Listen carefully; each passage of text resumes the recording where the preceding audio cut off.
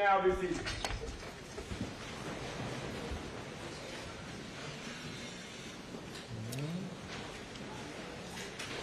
Good morning.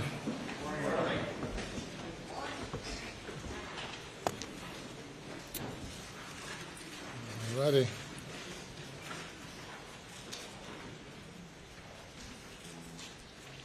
Who's first?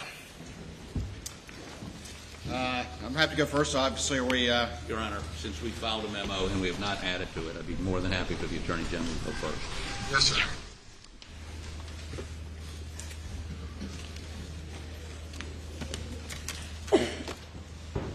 Your Honor, and I sent a memo early this morning. Hopefully you've had a chance to see that. A lot of it reiterates what we had previously filed in our prior motions.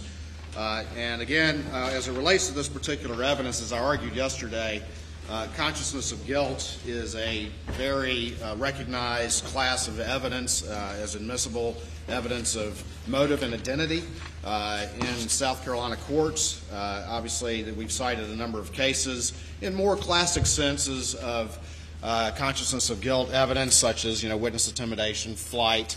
But any sort of evasive action, any sort of action to evade detection or throw off the scent has been admissible in our courts. Your Honor, I see the clerk from Barnwell here, and I had a murder case in front of her not too long ago, or it's been a while. But in any event, in that particular case, the defendant had actually found in his car was a voodoo root that said, had on there, protect me from murder charges, save me, judge, early, protect me from murder charges. And ultimately, that was admitted and in an unpublished opinion affirmed as evidence of consciousness of guilt and evasive conduct because of what it meant to the defendant. And so I just point that out as an example as to how expansive that can be. When we look at this case, and again, one thing about this case, Your Honor, is it's intricate and complex on a scale that I think none of us have ever seen. And so we have to look at it within that vein and in that context. And what we have here, Your Honor, and why this is relevant evidence of consciousness of guilt, it really doesn't matter what exactly happened on the side of the road, because that's not the focus of what the state is seeking to do. What the state is seeking to do, and what we believe is relevant and admissible under these rules, is to show what the defendant said about it and the fact that that was not true. And what he said about it, of course, was that he was on the side of the road, he had a flat tire, and with a car that has run flats, that he was changing the tire, and that a nice-looking, nice man stopped, offering help, and then all of a sudden he was shot in the back of the head. And obviously, the initial reaction we've heard from Ms. Proctor, we've heard and can hear from other witnesses, and the initial reaction was that, oh my gosh, the real killers are back, the bad guys are back, they've now targeted Alec. And the other thing that's crucial about this that connects it all together is not only does he make that claim, that statement about being targeted by an unknown assailant, as things were heating up on him in this investigation, that then causes people to immediately assume that he's been targeted and it has nothing, in no way could he be responsible for Moselle. But we also have to look at the symmetry of this particular event with what happened on June the 7th. And on June the 7th, as we know, and Your Honor's heard extensive testimony both in camera and in this trial, he is confronted about the fares fees that morning. There's all kinds of circumstances that have been put into evidence that are moving as to a perfect storm arriving on that day. And, of course, what happens that night, Maggie and Paul are murdered, the community rallies, everything changes. We have the same thing happening on September 3rd and September 4th because finally, despite his best efforts, the law firm has become privy and wise to what's been going on with his years of embezzlement and theft. They confront him, but more importantly, if we go back to those fares fees, which are very crucial and temporally connected to everything that happened on June 7th, is the fact that you've heard testimony from Chris Wilson that he is calling Mr. Murdaugh, trying to get to meet with him because he wants to know what's up. He particularly wants to know what about the $192,000 of those fares fees that he covered for Mr. Murdaugh, and they have that confrontation on the porch of Alameda that afternoon or early, right before noon, as was testified to. And what happens? Yet again, within a couple of hours, the side of the road happens, and everyone is rushing to Alec Murdaugh's aid again. The fact that he had just been exposed for embezzlement is quickly forgotten about, and of course everybody's assuming, oh my gosh, it must be the real bad guys, when in fact it was him all along. And so that is extremely relevant evidence, and it's also been, just to add into the calculus, Your Honor, is we do have the concept of what's been opened the door, what issues have been joined by the defense and put up here. And of course that's how this issue all arose yesterday with the testimony of Miss Marianne Proctor. So we think it's very admissible as clear consciousness of guilt evidence. It's admissible under 404. I've also argued, without getting into great detail, when we talk about that symmetry, we talk about common scheme or plan, and again, this isn't the kind of common scheme or plan that is typical, but we have to look at this case through a lens that recognizes just the intricacies and the complexity of a set of circumstances like we've never seen. And so all those legal theories, Your Honor, we would assert justify admission of this evidence. I will also say that express this to the defense, that it's the state's intent to really quickly move from point A to point B. We are not here to try to litigate what happened on the side of the road in its entirety. I believe that the testimony about this could be done in just over an hour, and that includes playing the recorded statement. There's a number of recorded statements, not trying to play all of those. It would just be simply having the agent come in, relate the story that Alec Murdaugh told to 911 and told to law enforcement, that initial story about the unknown assailant, the fact that the investigation continued and additional information came to light that conflicted with that, and that he was eventually confronted with that, and then there's a recorded statement at the end in which he admits that, in fact, what he had told law enforcement was a lie. And so I'm trying it would be a very focused presentation to just get from point A to point B for purposes of this trial and the relevance that it has to this trial. So for those reasons, Your Honor, we would assert that limited presentation is admissible for those purposes. Please support, Your Honor. Yes, sir. The state and we agreed that State versus Cartwright would be applicable to this situation.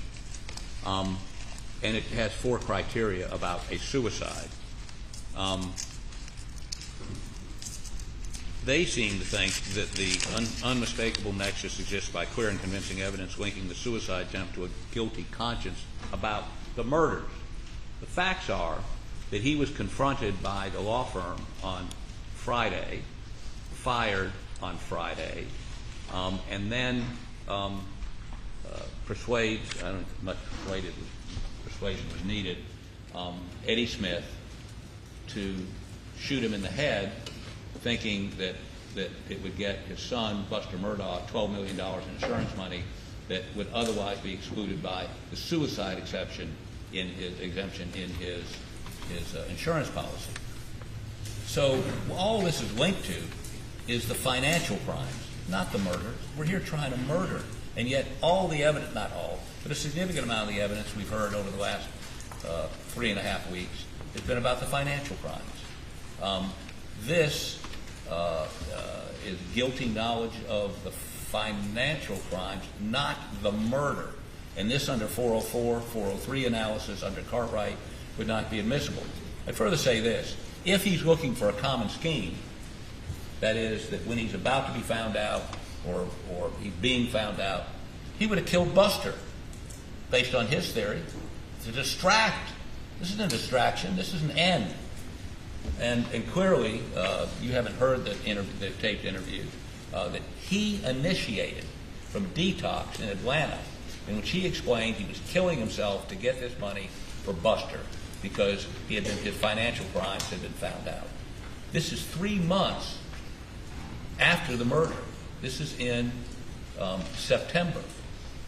It's not connected by time.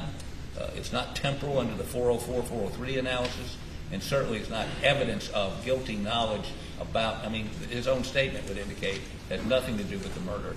It's only about the financial crimes. And he contacted Sweat, and on that recording, myself, Mr. Griffin, and Mr. Murdaugh, from Detox. He finally had detoxed and wasn't on drugs anymore. And he has a great detailed statement about Eddie Smith buying the drugs for him over a number of years, millions of dollars worth, and how Eddie didn't hesitate to shoot him in the head on the side of the road. I don't know how that is relevant.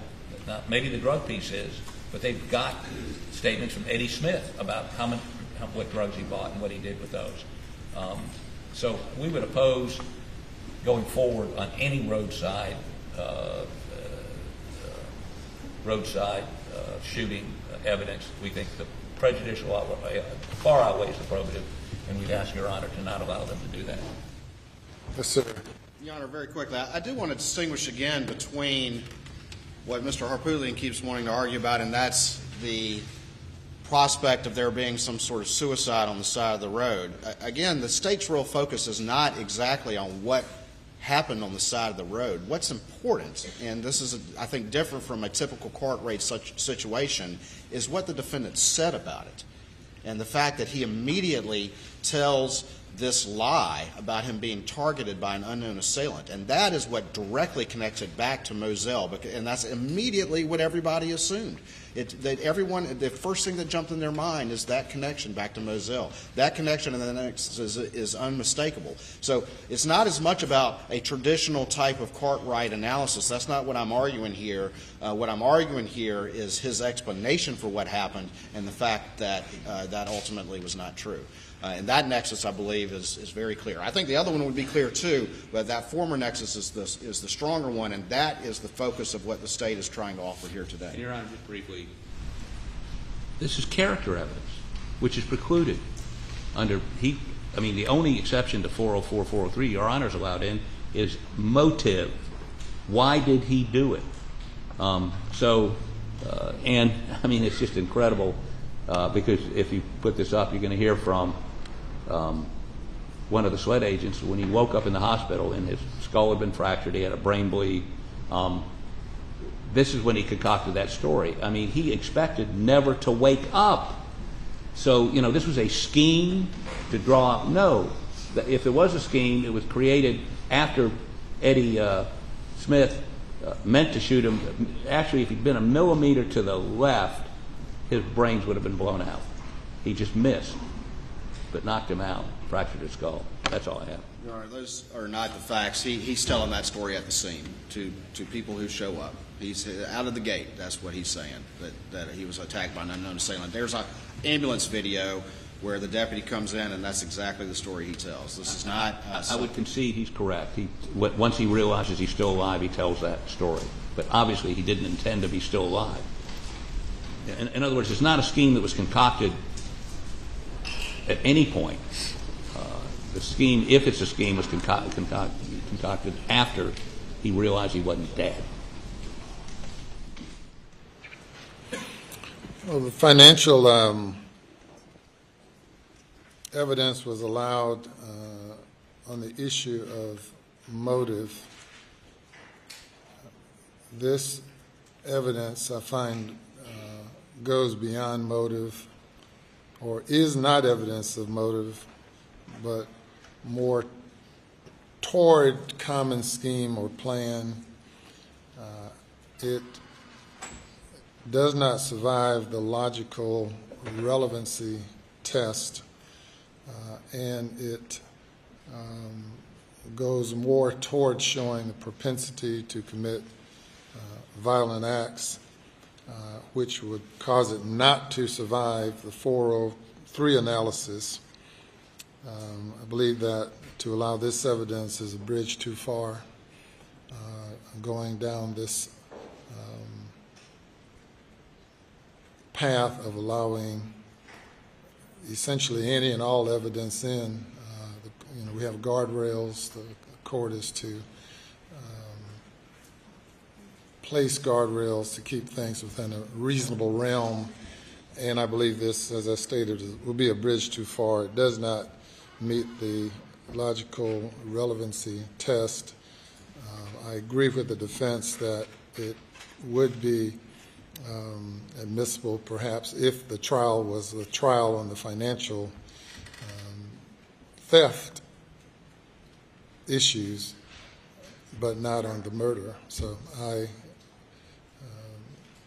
grant the motion to exclude this evidence at this time course, as we have seen, things change. And who knows? Understood, Your Honor. All right. Did we tell the jurors 10 or 10:30? I think it was at 10:30, Your Honor. 10:30. Okay. I said 10, Mr. Waters said 10:30. So if there's any acrimony here, please focus it where it belongs. Well, I routinely underestimate the time, so the one time I overestimated. Well, we tested the jurors this morning, and happy to say that they all tested negative, so we're in good shape with the jury. All right. Any other matters we need to discuss during this late time? Yes, I just think Mr. Waters and I were talking extensively about when he's going to rest his case. We think that should be, or he thinks that should be, he thinks tomorrow morning. I'm projecting maybe tomorrow afternoon, but on Friday we expect to start our case. And to that end, if something were to happen between now and Friday morning, we are flying in experts, and don't need to tell Your Honor how expensive that process is. So even if they don't finish, we may ask the court to allow our witness. It's a footwear expert. It's not anything of explosive. But if he's here and they can't finish by Friday afternoon, we'd ask the court at that time to allow him to testify out of order, simply to save thousands of dollars, of him have to come back the following Tuesday. And I haven't asked Mr. Waters about that, but I want to put it on. I'm certainly going to be within reason accommodating to the defense and things like that. Great. I just thought I ought to mention it so it doesn't look like a surprise to the court. Thank you, Your Honor. All right. Anything else then? Stand by, Your Honor. Excuse me, please.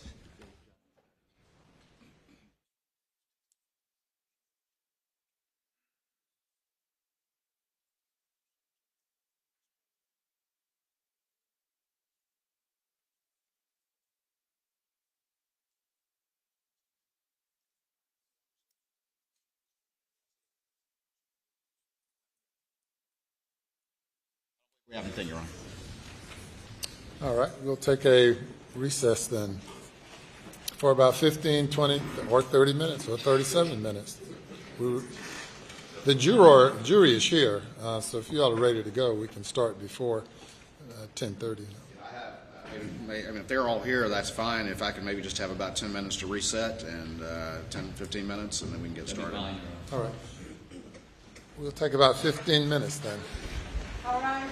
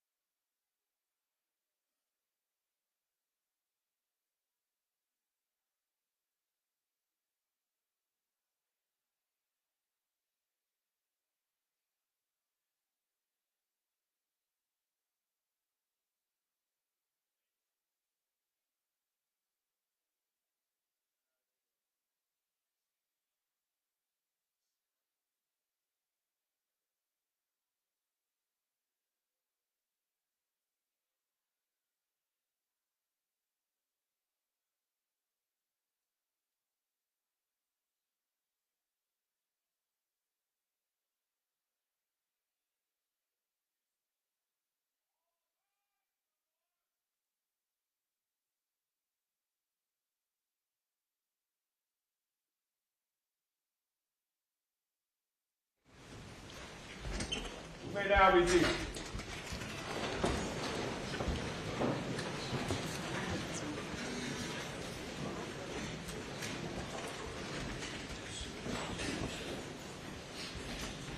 If you bring the jury.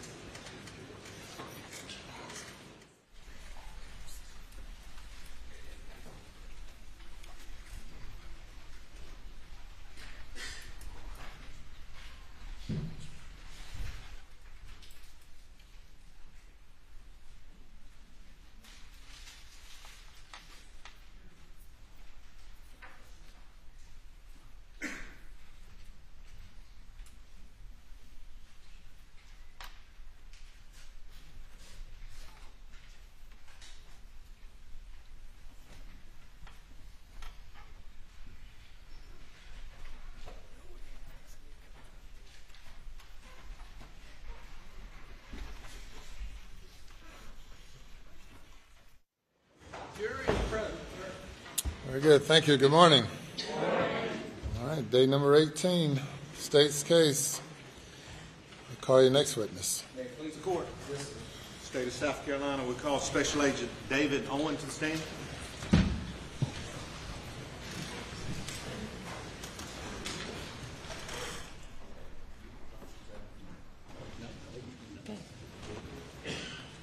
Thank you. Raise your right hand. Do you swear or affirm that any testimony you give today will be the truth, the whole truth, and nothing but the truth so help you God? I do. Mr. David, you would please, you see you got some here. Take your full name for the record, spell your last name, and move that mic or chair to where they can hear you best. Okay, Mr. John. Hold on a second. I'm going to have a seat here. No problem. My name is David Owen, O-W-E-N. Good morning. Good morning, sir. Would you please tell the ladies and gentlemen about Special Agent David Owen? Yes, sir. Your background, Yes, sir. where you're from, and your education and training that led you into law enforcement. Please. I was born and raised in Orangeburg, South Carolina. Graduated from Orangeburg High School, graduated from Limestone College with a bachelor's in criminal justice. Began my law enforcement career in Orangeburg in 1996. Moved to Charleston in 1999, where I have been since, and began my career with SLED South Carolina Law Enforcement Division in 2015. Have you worked different areas at SLED? No, sir. My entire time in SLED has been with the Low Country region, which encompasses 12 counties. We do general investigations, assisting the 12 counties with whatever they request. Anything from public corruption, officer-involved incidents, violent crimes, property crimes. And when you say assist local counties, I know what that means, but what does it mean in your world? SLED is an assisting agency. I like to explain it as if you call 911 for an emergency, you're going to receive local assistance from the police department or the sheriff's office. SLED's not necessarily going to show up unless requested from the local police chief or the sheriff.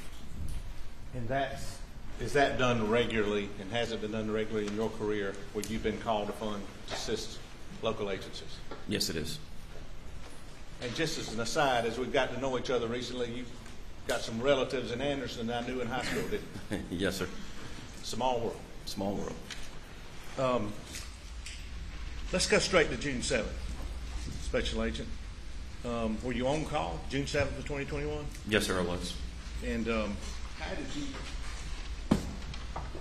you get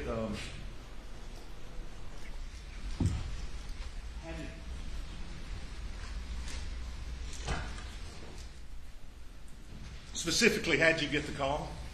I received the call approximately 10:30 that night. I was in bed trying to go to sleep, and the phone rang, and was told that I needed to respond to 4147 Moselle Road in Arlington, Colleton County. There had been the discovery of 2 deceased persons at that location. And how long did it take you to get to 4147 Moselle? I arrived on scene approximately midnight. I'm sure it's been said, but it's 4147 Moselle in Colleton County. Yes, sir, it is. Now, when you arrived, tell these ladies and gentlemen what you observed. When I arrived, there was multiple law enforcement and rescue personnel on scene. Of course, I had to find a place to park out of the roadway. Made my way up to the scene. My normal course of business, or the procedure, being that we were a requesting agency, I locate the agency that requested us, this being Colleton County, and speak with the supervisors or detectives on scene and say, hey, what's going on? What have you learned so far? What do you need from us? At that time, one of my supervisors, my captain, Ryan Neal, was on scene, and he was already talking with Colleton, so I was briefed on the situation, what was discovered and what had been done so far. And did you have a liaison, somebody that you requested or told to work with on the scene that night? Yes, sir. Originally, as I stated, we were called in to assist. So I was paired up with Detective Laura Rutland with the Colleton County Sheriff's Office, and I was to assist her in any fashion that she needed. And again, was that unusual for a local agency to call you in to help with the crime scene? No, sir. It happens very frequently. And when you got with Ms. Rutland, tell the folks when you were first at the scene, did you make observations in your mind of the scene itself? Yes, sir. I observed the scene, kind of figuring out what's going on. Started walking the outside of the scene, trying to understand the lay of the land, figuring out if anybody had been interviewed already, what methods or avenues were being taken to try to figure out what's going on, secure the area, and whatnot. And did you see the bodies and were all of Paul and Maggie? Yes, sir. I was standing outside the crime scene tape, and what I know now to be Paul Murdaugh and Maggie Murdaugh, I knew that there was a white male and a white female, but they were covered up with a sheet. I was not able to see them, but I saw where they were. Did you make any other observations of the actual crime scene there itself then? Other than the placards or evidence placards that Colleton County had put out to protect evidence upon their initial arrival, I didn't go into the scene. Our crime scene unit had not arrived yet. I have a background in crime scene, so I knew not to go in and disturb anything until it was documented properly. I was aware that Colleton County had already documented or located and marked some evidence for protection purposes. So I just walked around the crime scene tape. I knew that there were dog kennels on the left. There was a big shed on the right with a large field behind it with another shed. And there were several people and several cars back behind, what I call back behind the crime scene from where I was standing. And at this point, had you seen the defendant, Alex Murdaugh? I was told that he was with the group of people behind, which was told to me to be some family members and some of his law partners. And I guess you became, at this point, were you the chief investigating officer? I don't recall how long, within maybe 30 minutes or so, my supervisors pulled me aside and said, hey, we're actually going to be the lead on this. So my Detective Rutland and my roles kind of reversed, and I became the lead investigator, and she was my assistant. But y'all still working together? We were still working together, yes. Had you ever worked with her before? No, sir. I knew her, but I had never worked with her before. Did you think it was important to talk to Alex Murdaugh? I did. And can you tell the jury specifically how that came about? Well, I was told that he arrived on scene and discovered his wife and son, and that he had made the 911 call. Being that it was his wife and son, and he found the bodies and made the 911 call, it was paramount that I talk to him. What was his observations, what's going on in his life, what's going on in Maggie and Paul's life, to try to figure out what happened. I still didn't know if it was, let me back up just a minute. Going into a death scene investigation, homicide investigators are taught to treat every scene as a homicide until determined otherwise. And that encompasses suicide, natural, accidental, or homicide or unexplained. So automatically I was treating it as a homicide, and I didn't know if it was or not. So it was paramount that I speak with Alex Murdaugh to try to determine what he saw, what he experienced, what's going on in their lives, to kind of help guide my investigation as it progressed. And had the weather started to change about that time? It had been changing and continued to change. It was raining intermittently as I was coming into Walterboro from Charleston. It would stop raining, it would mist rain, it would heavy rain. So the weather was also a concern that night, especially being an outside scene. And that leads into my next question. Where did you request and where did you take the first statement from Alex Murdaugh? When I met Alec Murdaugh, there was really nowhere else to interview him except the privacy of my patrol car, which was a Dodge Durango. We all seen the video, and I'm not going to play it again. The jury will have that. But can you tell us where is your car? Yes, sir. So we've seen the video. Where was the camera? It was a body camera. It's not a fixed in-car camera like in most active patrol cars. But I clipped it to my visor right above me and just angled it towards Mr. Murdaugh. Is that your practice to video when you're potential suspects, or do you video? I video any witness or audio record any witness that I am able to do. So you're in your driver's seat. Yes, sir. Where was the defendant, Mr. Murdaugh? Mr. Murdaugh was sitting to my right in the front passenger seat. And behind him? Behind him was Detective Rutland. Okay, and to her left, if you will? To her left and behind me was Danny Henderson. At that time, I knew he was an attorney, but I didn't realize his involvement other than an attorney. Later on, I found out that he was a partner and Alec Murdaugh's personal attorney. And how did he get in the car? Who got in the car? I say, how did... Mr. Murdaugh? No, Danny get in the car. I mean, it's common if there's an attorney present that wants to be involved in the interview or sit on the interview, I allow him to sit in on the interview. It's not an issue for me. You said it was fine? It was fine. Okay. And I want to ask specifically about your observations of the defendant as far as his mind. Did he appear to be under the influence of anything, any intoxicant or anything else when you were talking to him? I did not notice any intoxicants, whether it be drugs or alcohol. He didn't smell of alcohol. His eyes weren't, any dilated. They weren't bloodshot. He seemed of full body and mind, other than being distraught that he had discovered his wife and son dead. Did you have trouble understanding his words? No, sir, I did not. Did he appear to have trouble understanding your words? No, sir, he did not. Were his answers to your questions subject matter appropriate? Yes, they were. Okay. And were they timely? Yes.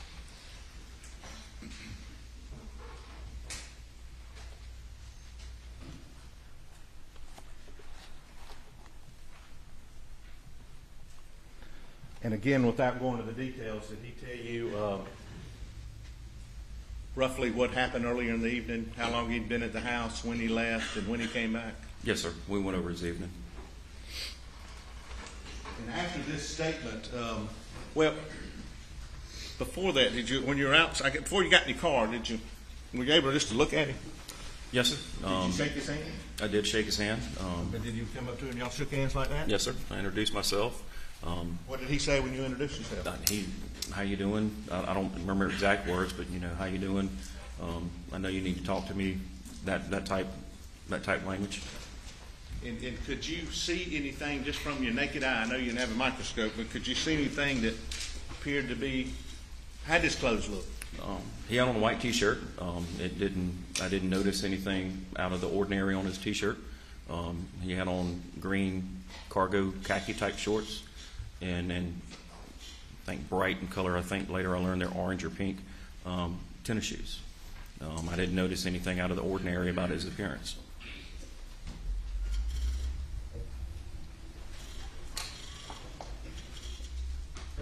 After you took this statement, you and Ms. Rutland, did you want to take his clothes? Yes, sir. Okay. And did you take his clothes? Yes, sir. Okay. Tell the jury how that went about. Well, it was coming close to the end of the interview, and I was going to discuss collecting his clothes from him, but he had received a call that his oldest son was arriving at the home. Knowing that he needed to go be with his son, I said, I'll catch up with you later. Go ahead. Shortly thereafter, maybe 10, 15 minutes, I went up to the house and told him I needed to get his clothes. I was allowed into the house. There were multiple people inside the house. When you walk in the house, there's a foyer. I walked into the foyer. Immediately to the left, there's some stairs going upstairs. To the right, I believe it was a dining room, and you walk into the living area or living room. Met Mr. Murdaugh again, told him I needed to collect his clothing. He went to what I now know is the master bedroom towards the left of the house, left of the living room, and he said sure, and immediately began to disrobe his clothes and hand them to me. All right, so did you go to the bedroom? Yes, sir. I stood in the doorway of the bedroom. So if that's his bedroom, you stood right here? Yes, sir. And could you see him changing? Yes, I did. And but did you give him a little privacy? I did. And so did he give you the same clothes that he had on? Yes, sir. You sure about that? He still had on the orangish pink tennis shoes, green shorts, and white T-shirt. And this is what's been entered as 419.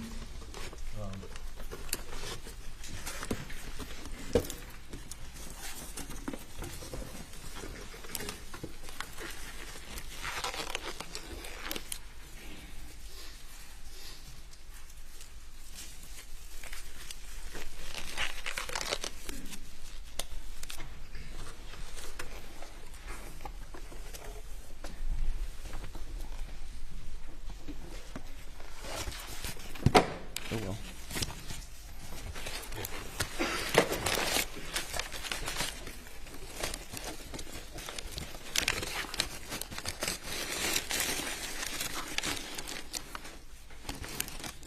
And are those the tennis shoes that you saw the defendant Alex Murdaugh in, and that Yes, sir. he This- took off and gave to you? Under this light, it's more red, but, you know, I considered it orangish pink that night, but these are the shoes that I collected from him. Do you remember the condition? I mean, how did they feel when you touched them? I mean, they were a little damp. I mean, it was raining that night. You said damp? Damp, yes. It was raining that night. Summertime, high humidity, so there was a lot of condensation and water on the ground. And these are the bag. This is the bag that I would have put them in. My initials are not on them, but my handwriting says shoes 0140. And So still- that would it was 0140140, which would have been the time that I collected the shoes.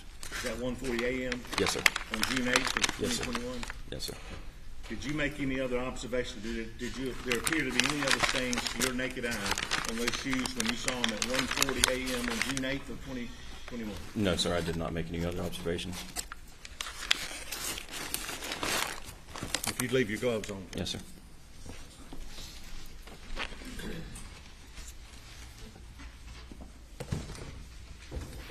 I'll show you what's been entered as 418, and tell me if you recognize this and does it relate to your testimony.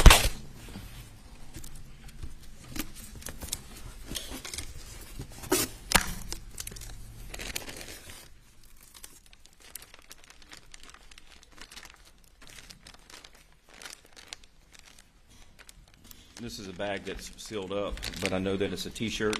It's got my writing on it with the time of 0141 or 1:41 a.m. Again, my initials or date are not on it, but I do recognize my signature or my writing. You put 1:41 a.m. on that? Yes, sir. Now, had you packaged those clothes separately? Yes, I did. Okay. Why? Again, with my experience in law enforcement, my experience in crime scene, anytime you collect a piece of evidence, you keep it separate so you don't cross-contaminate.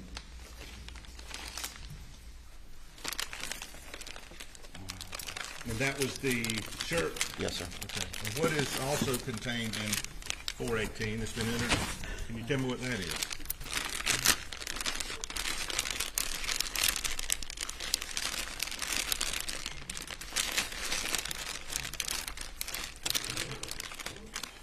These are the shorts, 0141 in my handwriting. Again, my initials and date are not on it, but I do recognize my handwriting. Could you open those, please? Yes, sir.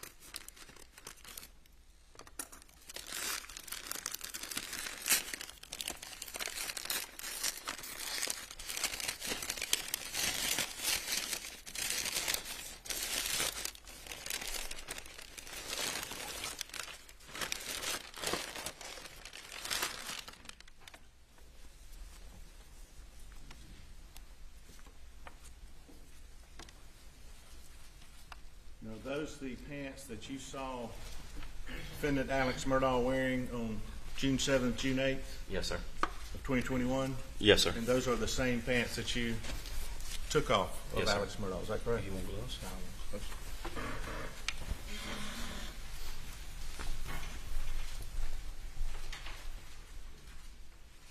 Now, describe when you saw these pants on June 7th, June 8th, early a.m. morning, Special Agent David Owen.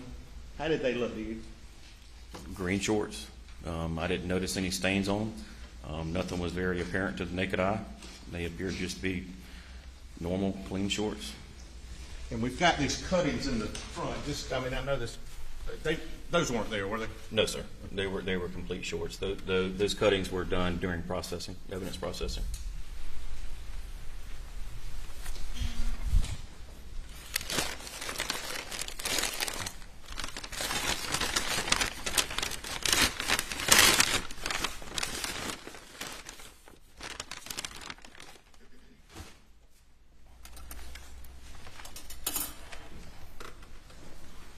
I want to go back. I just forgot.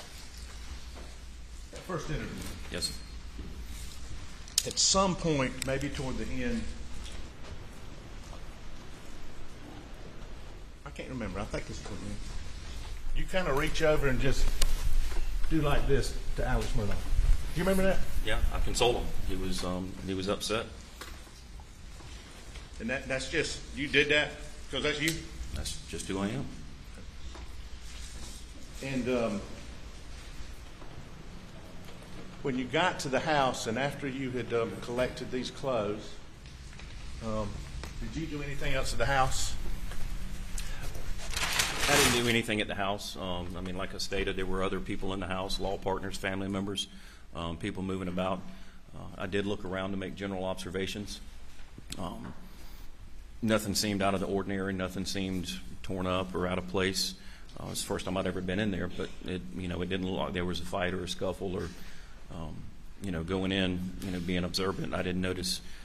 I went in through the front door, was the only door I accessed the house from. I didn't notice any forced entry or, when the door was open for me, it was opened as a normal door should. Met Mr. Murdaugh and collected the clothing. I don't know if I spoke with Mr. Murdaugh or someone else inside the house. I think it was Mr. Murdaugh.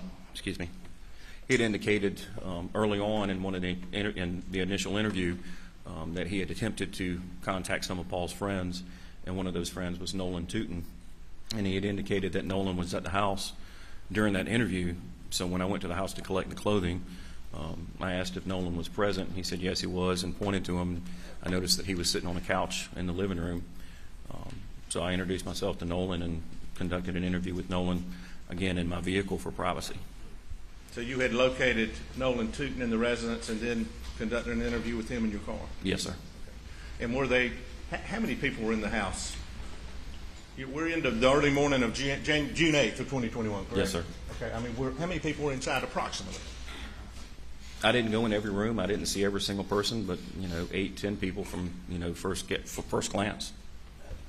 And had someone at SLED, you mentioned there was crime tape. Did someone from SLED arrive at the crime scene where the two bodies were, and were they processing that? Yes, sir, they were. Okay. And did SLED and/or the locals have that secured? Yes, sir. There were several investigators from Colleton County. 2 other investigators from my office, Agent Altman and Agent Wiggins, were there. My lieutenant, Charles Gint, arrived on scene, as well as my captain was already there when I arrived. So there were several officers, several investigators down at that scene. And was that scene secured and guarded until all the potential evidence at that crime scene was collected, as far as you know? As far as I know, yes, sir.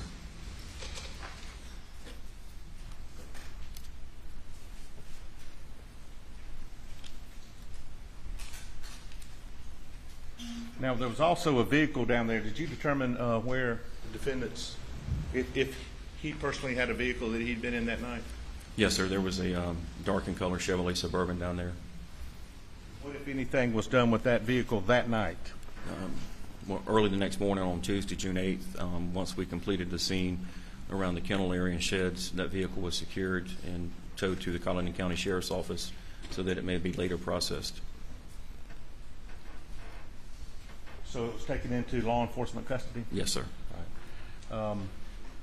There's been pictures and testimony about the phone that was on Paul. Yes, sir. Once I left the house, our crime scene units, that what they go into a scene and they look for evidence, document evidence, and collect evidence before anybody really goes in to manipulate the scene from there, or alter the scene. So once a majority of the evidence, or all the evidence, not all the evidence, a majority of the evidence on approach to the victims were documented and collected, we went in and started investigating the bodies. The coroner was, of course, with us. And once we took the sheet off of Paul, there was a cell phone that was placed on his rear end and on his right side. And if you'll think back to your first interview, you'd already had your first interview. Yes, sir. How did the defendant tell you that phone had got on his backside? Mr. Murdaugh stated that he tried to check Paul for a pulse, and he tried to turn him over, but thought better of it. And when he did, Paul's phone popped out of his pocket. And Mr. Murdaugh had picked the phone up and stated that he thought of, not the exact words, but this is what he said, was he thought of doing something with it, thought better of it, and put it back down. Popped out of his pocket? Yes, sir. And what did you do with that phone? Once it was photographed and documented that it was on Paul's rear end, I collected the phone. Our crime scene unit doesn't normally collect electronic devices. They don't process the electronic devices. It's normally the case agent or one of the agents on scene will collect that phone. So I collected the phone. When we collect electronic devices, we normally put them in airplane mode, disconnect any power sources, take out SIM cards. Once I collected Paul's phone, I attempted to put it in airplane mode, and of course you have to try to activate it. I noticed that it had a dead battery and would not power on at all. So I secured it as evidence in my vehicle. You attempted to put it in airplane mode. Why? So that any outside sources, if someone has your access to your phone, like your iCloud account or your Google account, if you have an Android phone, you could remote access and wipe the phone, or anybody could, or some of the newer phones you can use a location service, even though the phone is off, to find where that phone is. So we put it in airplane mode and pulled the SIM card out. But like I said, with the battery being dead, I couldn't put it in airplane mode. Did Paul's phone become, or was it a significant piece of evidence in this case? Yes, it was.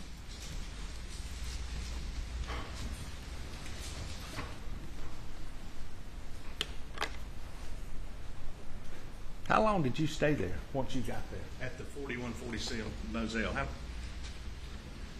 I believe I left about 8:30, 9 o'clock the next morning. So you stayed all night? Yes, sir. And did the crime scene unit down where Paul and Maggie were stay all night? Yes, sir. So night becomes day, obviously. Yes, sir. Did you see anybody else at the scene that morning that you had an occasion to conduct an interview with? Approximately 7 a.m. Y'all heard about C.B. Rowe, the farmhand, the employee of Mr. Murdaugh. He was the farmhand. He arrived on scene. We confronted him and said, "Hey, we need to speak with you."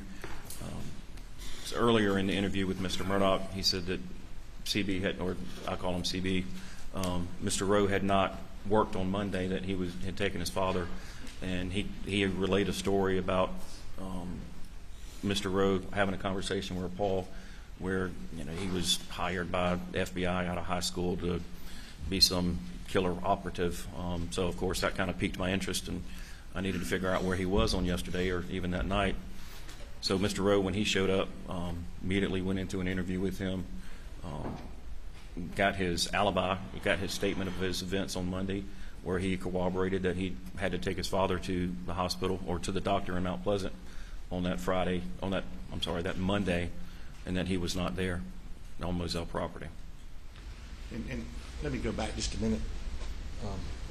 At some point, the bodies of Maggie and Paul were taken away from the scene, right? Yes, sir. The coroner took custody of the bodies and And that's the law. The coroner comes in and Yes, sir. takes custody, right? Yes, sir. But prior to leaving, were you able to observe from your own eyes around the bodies of Paul and Maggie? Yes, sir.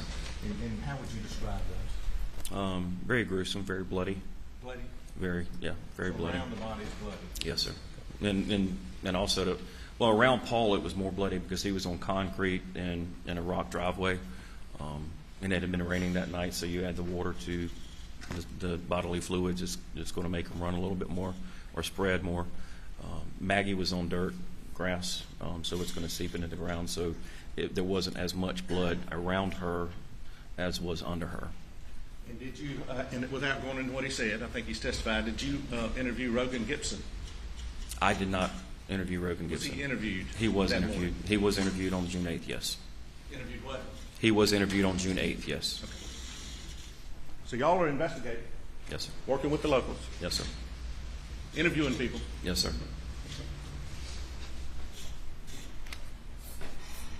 Did you try to determine, or did you request anybody to check the videos in the area? Yes, sir. Back up after interviewing Mr. Rowe, Dale Davis, who was the dog, took care of the dogs, also arrived on, and we interviewed him. Tried to get some information. Once we finished those interviews, our crime scene was done. We responded back to our Low Country office here in Walterboro. Collin County Sheriff's Office was there, 14th Circuit solicitors and their investigators were present, as well as most of our office and other agents that we called in, so we can relay to them what we had learned so far and what needed to be done. So we started assigning tasks to other agents in Collin County Sheriff's Office to go back out and start canvassing the neighborhood. Normally you would canvass the neighborhood when you're out there at night, and some agents were, but 2 or 3 o'clock in the morning, most people are sleeping. It's out also the country. It's dark. You don't really get the lay of the land. So you go back the next day when it's daylight. So we sent Collin County out, and they went from one end of Moselle Road to the other, attempting to locate video surveillance, talk to neighbors, see if they heard anything, saw anything, having any problems with burglaries, robberies in the area, anything to develop a lead that we could track down. You were searching for any potential killers. Yes, sir. Did the search of the videos in the surrounding areas produce anything? No, sir. Not many homes are close to the road out there, and the ones that did, not all of them had video or video surveillance. The ones that did, that we saw, were at night, and you couldn't see. You can tell a car's passing, but you couldn't tell the make, model. You couldn't see the tag number, so it was really useless. But y'all tried. We tried, yes, sir. And I think you said after Dale David, and he testified yesterday. When you talked to Rogan Gibson, is that when you first learned about a conversation where he may have heard some voices? Yes, sir. I mean, that morning you heard that from him. But Agent Croft and Agent McAllister interviewed Rogan Gibson. I believe it was sometime mid-morning or lunchtime. And me being the lead agent, everything that they learned, they report back.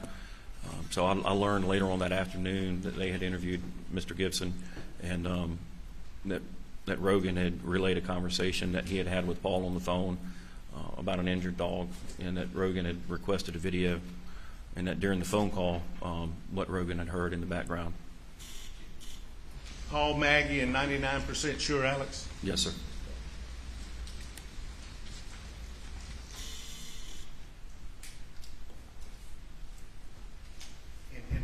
Some point on June 8th of 2021 was the big house, or the main house, if you will, searched by law enforcement. Yes, sir. Agent Croft and Agent McAllister, upon their completion with Rogan Gibson, they went back to the house, spoke with those that were present. I believe they spoke with Attorney Lee Cope, which is a law partner of Alec Murdaugh's, as well as Alec's brother, John Marvin. They told them while they were there they wanted to search the house for evidence, and they were given consent, and that search commenced.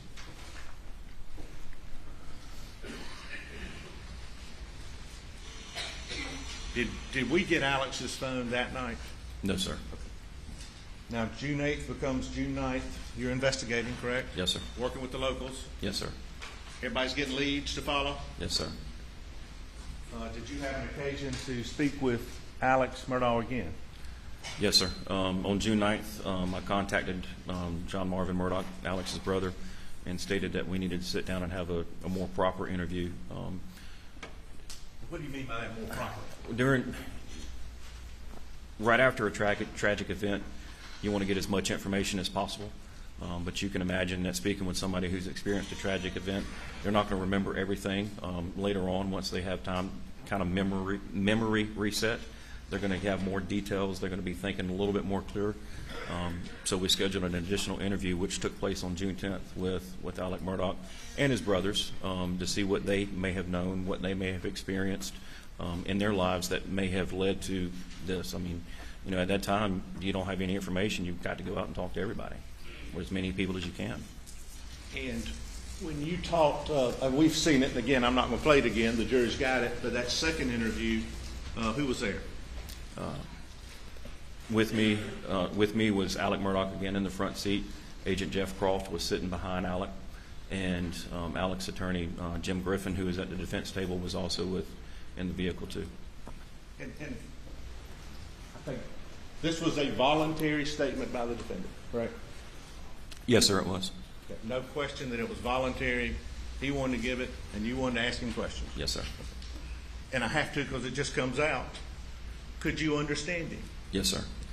Did he appear to be under the influence of any alcohol, drugs, or other intoxicant? No, he did not. Did he have trouble understanding David Owen when he was asking him questions in your mind? In my mind, he wasn't. Again, if I wasn't clear, I think he said, "Excuse me," or say that again if he didn't hear what I said. And of course, I repeated myself. But it wasn't that he didn't understand me. It was more so that he didn't hear me. And could you understand his words, and were they appropriate to your answer, to your questions? Yes, they were. Okay. And there's a colloquy between all of y'all and Mr. Griffin at several points on the interview, right? Yes. Did he appear to be clear in his mind? That's what I'm saying. Yes, sir. And this was how many days? Well, first of all, when you talked to him that first statement, how long was it after the 911 call? I interviewed him just before 1 a.m. on June 8th, and the 911 call came in on that Monday night, approximately 10:06 p.m. So that's just a few hours. Yes, sir. Would you say it was fresh in his mind then? Yes, sir, I would. And this second interview was on what day and time? June 10th. And what time was the second? 1:30-ish. Hang on just a minute, sir.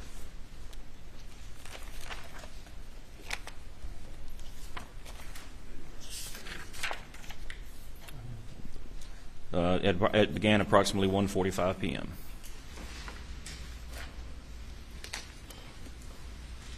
I'm sorry, 1:54 p.m. First and the second interview, Special Agent David Owen, based on your being there and listening and asking questions, was the defendant clear about whether or not he had gone back down to the kennels after he went to the house? No, sir. Was he clear that he had not gone back down there? Yes, sir. Well, that was clear. He hadn't gone down there. That was clear. Can't leave the witness. Did you have trouble understanding that? No, sir, I did not.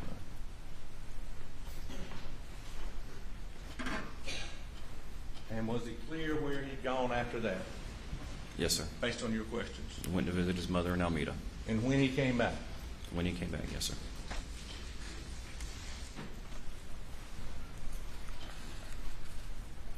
And that's the 12th. That was Second interview? June 10th. 10th. I'm sorry. Yes, sir. I was skipping it. Did you collect the defendant's phone that day? I asked for consent to do a cell phone extraction.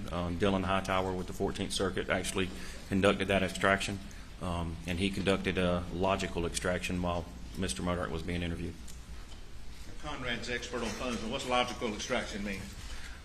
So there's two types of. I'm not a cell phone expert, but what I understand is logical extract. There's two types: logical and physical. Logical, it's basically the surface of your phone. You get phone calls, text messages, emails, photographs, very basic information. The physical extraction, you get more files on the phone, such as orientation change, your steps, more intricate, more information with the physical extraction. So on the 10th, working with the 14th Circuit Solicitor's Office investigator, y'all got a logical extraction. Yes, sir. And was the phone given back then? Yes, sir. Upon the completion of the extraction, it was given back, yes.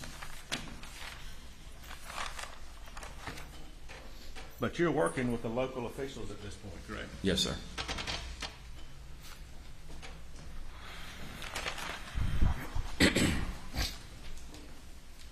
After that, did you have an occasion to talk with Marion Proctor and her family without saying what they said?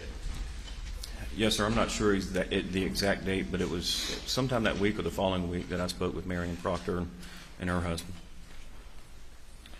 And was Maggie Murdaugh's Mercedes processed? Yes, it was. Okay. Did y'all obtain search warrants? Yes, sir, we did. Would you dispute if I told you that was June 15th for social media, financial records, and to search the ponds of Moselle and surrounding areas? No, sir. And did y'all do that? Yes, sir, we did. You actually went out and searched? Yes, sir. How'd you search the ponds? We had sled dive team come down. Once they arrived and kind of surveyed the pond, it wasn't deep enough for them to actually dive, so they just waited. They had hip waders on, so they were walking around basically on their hands and knees, searching the pond. There were some other waterways and ponds on the property that were searched, and I believe they went back the next day to complete searches. Also around that area, because going into Hampton, it's a swampy area. There's Salkatchie River, the Little Salkatchie River, those areas were searched.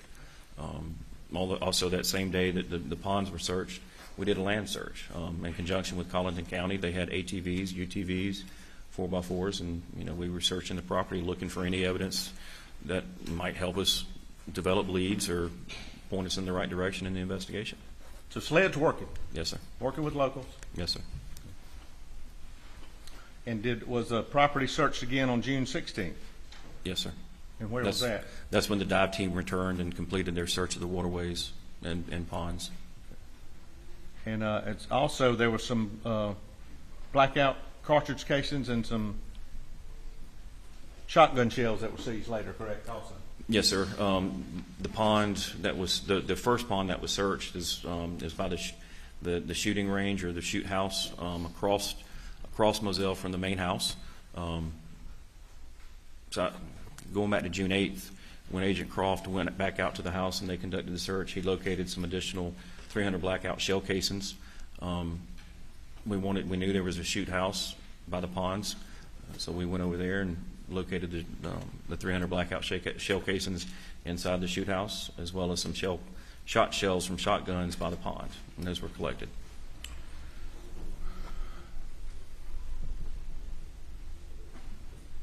Did you end up talking with the pathologist? Yes, sir. Did you have an occasion to speak with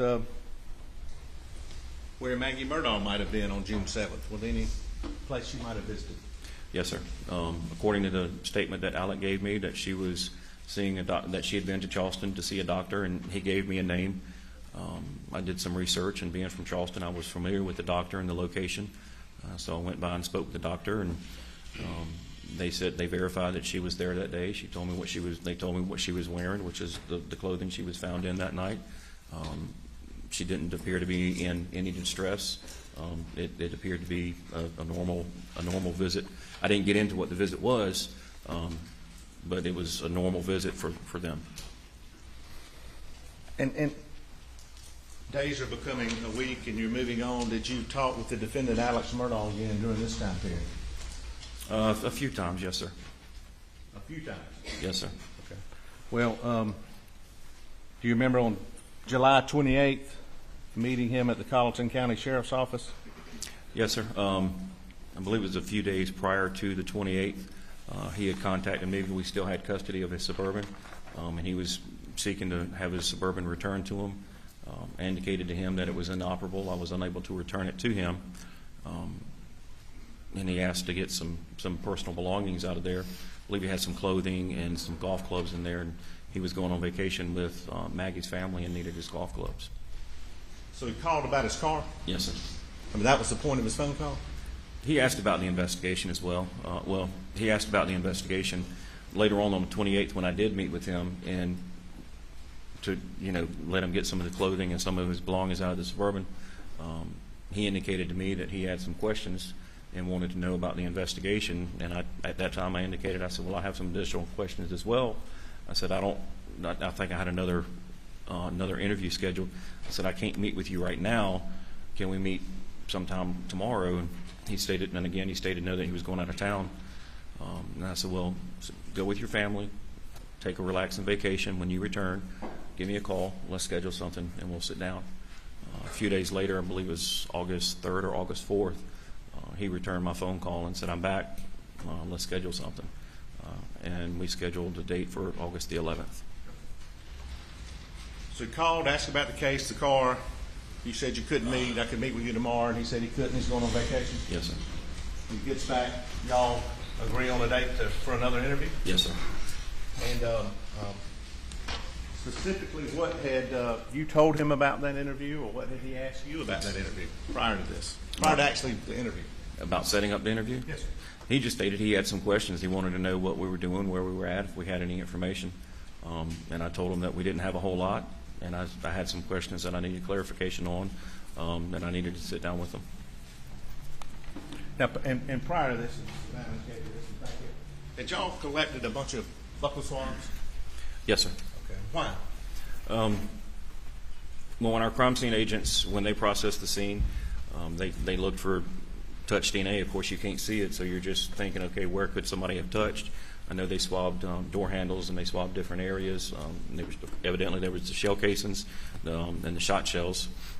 There were no weapons found that night by the bodies, so we didn't have those to test, other than the shotgun that Alec had taken, gone and gotten from the house during the 911 call. And at that time, you know, I wasn't familiar with the Murdaugh family. I didn't know the Murdaugh family, but I knew that there was a large boat case. There was an issue where Paul had been charged or indicted on the boat accident and the death of Mallory Beach. So, you know, that's a catastrophic event for that family. So, you know, you immediately think, okay, well, that's something big, so that needs to be addressed as well. And, you know, I have friends and family over at my house all the time, so their DNA is going to be there. I knew that Alec had friends and family at his house all the time, especially law partners. I saw them there. So if I'm going to start collecting DNA, I need to eliminate the ones that I know were there. So you start going out to friends and family, talking to people in the boat case that were on the boat that night, trying to document their alibis and getting their DNA to make sure, if we find an unknown, is it them? So you were trying to either rule in or rule out any other possible suspects? Yes. And who brought up the boat case first in this case when you got involved? When's the first time you heard about it? During the 911 call. Alec mentioned it in the 911 call. He mentioned it to Sergeant Green when he arrived. He mentioned it to me during the interview. And so you followed up on that? Yes, I did. Or yes, we did. We did.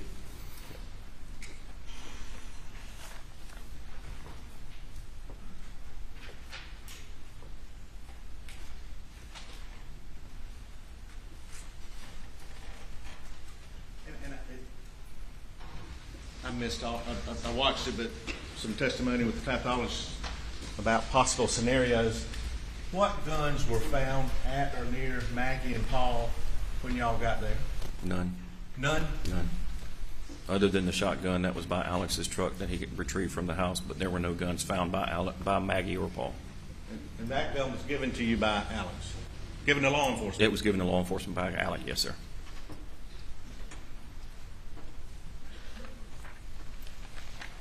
Okay, let's, did you have an occasion to talk with the defendant again? On August the 11th. Okay. And tell these folks where that took place. At the Sled's Low Country Regional Office here in Walterboro. How far is that from where we're standing or sitting right now? 2-3 minute drive. If you're from Walterboro any length of time, it's the old hospital, the old mental health DSS building. They got y'all in the old hospital and the mental health building? Yes, sir.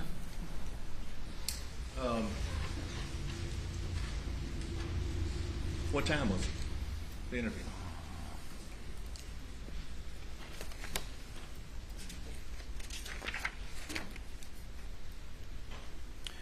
Interview began approximately 11:09 a.m. And Describe the room, interview room itself. I mean, it's plain walls. There's a table, a small conference table, basically about the size of this desk, and 4 chairs. Of course, we move the chairs in and out to accommodate the number of people. There's video cameras up on the ceiling to record any interview that occurs in there. Are the video cameras visible? Yes, sir.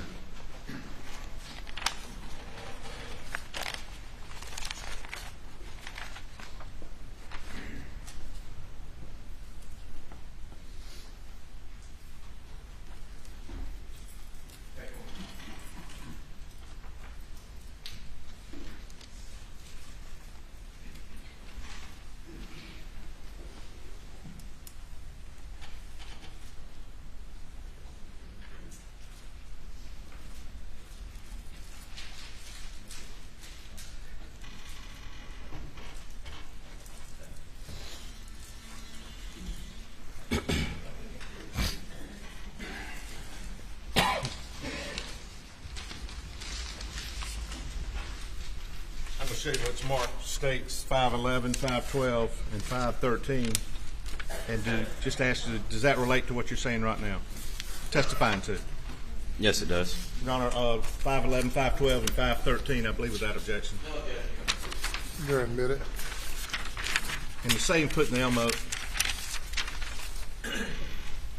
Actually, Judge, I'm going, out of abundance of caution, I'm going to withdraw states 511 without objection, I believe. I apologize. 511 is withdrawn with the court's permission. Please, this 512 and 513 I'm holding, just tell the folks what this is. That is the interview room in our Low Country SLED office. And can you see cameras in there? Yes, sir. Up in the corners.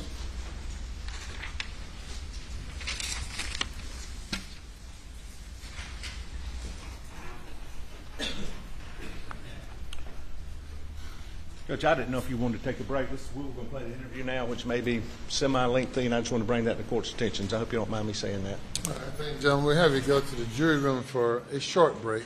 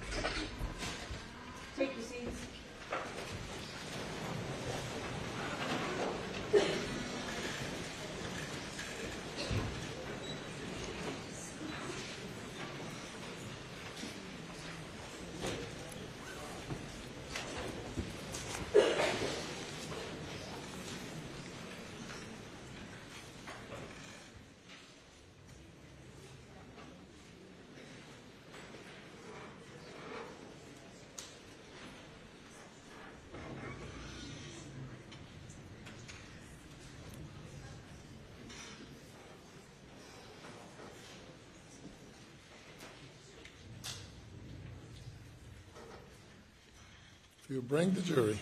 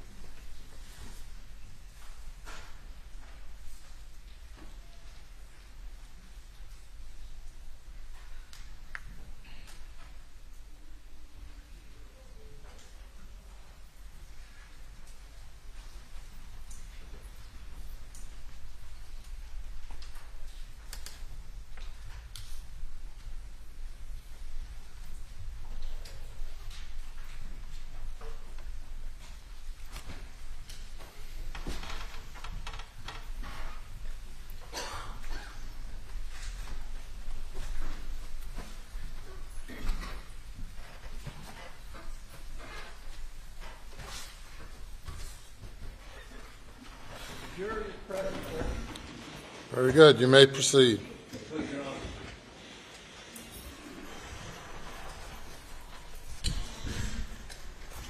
Special Agent David Owen, we stopped at right before we were going to talk about the interview on August 11th. Can you tell the ladies and gentlemen of the jury who was at that interview? Who participated in that interview? Alec Murdaugh and Corey Fleming. And prior to playing the video, was this a voluntary statement? Yes, it was. Okay. The defendant was not in custody. No, he was not. He's free to leave. Yes, he was. Was there because he wanted to be there. Yes, sir. Did he tell you he wanted to ask some questions? Yes, he did. Did you tell him you wanted to ask him some questions? Yes, I did. Your Honor, I have we have redacted the last part of this video with consent of both parties. What's contained on 517 includes the video without the redaction, and we now offer 517, I believe, without objection. So admitted. Permission to publish, if someone would please.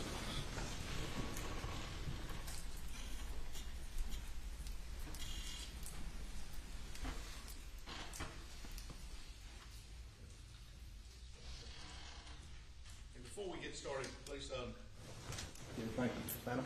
Who is Corey Fleming? Corey Fleming was a defense attorney out in Beaufort area, also a friend of Alec Murdaugh's. Did you know him prior to this? No, sir, I did not. Corey Fleming. No, sir. Thank you.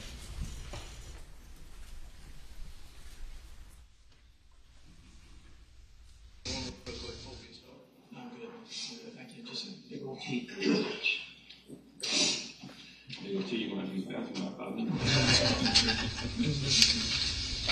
Who's down to your right? Jeff Croft, who's testified. Jeff, you still in here? Is that here in the back? Yes, sir. Okay.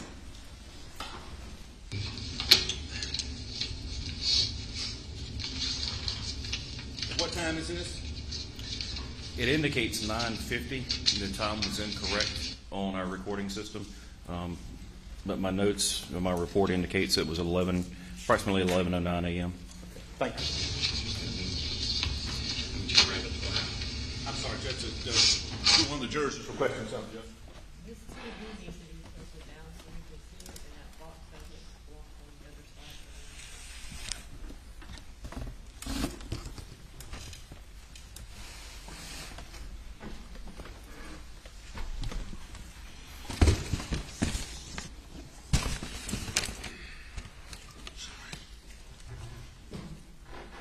Thank you, thank you.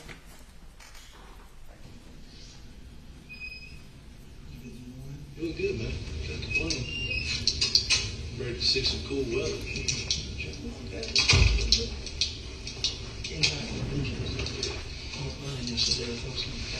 I had none of your life. Probably me too. Great. If I can stop for 1 second. To the left of Mr. Murdaugh, I know we've got an inset smaller, but to the left of Mr. Alex Murdaugh, the defendant, is that Corey Fleming? Yes, it is. Thank you. It was brutal at my house last week. The air conditioner went out. Oh, my goodness. Yes. Are you spelling your name with 2 M's or one M?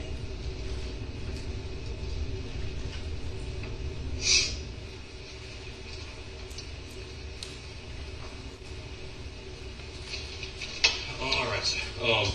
Alec, I appreciate you coming in today.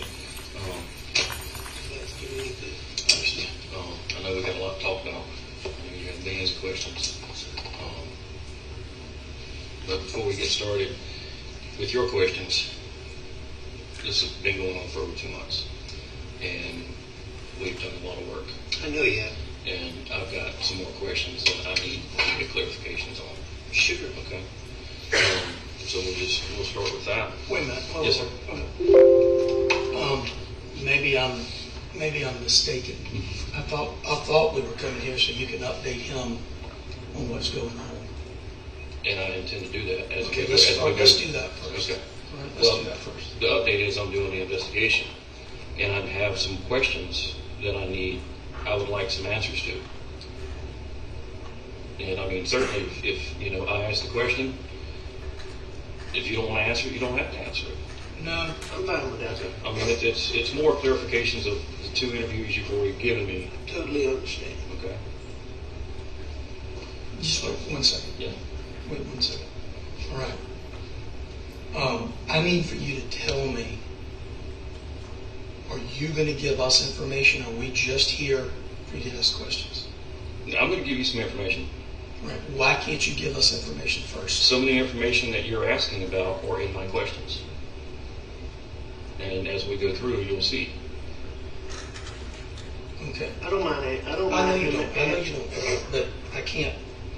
I mean, I'm a friend, but I'm also a lawyer, and I like to know what we do. I like to understand what we're talking about.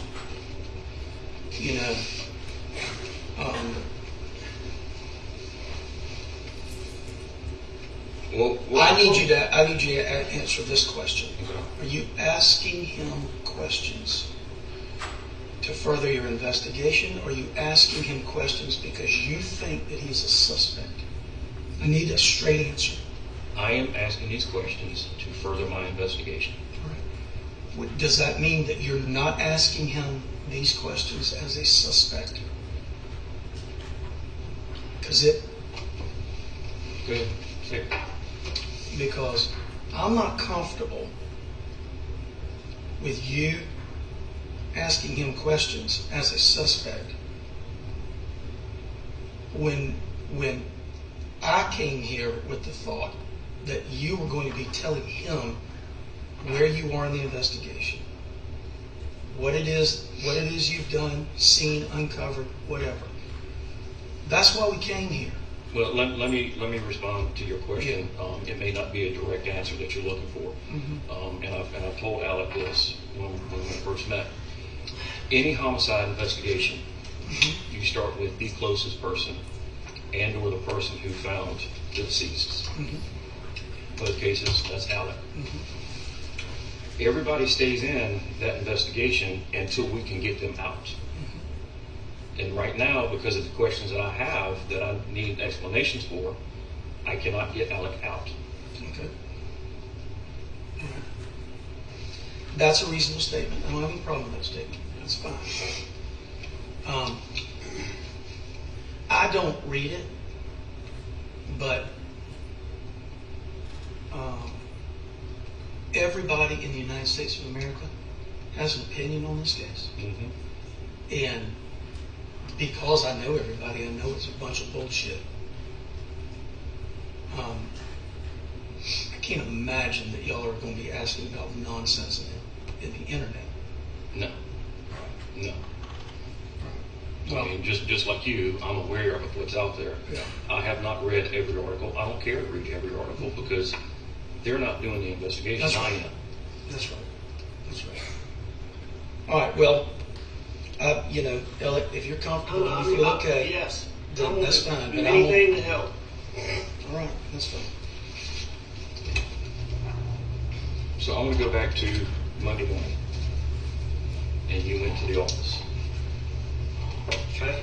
What time did you go to the office? Who was at your house when you left? And what time did you go to the office?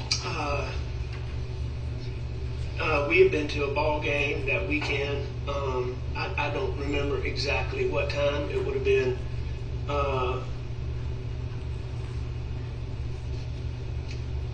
somewhere between 8:30 and 9:30, probably. Okay. 10 o'clock maybe at the latest. Okay.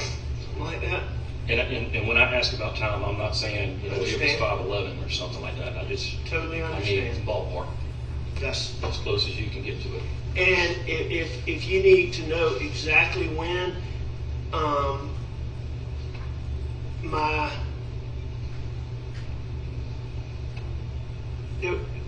there would be a keypad that will tell when exactly I went in my office Okay. that I can get for you. Okay. So So you have a key fob to get in your office? a card. A card. Yes, sir. Okay.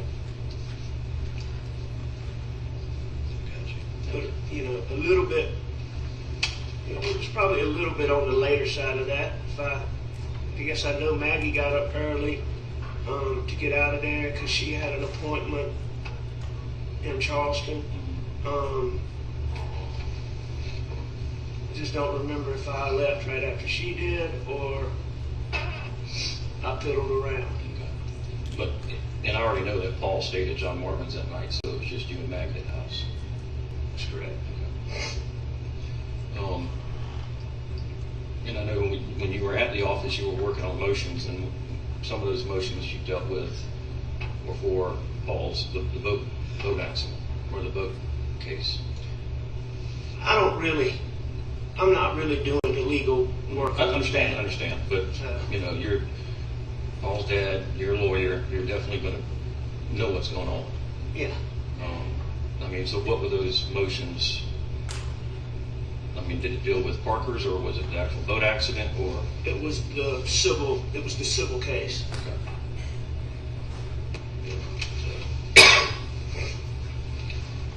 What time did you leave and get home? Earlier than normal. I'd say 5:30. When you left the office? Yes, sir. Okay. What time did Paul get home that night? Me and Paul got there about the same time.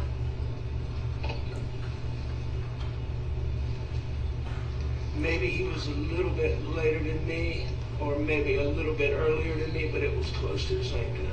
Okay. And y'all rode around the farm. I believe you said 2 different trucks, or 2 different vehicles. Yes, sir. What were those 2 different vehicles? We rode in the white pickup truck, and we rode in the black pickup truck. In either one of those, did you see any long guns? And take your time. It's okay. Did you see any rifles or shotguns? I don't remember seeing any that day, no. We did have pistols. Yeah, because I know you said you went target practicing. Well, not really target practice, Okay, just shoot. Yeah. We rode around for a couple hours, just looked at everything. All the stuff Paul did on the farm. And we just spent, time together.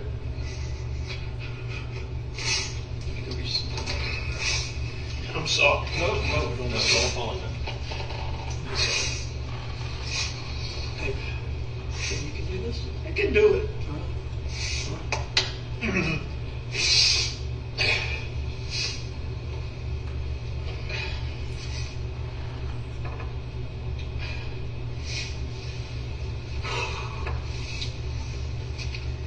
We started out going to look at the sunflowers because he was worried about the sunflowers. And that was the first thing we looked at. And then we just rode. We just rode and looked at. We hadn't done it in a while. We just rode, talked,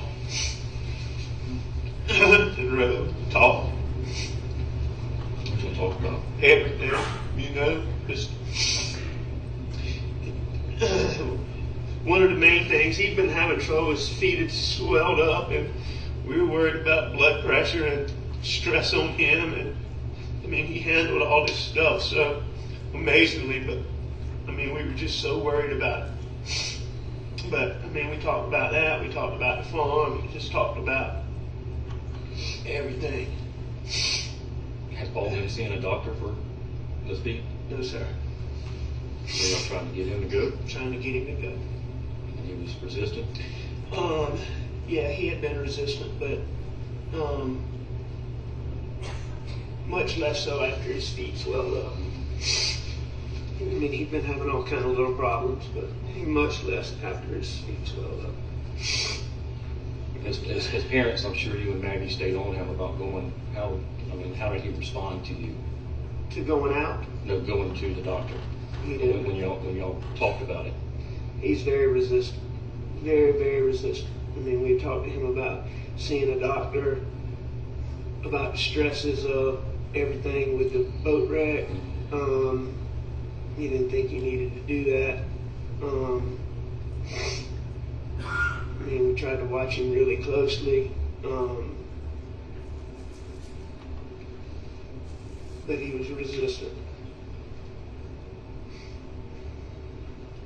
What time did Maggie get back home that night? Later.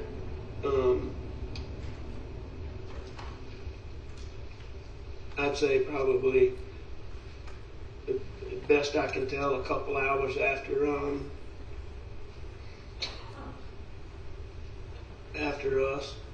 we got there. When you and Paul returned back to the house, was Maggie there?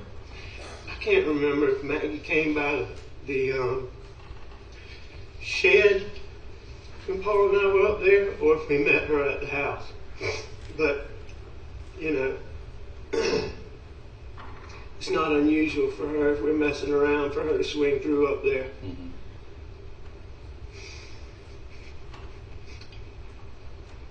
But Maggie wasn't supposed to be coming home. I've since found out she was worried about me, and me worried about my dad. Mm-hmm. And so she came home. So at that point in the interview, she said, did he tell you she came home because she was worried about his dad? Yes. Basis for the objection. Leading, he just repeating what the jury just heard on the video. Yes, sir. God, I can play it and come back and ask him to clarify that. That's all. Go ahead, please.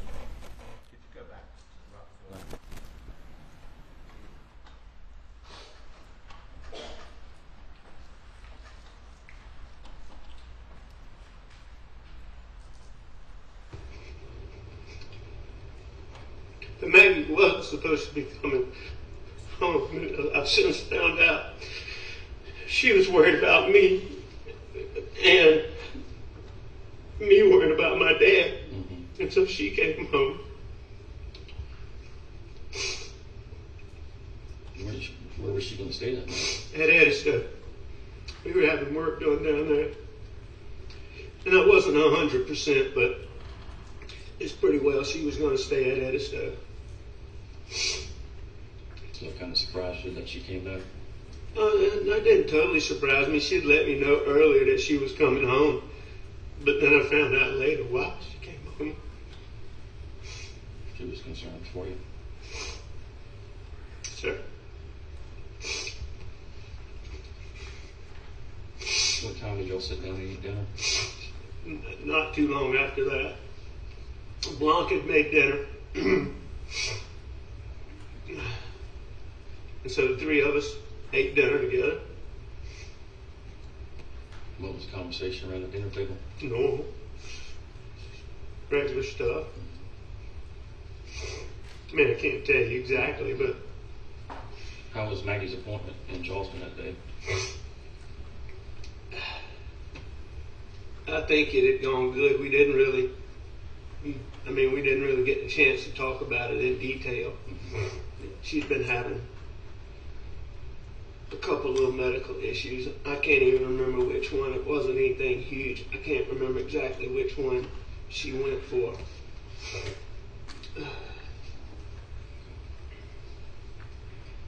And after dinner, Maggie and Paul went to the kennels, or? You know, I don't know exactly how that went. I stayed on the couch and I dozed off.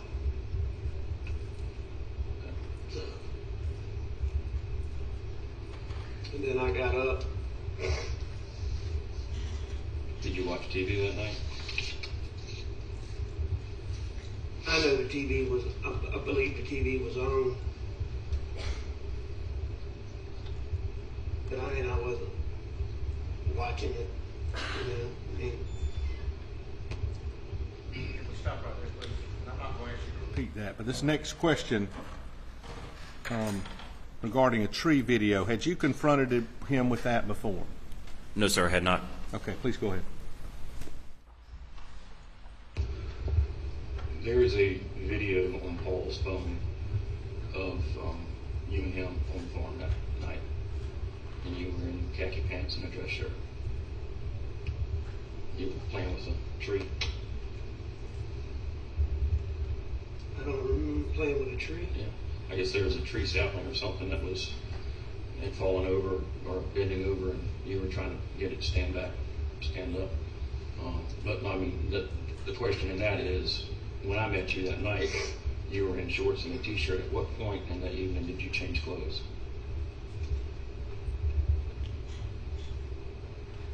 I'm not sure. You know, it would have been, Before dinner or after dinner? no, it would have been, what time of day was that? I would have thought I'd already changed. There's not a time. Is he asking you now what time that picture was? Yes, sir. Okay, go ahead. I was staff on it because there's so many posts, but I want to say it looks to be about dusk. So that would have been 7:30, 8 o'clock. I guess that changed when I got back to the house.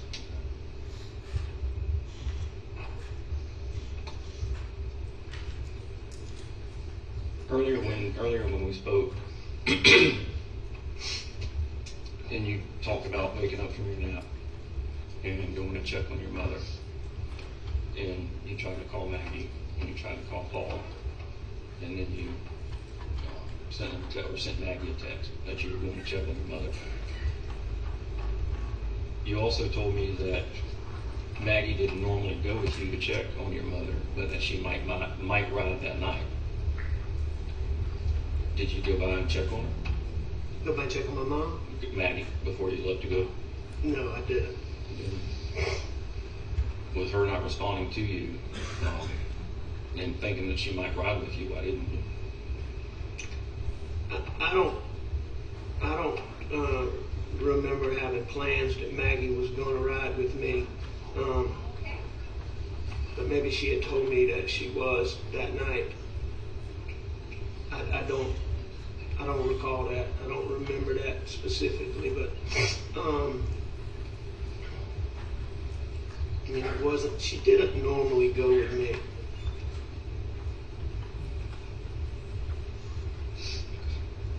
I mean, it's not like we had plans that she was going to ride with me, but if she was going,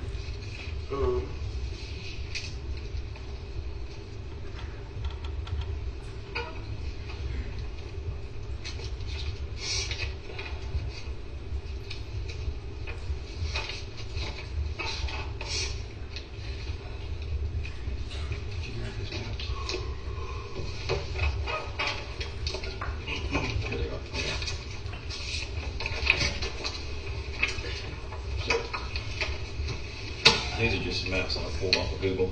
okay.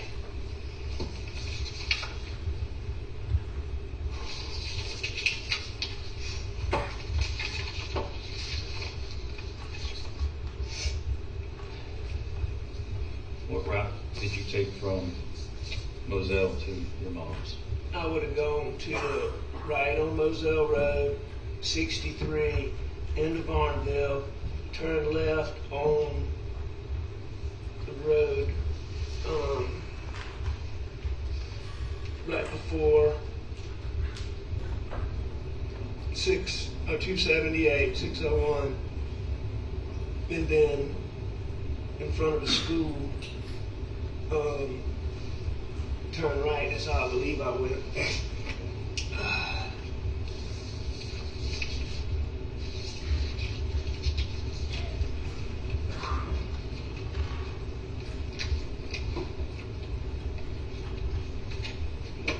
You said right on Moselle to 63. No, sir. Right on Moselle. Yeah. The normal way is right on Moselle to Dobson Road. Okay. Dobson Road to 63. 63 into Barnville. Left on whatever the road is that goes to the school. Right.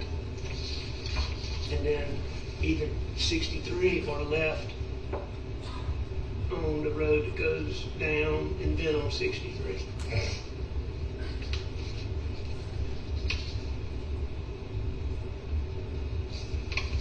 How often did you go visit your mother that late at night? I mean, it wasn't infrequent. It wasn't all the time. I mean, visit her, you know, all times a day. Just checking on her, especially with your dad being sorry. She had been having a particularly, you know, she's got Alzheimer's really bad, or pretty bad, and she had been particularly agitated.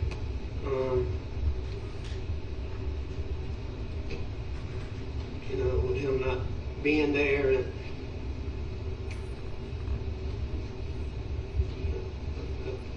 checked on her more in the days and weeks following my dad's passing than, you know, otherwise, but several times a week, you know, any time. How long would you say you were at your mom's that night? 45 minutes, an hour. Had you talked to Shelley Smith at this point? She had been interviewed, yes. I had not spoken with her by that time. 45 minutes to an hour? Yes, sir. Please go. You let her take her back home? Did you make any stops on the way? On the way there, On the way to your mom's work on your return trip back home? stops. No,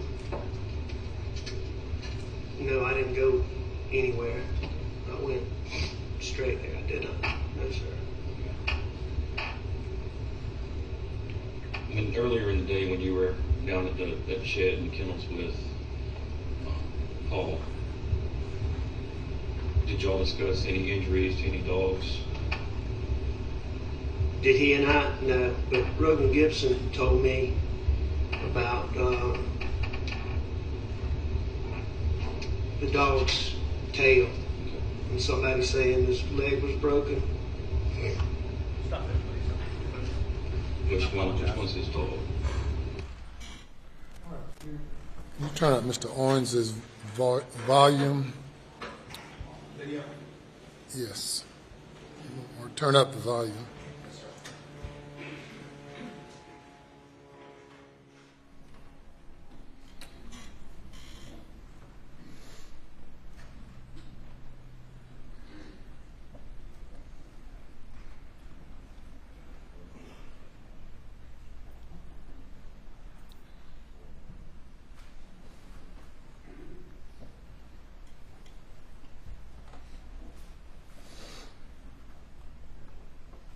Any dogs?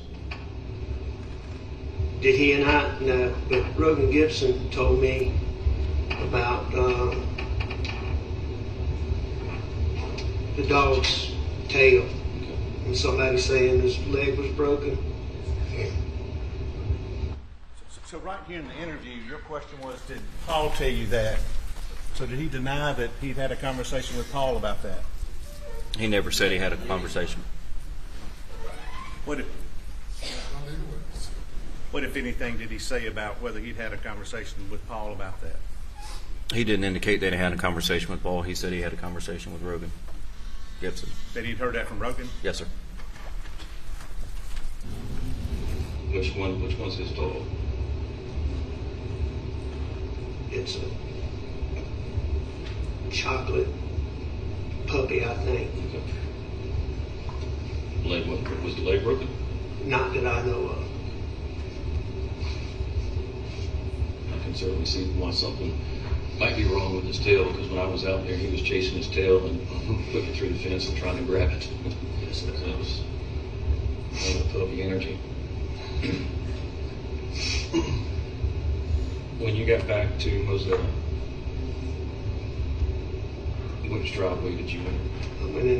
I went into brick gates. And Maggie and Paul weren't there. Were there vehicles at the house? Yes, sir. How did they get down there that night? I was hoping you were going to be able to tell me that. The only thing that I can come up with is that black truck. Is that Buster's old black truck? Yes, sir. Does it normally stay down at the farm, or does it stay at the house? Both. Both. Did Maggie ever walk down there? Maggie walked down there a lot. But Paul, I mean, if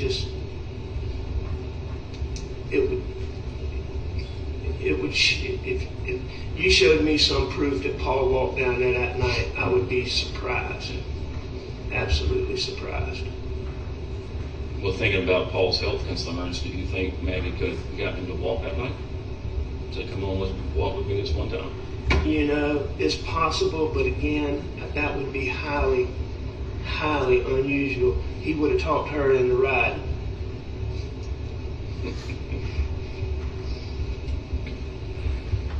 Been highly unusual for him to walk. So when you were at the kennels, you were just down there with Paul, and you left and went back to the house for dinner.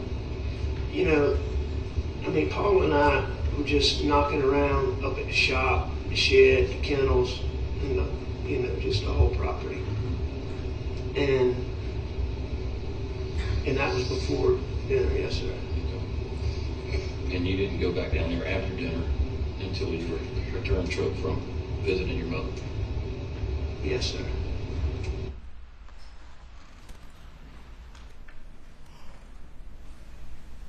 That's it. Keep going.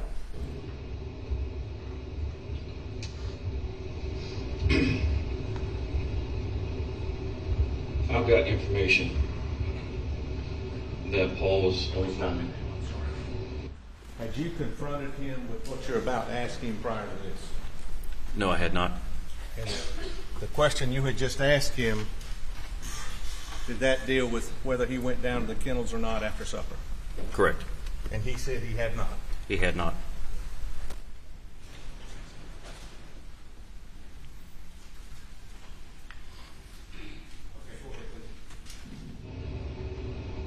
And Maggie was heard in the background,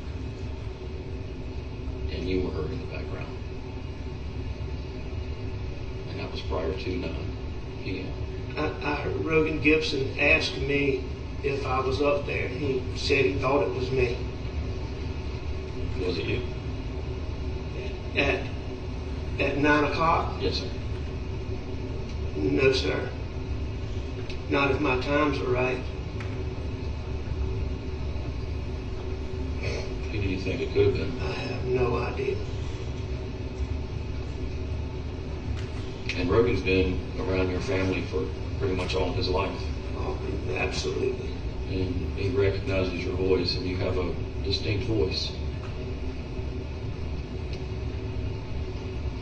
Do you think of anybody else that has a voice similar to yours that he may have misinterpreted?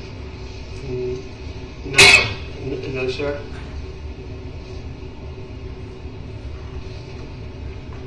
I mean,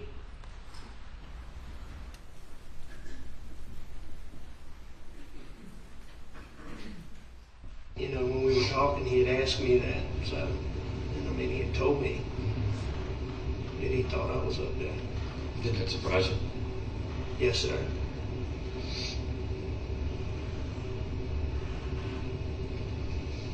So when you returned back to the kennels, when you returned home from your mom's, where were the dogs? They were like they were when I didn't put dogs up. Okay. So they weren't running loose. However they were. Okay. At one point in the 911 call,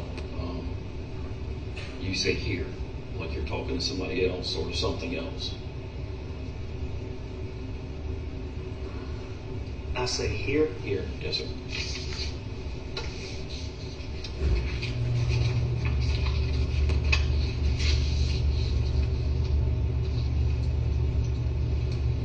So the dispatcher is asking you if they're breathing, and you said no. And she asked did you see anyone else in the area, and you said no. And she asked about guns near them, and you said no.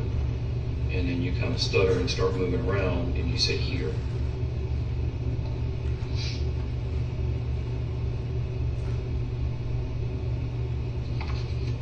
I don't have any memory of saying that. I guess I'd have to listen to it but I don't recall a dog being out. I'm certain that there was not a dog out.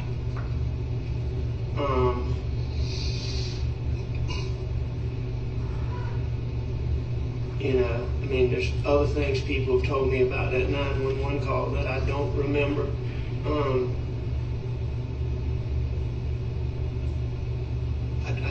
I don't know here. Like I was calling a dog.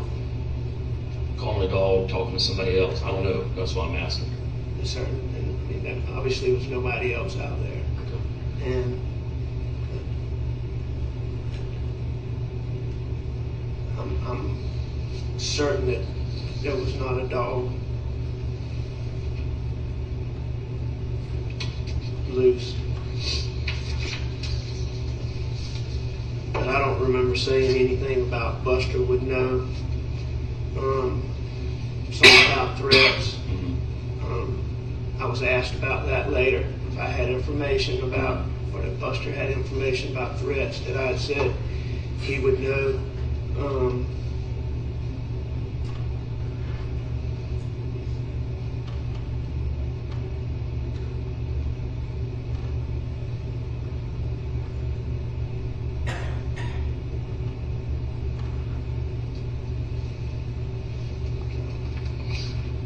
Have you learned anything new about any threats against Paul or your family?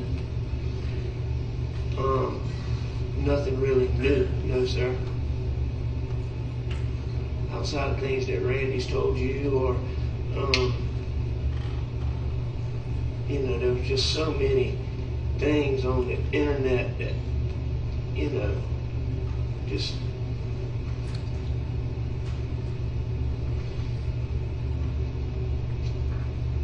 But nothing new, no sir.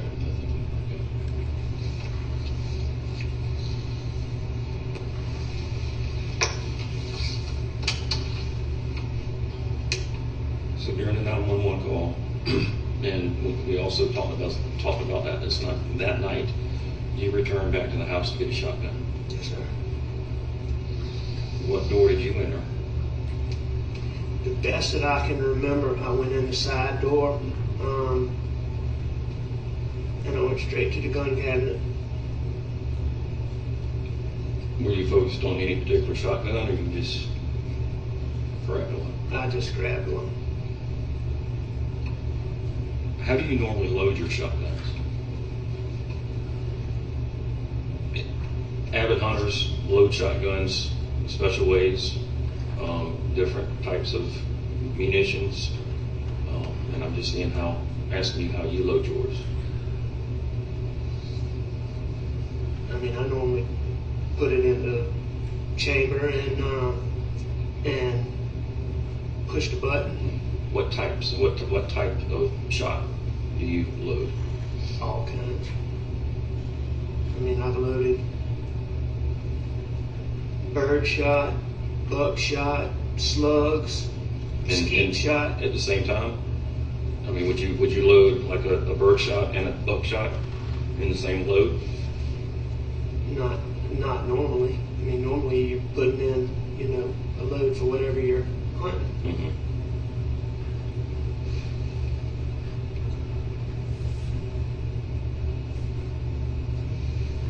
The reason I'm asking about that, the shot shells that we recovered that night, one was a turkey load, one was buckshot. I understood that.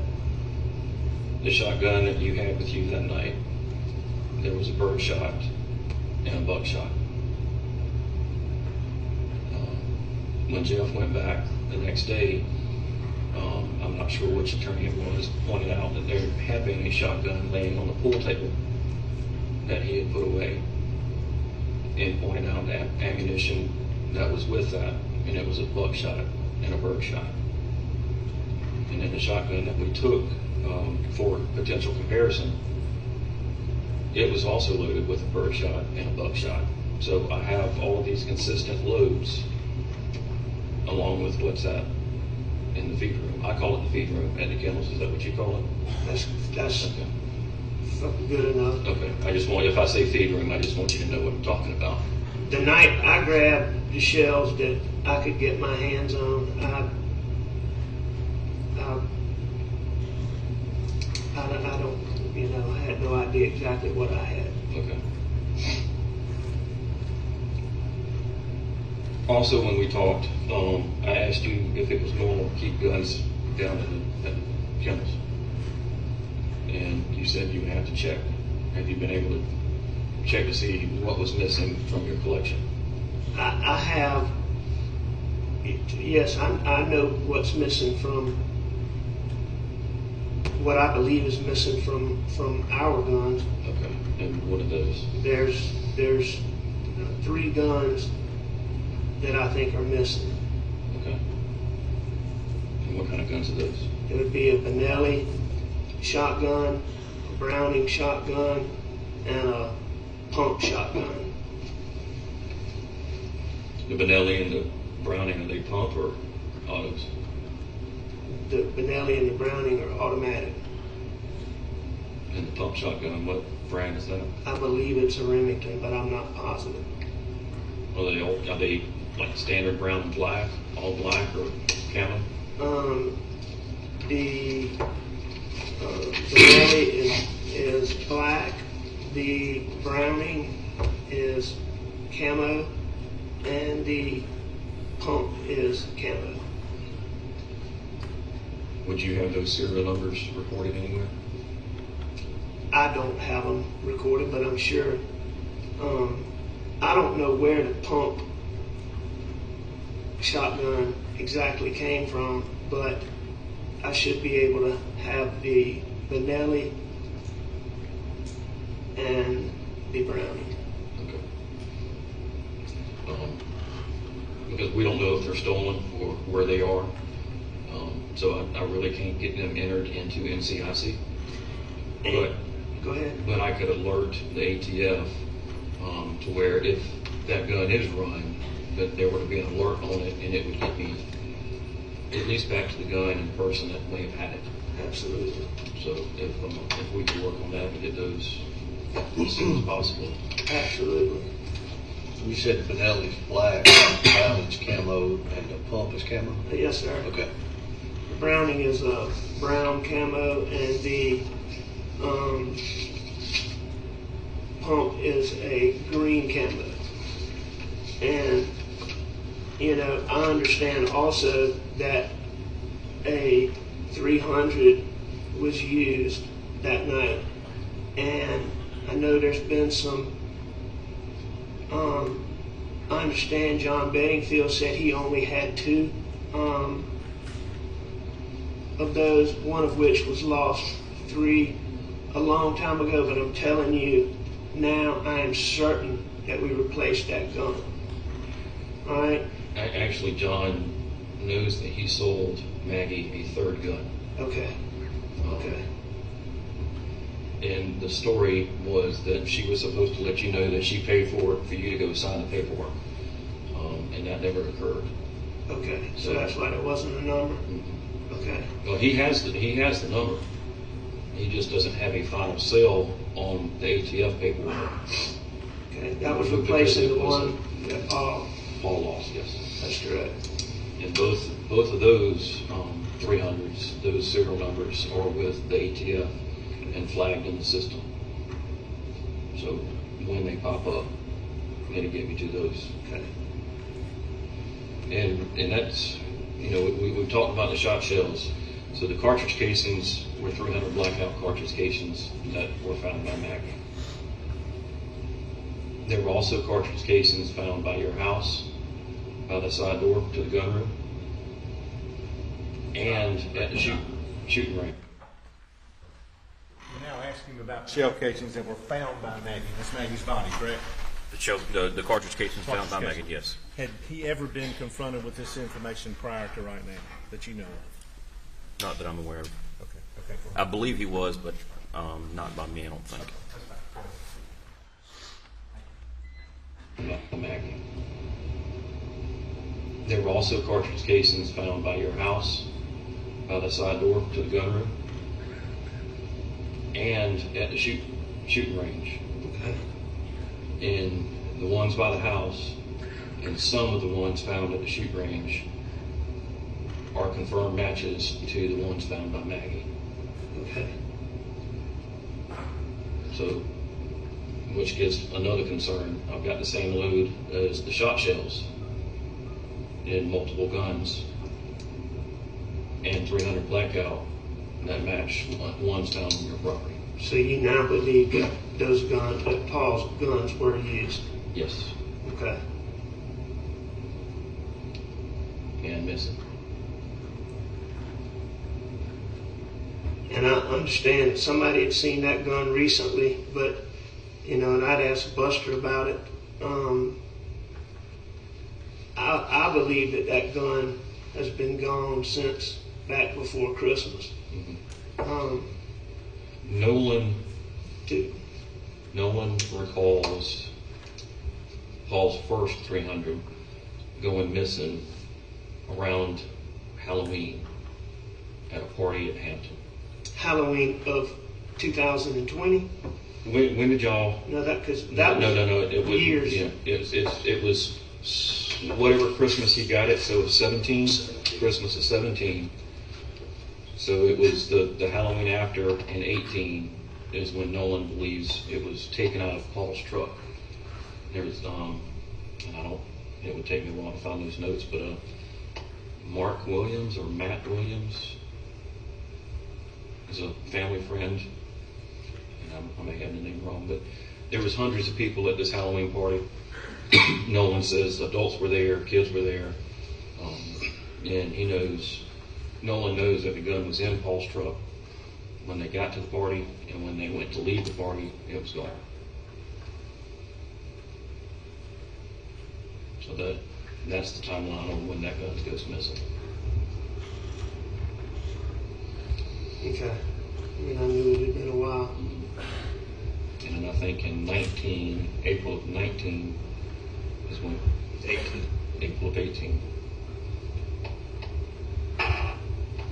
Christmas is 16, January 17 is when they did the Gotcha. work. Gotcha.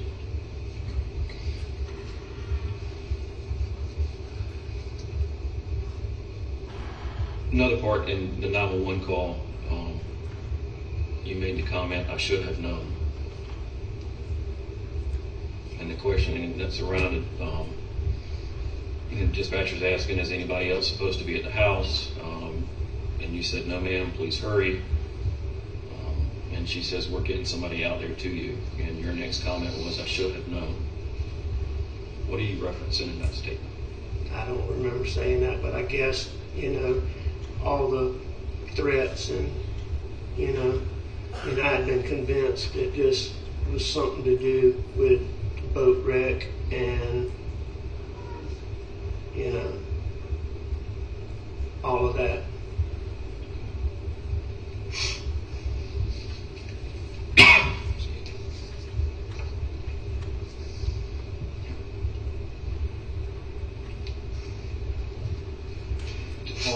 physical with you? Ever get into a heated argument and get physical? One time, I mean, a little bit where he wouldn't listen to me. Did you ever get physical with him? No, sir. How about Maggie? Did Paul get physical with Maggie? No. Sure, she probably wanted to at times. I'm sure she wanted to with all of us. Yeah.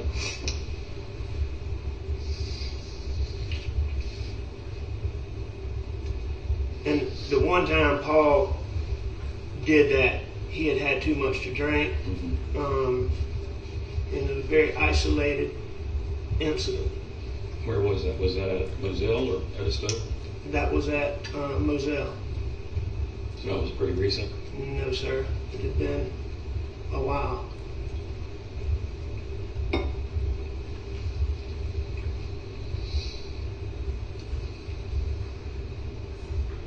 When you turned Paul over and his cell phone popped out and you picked it up and your statement was something like, I thought about doing something, but then I put it back down. And that was the interview, our first interview. What were your intentions with the phone? I don't know. I mean, when I went up to him and the phone came out, I don't remember having intentions of doing anything with the phone.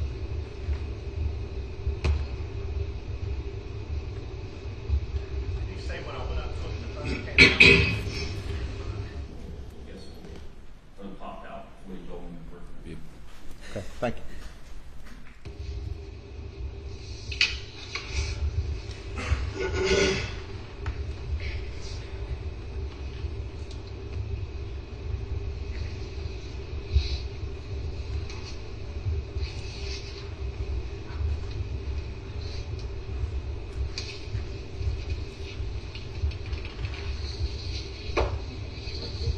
You got anything real quick?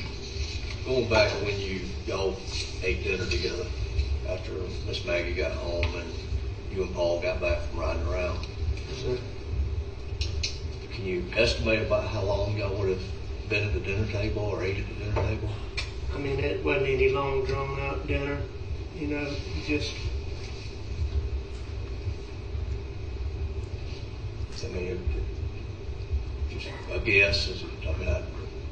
You said there was conversation at the dinner table, but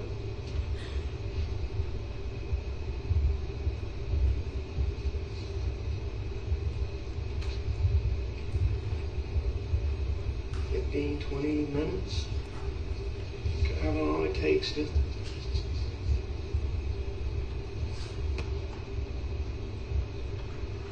Best guess. okay.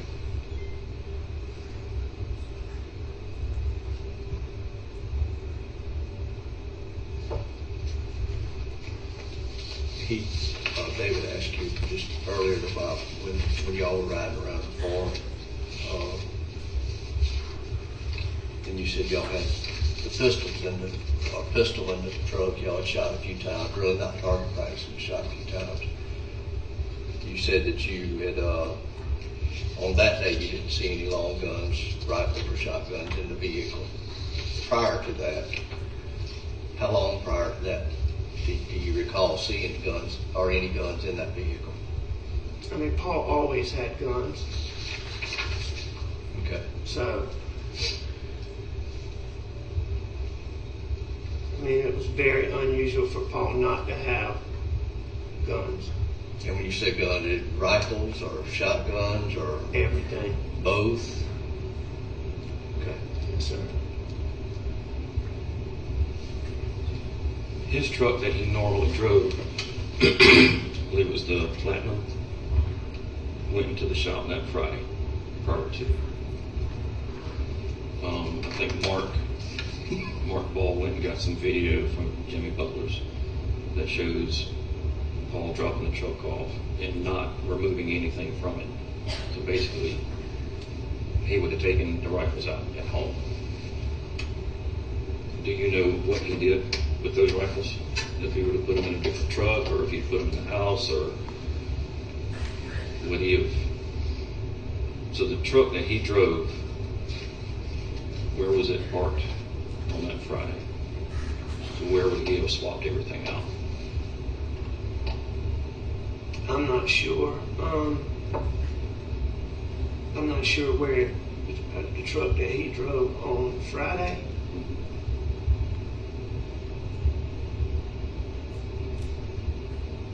What truck did he swap out from? I think when he went to Charleston, Dale said that he helped hook up the boat to one of the white Fords. And I know one's a gas and one's a diesel. So it wouldn't have been the gas truck going to Charleston.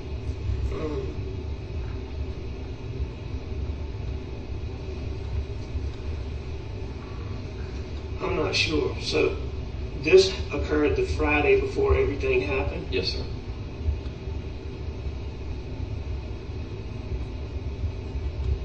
I'm not sure. On Friday,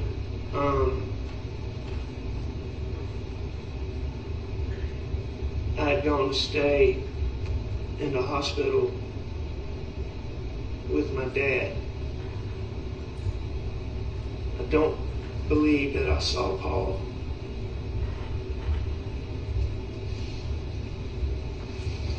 On Friday. When did y'all go up to Columbia? On Saturday. Why didn't Paul go with y'all? You know, I mean, Paul, he didn't. He liked to go to sports when there was a crowd, but that wasn't his thing to go. Is that always how it's always been, or because of the boat incident? No. I mean, he wasn't into ball as much.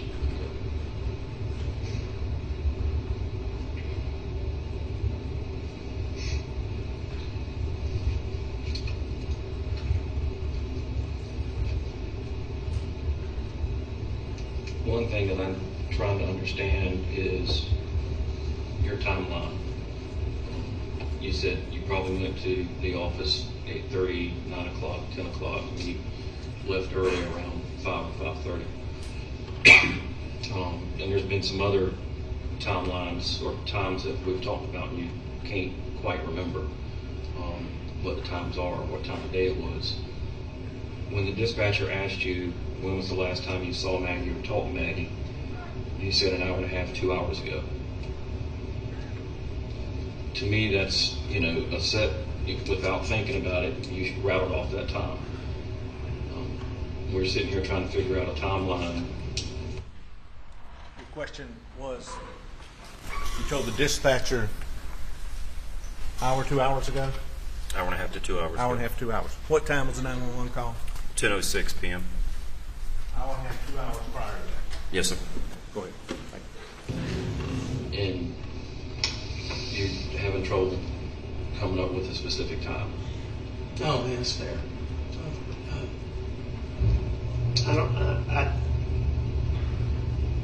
Tell me again what I said to the dispatcher.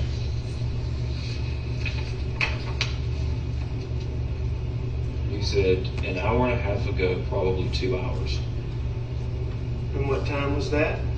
That was when you were on the phone, and the 911 call was made at 10:06.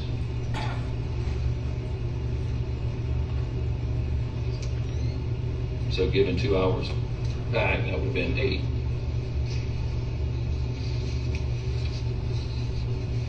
I think that's probably about. I think that's probably about right.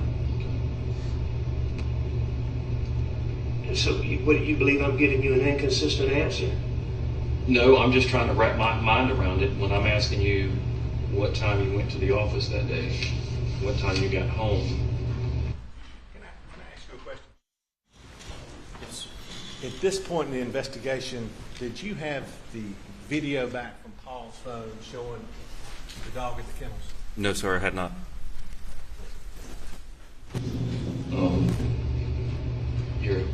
You're saying 5 to 5:30. I've got the card readout from the law firm, and it shows you going in at 5:30. Going in the door? Yes, sir. And Randy says when he left about 6 o'clock, you were still there. So the times aren't matching up. And I'm just trying to get I'm just trying to get an understanding of why. I believe I left. So that's not the first time I was at my office that day. There were several readings, but your card wouldn't work. Somebody actually had to let you in. Okay. But I've got your card opening the door at the law firm at 5:30.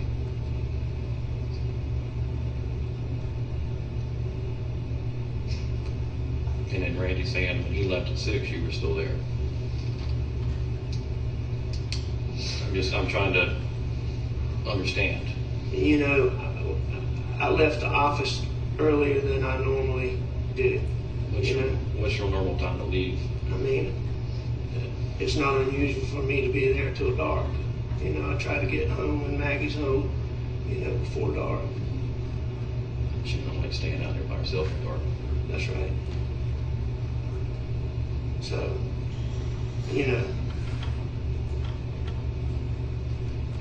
if it was 5:30 or 6, I don't think I was still there at 6 o'clock. Okay. But,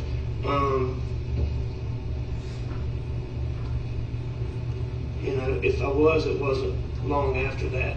Okay. So,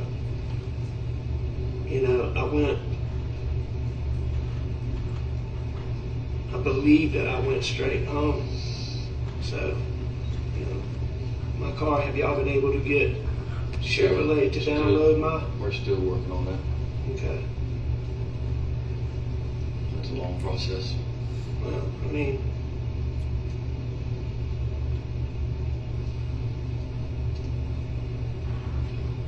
I got home early enough for Paul and I to ride the property for a substantial length of time. More than an hour. I thought probably a couple of hours that we were together, but somewhere. Took it down the river? We rode down all the roads. I believe that we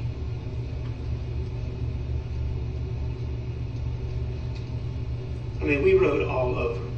We rode all over.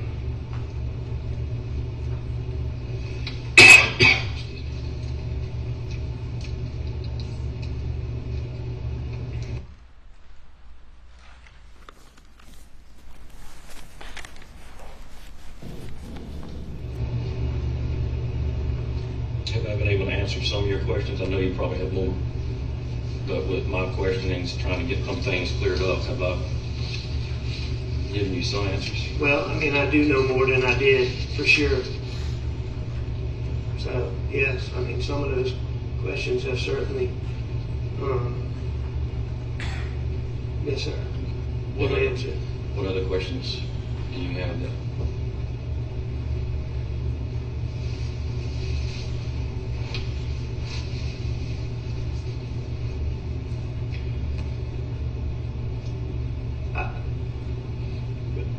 I would like to know exactly what happened. Me too. The best that I've been able to put together. It looks like. Oh, go ahead, I'm sorry.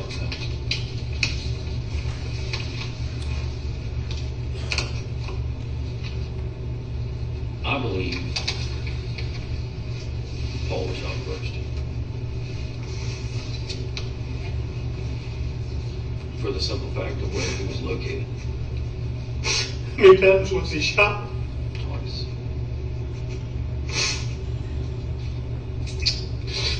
I thought he shot Maggie first because I could tell he shot her in the back of the head. What you said he thought they shot Maggie first, or Maggie was shot first? Alex said that he thought Maggie was shot first because she had been shot in the back of the head. Go ahead.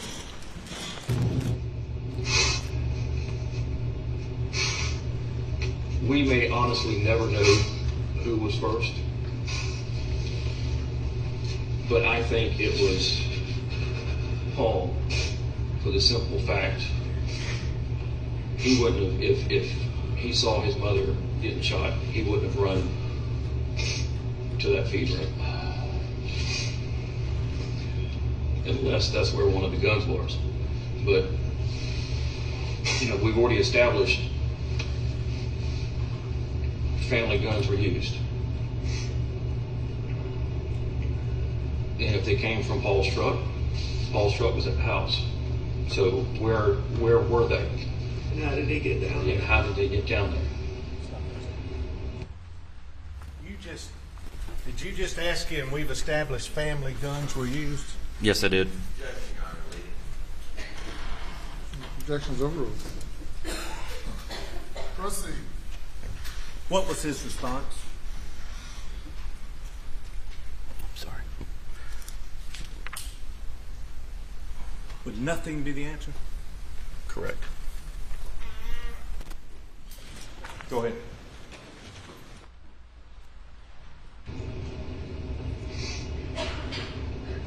I mean, it's normal for y'all to leave your keys in the cars.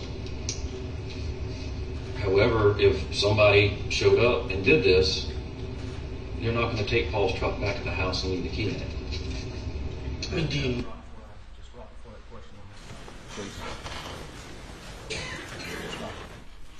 And how did it get down there?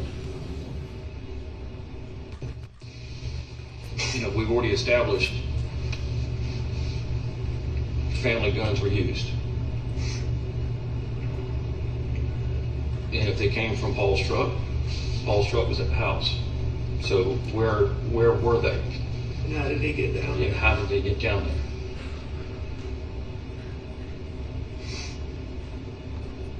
I mean, it's normal for y'all to leave your keys in the cars. However, if somebody showed up and did this, you're not going to take Paul's truck back to the house and leave the key in it. I mean, do you know that the guns were in the truck? I mean, could they have been somewhere else? They could have been somewhere else. I mean, he didn't have his normal truck. And I understand that Nolan Tootin believes he saw the gun 3 weeks beforehand. Mm-hmm.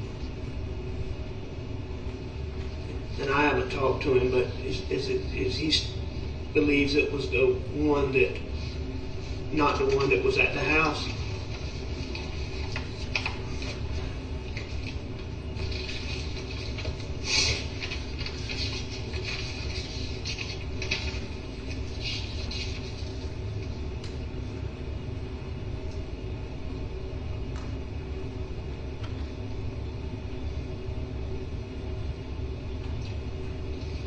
I think it was a Benelli was his shotgun that he always kept, that Paul always kept with him. Paul primarily kept, he kept one of a couple of Benellis. And it was a camo Benelli. Is the last one that Nolan saw. Okay. And HDD, some type of 7mm rifle. Yes, sir. Do you have that one at home? Yes, sir. That's what he saw? That's what he saw. 'Cause I was told by somebody that Nolan saw a 300. He told me he had not seen a 300 since March after turkey season.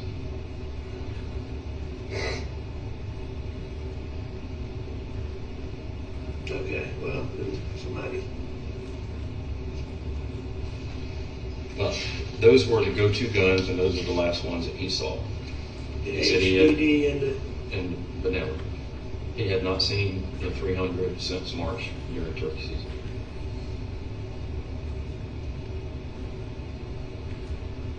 and he definitely saw it during turkey season. Yes, sir. Because there was some point, back when it was missing at Christmas time. The third one's missing at Christmas time? Yes, sir. So, anyway, if he saw it in March.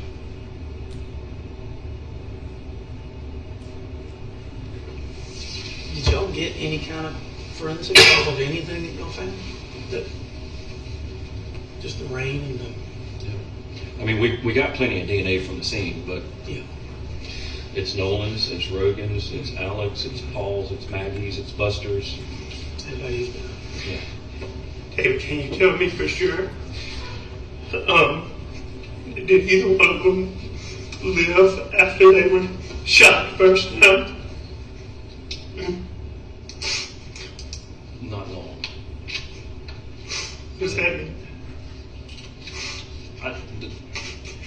The shooting happened very quickly. Very quickly.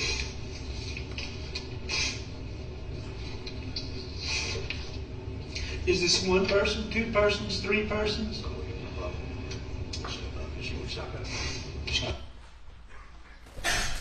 that the first time he's ever asked you that? Yes, sir. Ever? That I recall, yes. In the whole investigation to this point? Yes, sir. Go ahead. I got 2 guns. I got 2 different types of ammunition. It's hard to say. It is hard to say. No, neither one of them suffered very long. A matter of seconds, if that.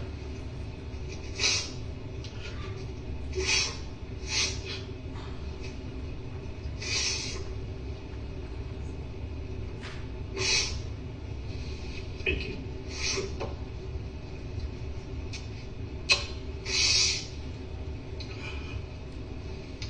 Have y'all been able to get anything involved that might lead to anybody with beef?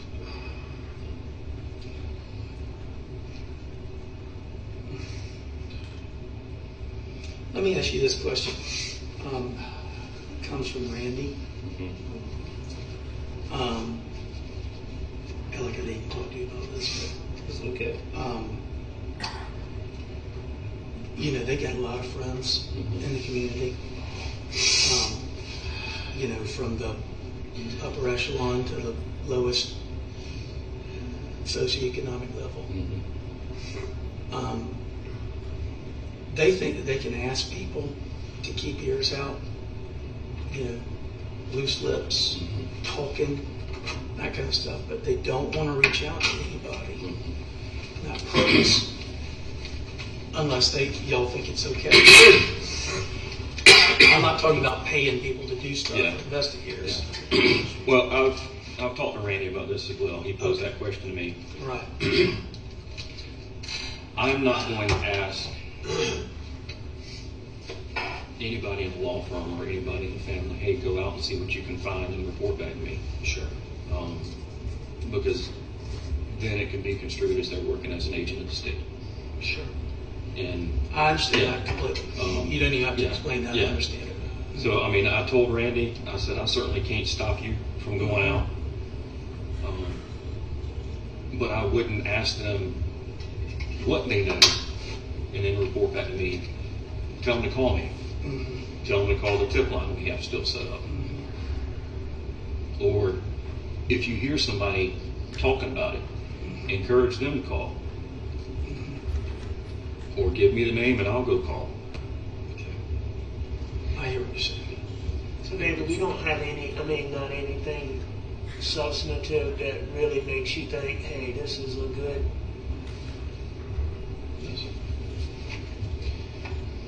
We, like I said, the only DNA we have are family and close friends. We don't have any fingerprints. We don't have, unfortunately, we don't have any shoe wear or tire wear impressions because it rained that night.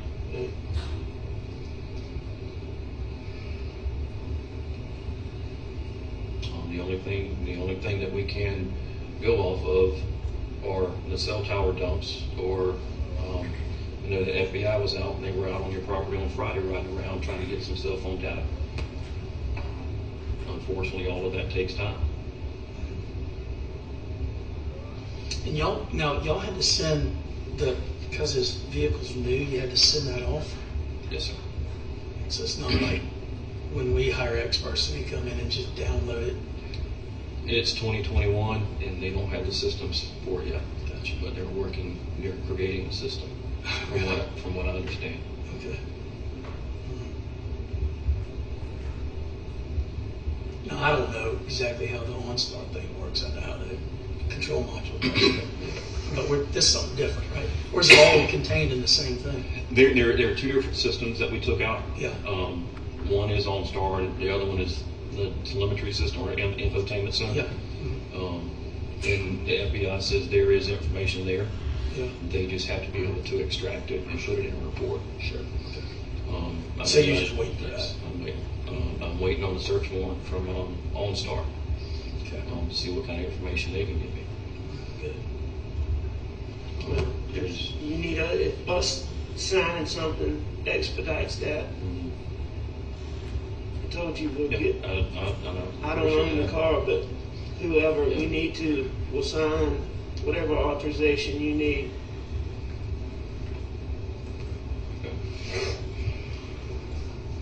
So you had said that, or maybe Jim told me or something about y'all were able to get in Paul's phone just with a search warrant. We have a what they call a partial download. Yeah. Because we don't have the passcode. Sure. We can't do a full extraction. Do you think so? You know, my thought was that I don't know who's required to authorize Apple to open it. Mm-hmm. I know there was that big thing where they weren't going to do it Yes, for whatever case.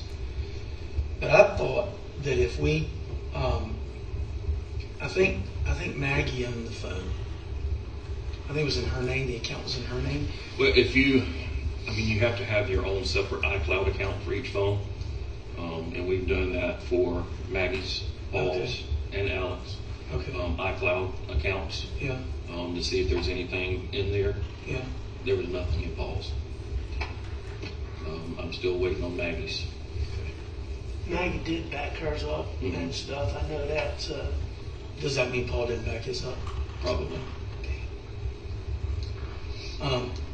But what my thought was, and I don't know if this is even possible, but if we get the estate and we get the personal representative who is now the authorized person to authorize it to be opened. I mean, surrounded by 100 lawyers. We get a probate done like that, and I can have the powers of appointment done in 2 days, and we can authorize whatever it is you need to open. And that might be beneficial. So I think Randy and I, or somebody and I had talked about that before. Yeah, well, and I said I'd do it. Any of us could do it. Who would be the representative? Just somebody at a law firm? Probably one of your brothers, I would think. For Maggie and Paul's estate? Yeah. Probably me, or I'll my do brothers. it. But whoever it is, it doesn't matter. Whoever it is will do whatever y'all need to do to. It won't be anybody that'll be uncooperative. Okay.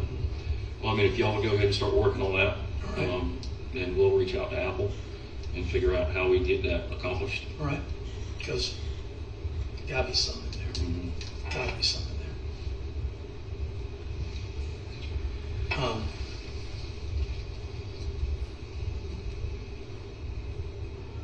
can't think of anything else. Have y'all had to track down all the wackos on the internet? Or just only the ones that you think seem a little more, not the opportunity and the inclination, There's been a few that I'm looking at. Yeah. But some of the information is just so far-fetched. I talked with one guy. He called in and says, well, I knew that Maggie's son bought a house right around the corner. I'm like, okay, well, no, they didn't. Yeah.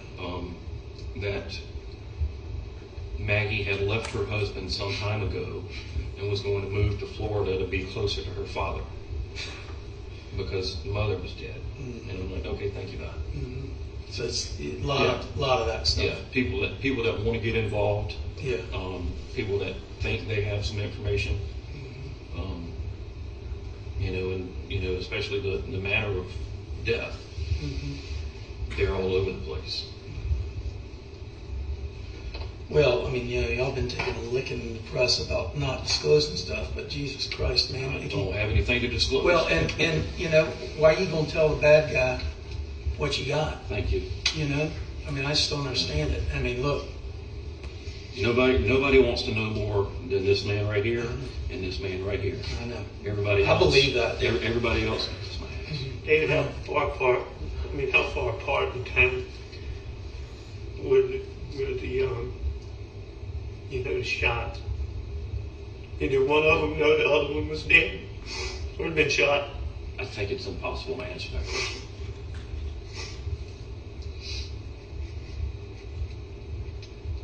I think it is impossible. But you certain Paul was shot first? I believe he was. I'm not certain. I believe he was. Maggie would have known that then, wouldn't she? You don't know how soon afterwards she was shot? And it all depends on how many shooters were there. I mean, if we're looking at two shooters, it could have happened at the same time.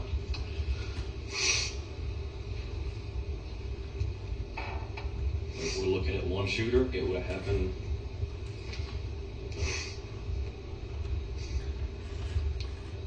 And I know you can't help but think about it, but don't beat yourself up over getting an answer. It's not going to do anything to you.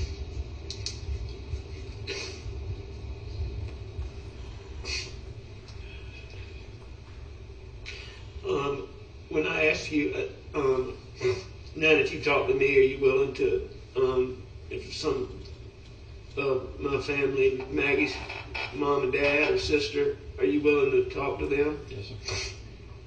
Okay. And I'll meet them where they want to. It would be easy if you could meet them closer to them. Yeah. No, I mean, I live in Charleston, so it's nothing for me to shoot up to Somerville and maybe the Grandsters.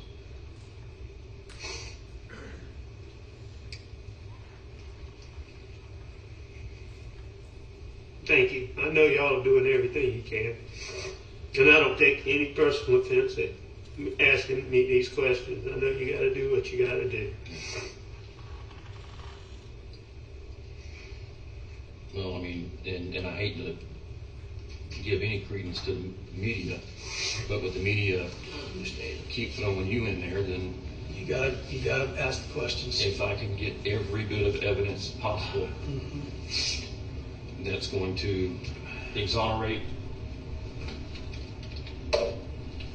When you get my car stuff, that'll help.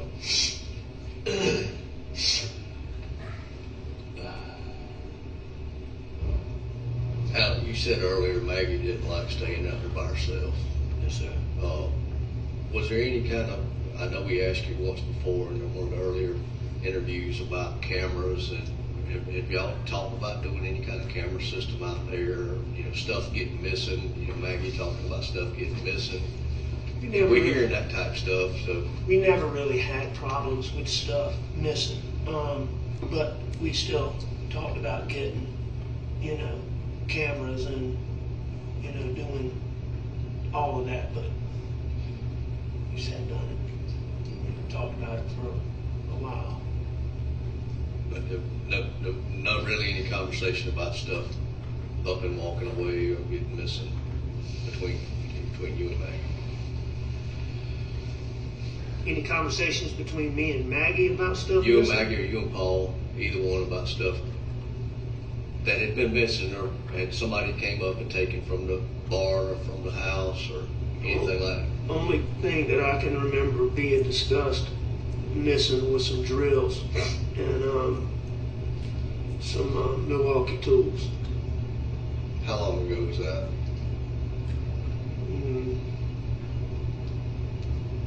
Couple of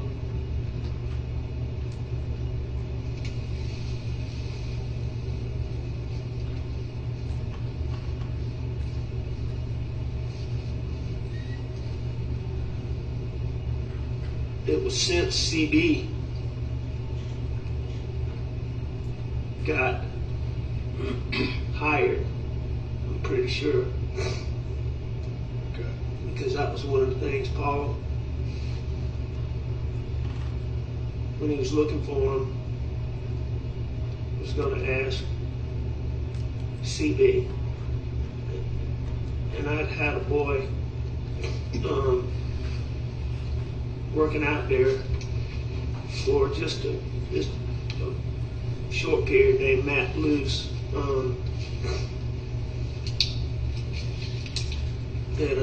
Is that the first time you've heard his name? The last name, yeah. I've heard that there was Matt. Matt Luce. I think it's spelled Luce. And he basically did what CB does now?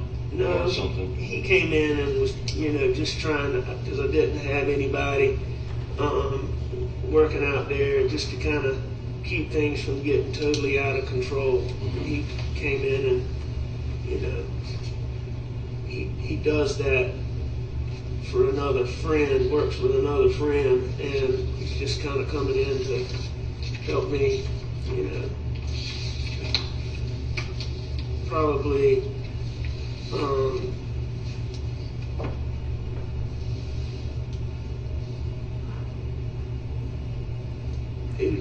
I believe he probably would have been there in the late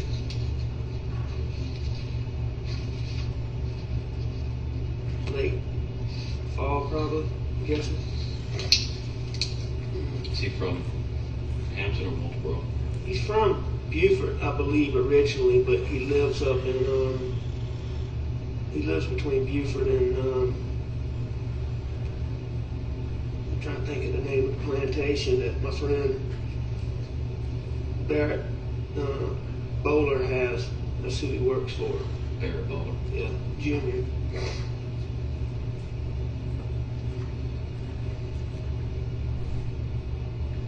Yeah, so It's Boware is how it looks. B-O-U-L-W-A-R-E.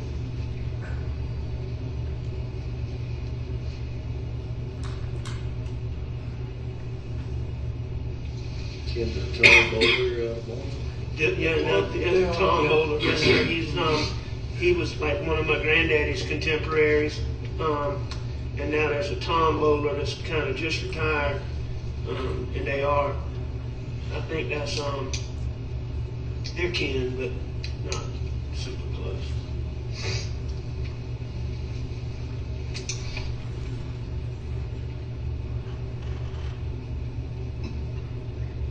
How old is Matt? Ish. I'd say he's 35. Like that. Maybe. Do you still have his number? Yeah, I'm pretty sure I have his number in my phone.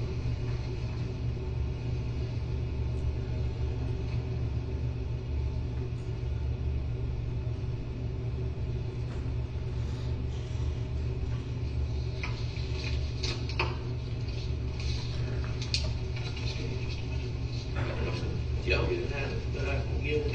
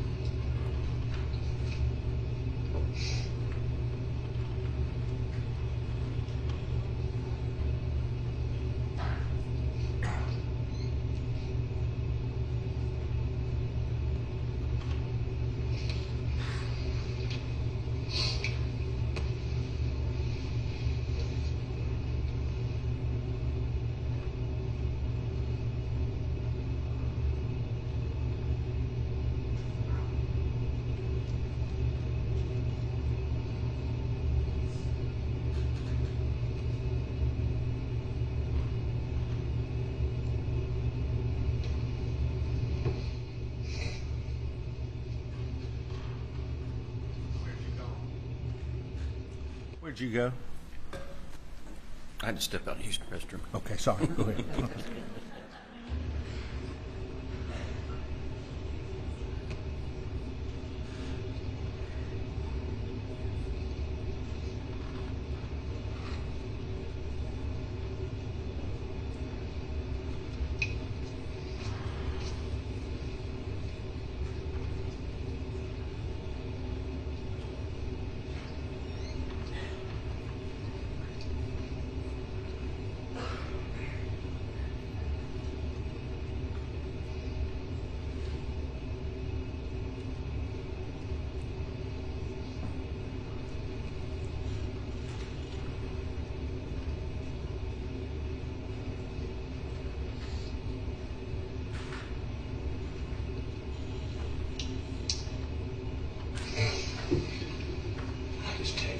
send it to me. We'll have it.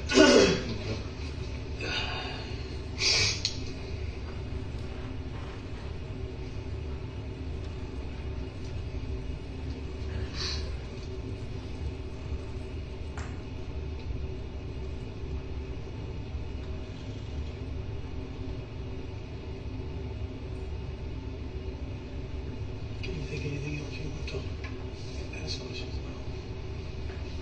All right. Off the top of my head.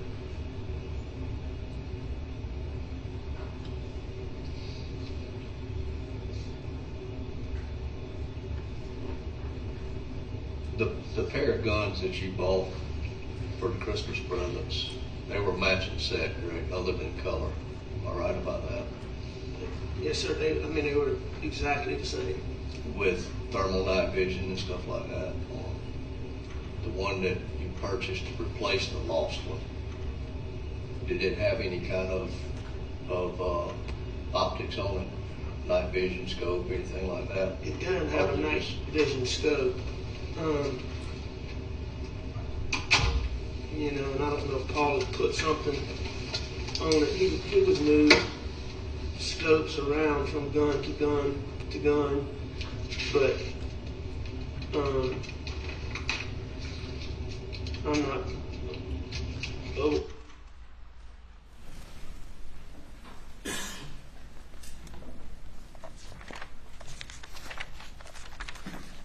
Then we're going to break for lunch. Turn at 2:20.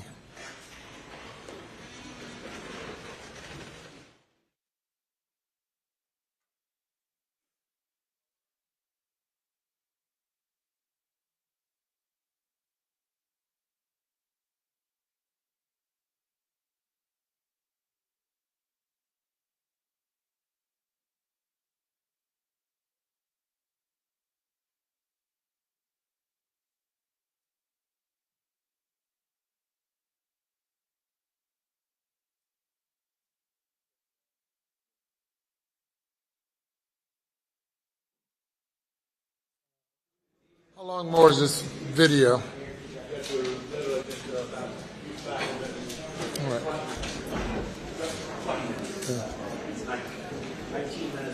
Okay. All right. So you don't know. You don't know, right? We'll be back at 2:20.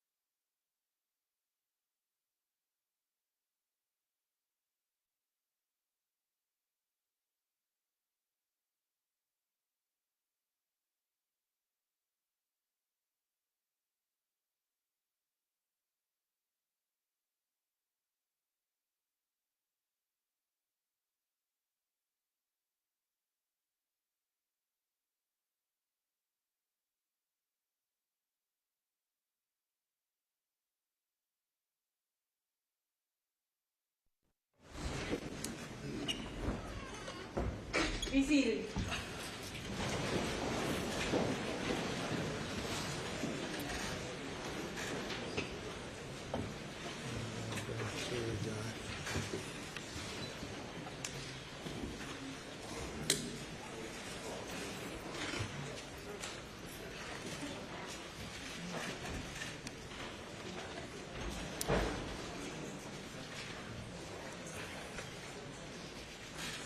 You may bring the jury.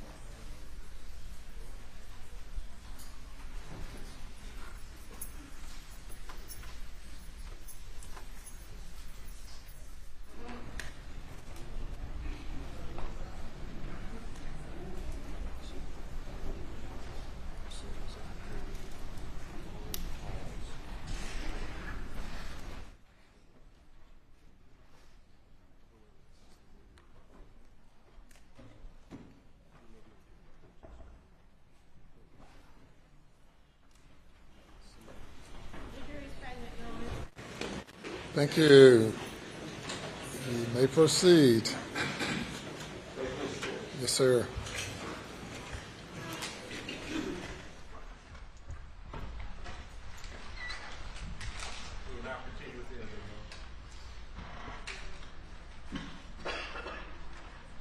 Specific scope on it.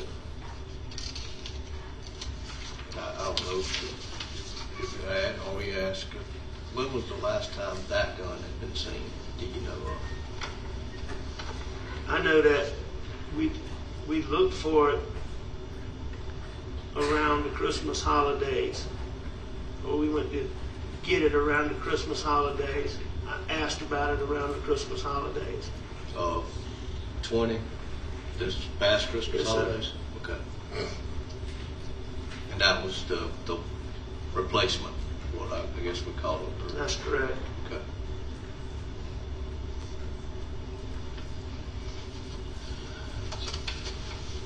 Still trying to figure this out. I cannot exclude the boat incident and those involved. I know that y'all are currently going through the civil portion. How far had that progressed? I mean, were y'all in the talks? Was it breaking down? Can I say something real quick? I know nothing about the any of that stuff, and he's represented by lawyers in that case. Mm-hmm. I don't think I personally believe he shouldn't be talking about that unless the lawyers he's represented by participate. I don't think it's. I mean, I'm sure that they're happy to do that, Mm-hmm. but I don't think that a person should be talking about a pending action like that without their lawyers knowing about it and what. Because I know nothing about it. I'm completely separated from it. I don't mind. You know, I have insurance companies hired lawyers, and then some of my partners are helping with that also. But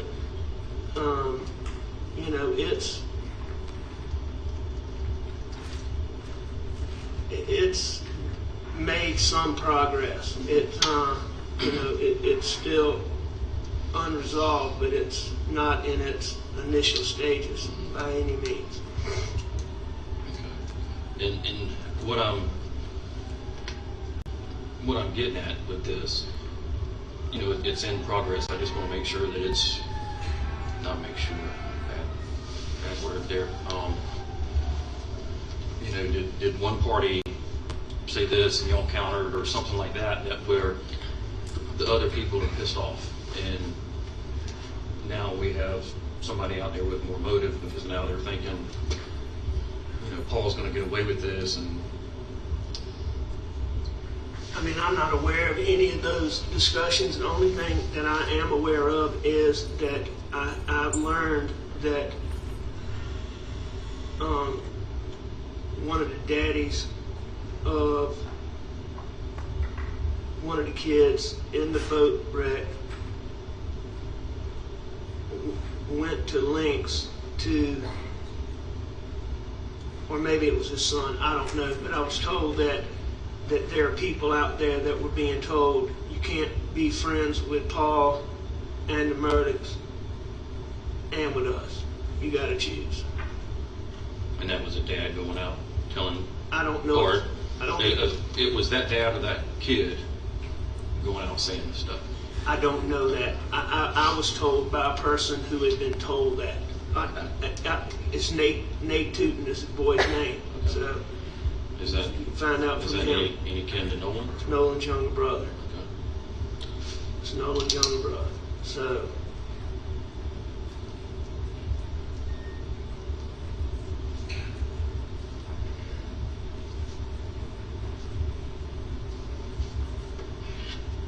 I'm going to answer this if y'all don't mind. Buster and I have a deal. Buster? You probably don't get much service in here. Buster?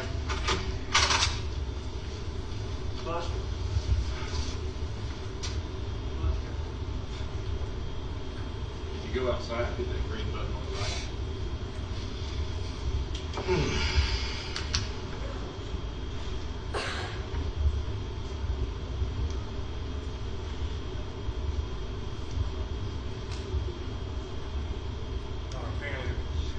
Explain my inability for the time. Apparently there's a period here where we've agreed we'll fast forward, which will pick back up when he comes back in. And the defense has agreed with that, is my understanding. Sure.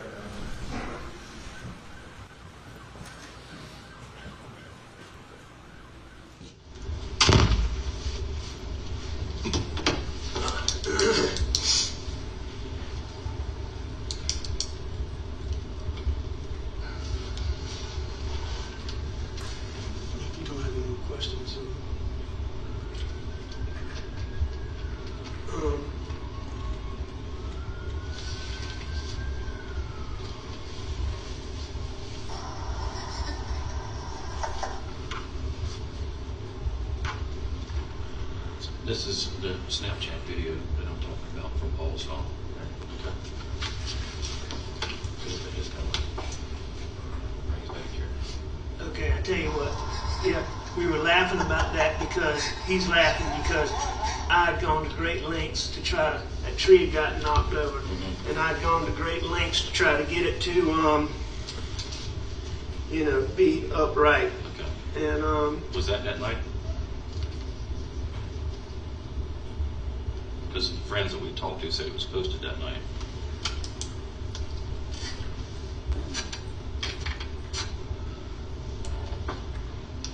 I'm not sure.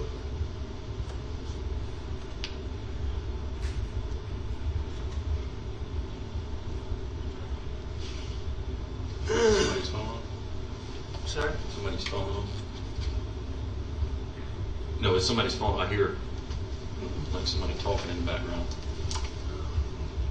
Okay. Like it was a call that had dropped or something.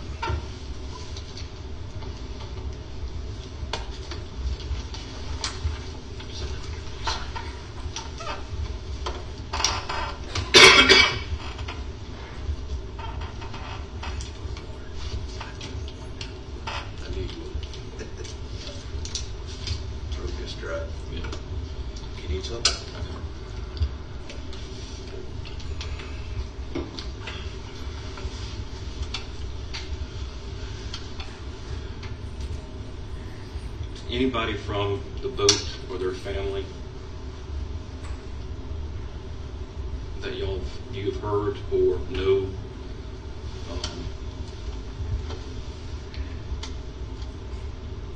of any issues with them recently, or prior to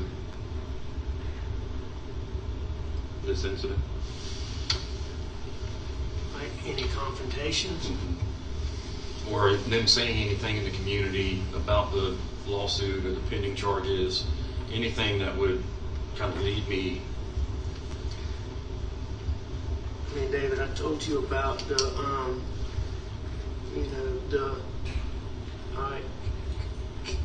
Kenya, Treehorn,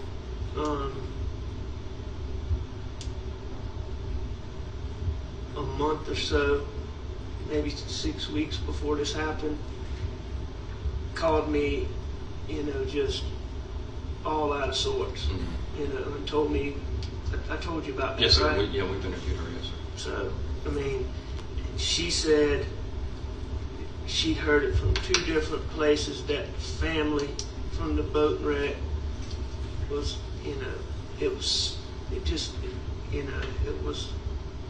over the top, that I really didn't,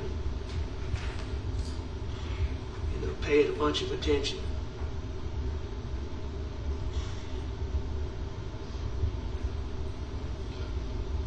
And I asked her about it. She said she didn't know who the people were, but she said that it was with a friend. It was at a friend's party. She knew who the friend was and would take y'all to the friend. So, has she talked to you about that? She's given us very little. Do you feel like she's being evasive? Because let me tell you what I've tried not to do. I know y'all have to look at me. I've tried to have as little discussions with the people that y'all are interviewing, with all this talk about how I fixed this and fixed that with the boat wreck, which is totally untrue. I've tried to not have a lot of conversation with people that, I know y'all need to talk to. Well, the problem that I encounter, and I think everybody in law enforcement encounters in any investigation, people on the street talk, and they run their mouth, and they'll talk to friends, and they'll talk to families, and they'll talk to victims. But when the police show up, they keep their mouth shut. So she's not talking to you? She has given us some information. Okay. Some information. So is there a problem with me going to her and, I'm not going to answer that. So you're not telling me not to do it? I'm not going to answer that. Okay. Either way. I'll get somebody to talk to her. All right? To try to get her to cooperate with you. Darn. Allergies. Excuse me. All right. Do you have any more questions that I might be able to answer? And if you can't think of any now, reach out, call me. I will know. I mean, you've answered a lot of things I had questions about, and I appreciate it. And I'll call the Bransteaders and see if they want to meet. Maybe get Marion up there at the same time so I can just meet with them all together. Does Marion, I know they live on Wamala, does Marion work? No, she doesn't work. And they're kind of between Wadmalaw and, they're residents of the state of Florida, but they're here as much as but they're in Greenville a lot right now. Yeah, because it's grandbaby. The baby, that's right. Thank you, man. Yeah. I just, a few more questions.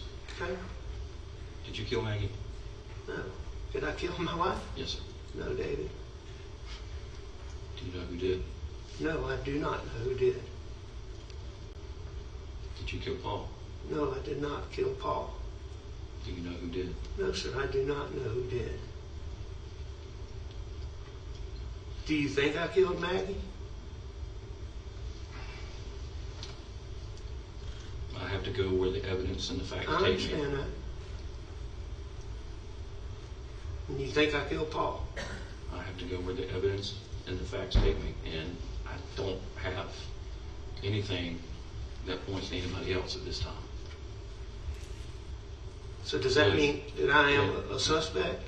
You were still in, like I told Corey earlier, you were still in this.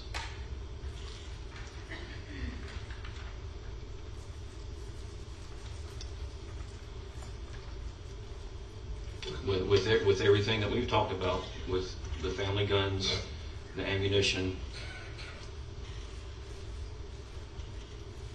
nobody else's DNA.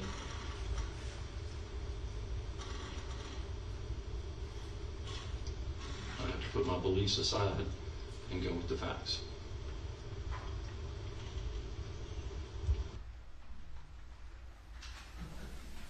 Talking with Mr. Griffin, there's one sentence after that before we redacted. We both agreed that I could lead and ask you, after that last question, do you say, well, I understand, I mean, and shaking his head? Yes.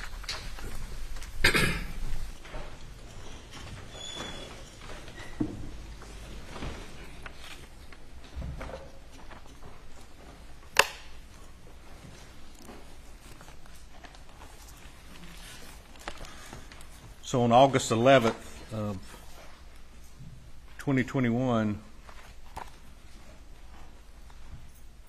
after this interview, during this interview, did you consider Alex Murdaugh a suspect in the death of his son and his wife? He was the only known suspect at that time, yes. And that day, was the case transferred from Solicitor Duffy Stone to Attorney General Alan Wilson with the South Carolina Attorney General's office? Yes, it was.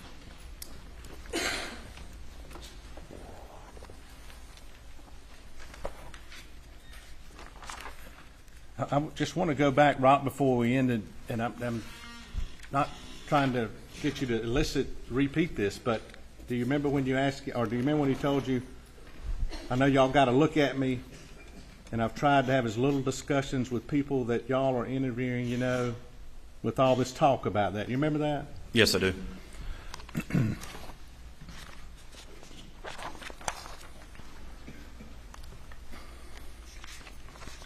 How did you take that statement to mean, his answer when he said that? That he was trying to stay out of the investigation and let us do our work. Okay.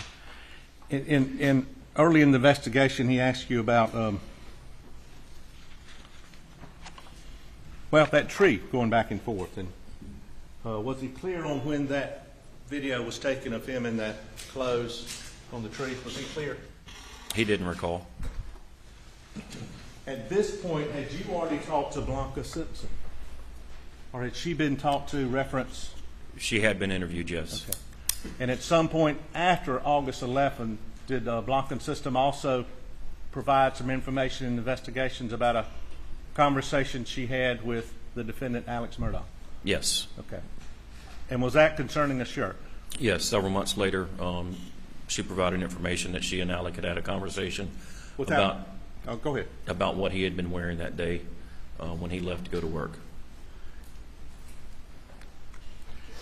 And just briefly going through the interview, you asked him about when Maggie was coming to Moselle and why. Did you have in this course of the investigation, did you have the emails from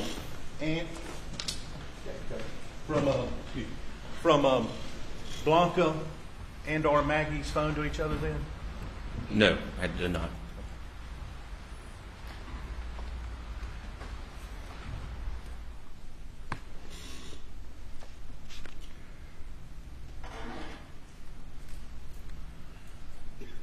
And early on in the interview, you asked him how long he'd stayed at his mama's house?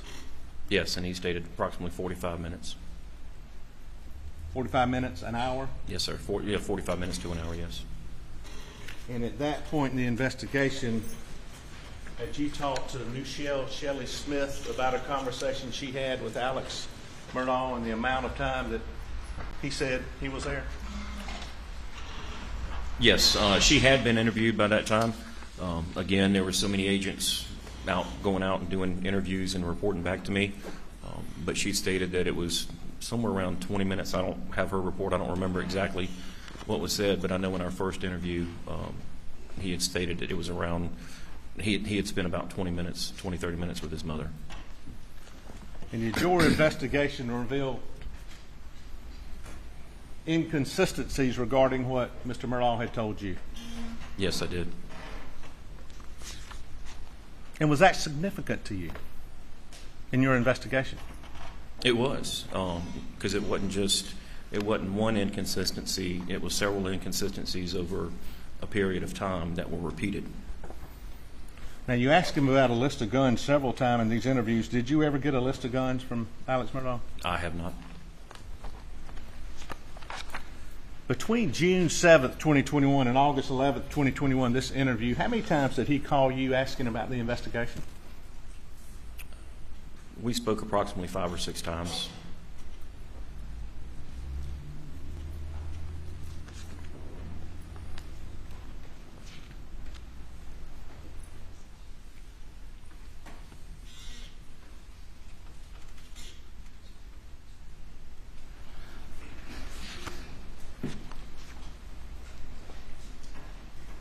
What were the inconsistencies that you stood out in your mind?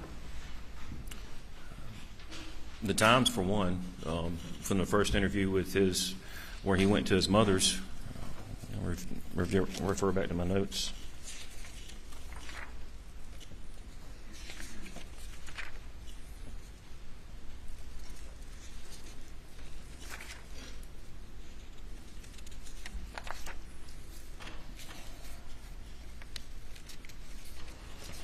Time at his mother's, is it fair just to say that?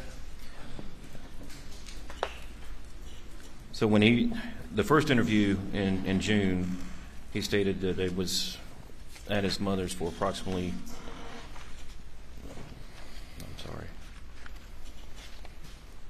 first off, he stated for a little while.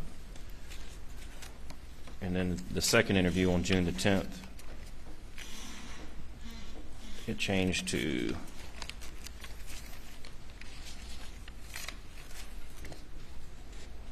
sorry, give me just a second.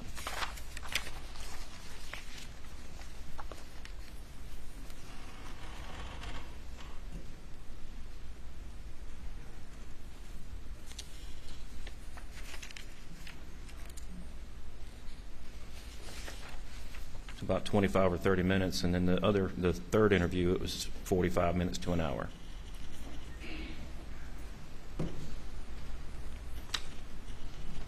And then some other inconsistencies is how much time he spent with Paul riding around.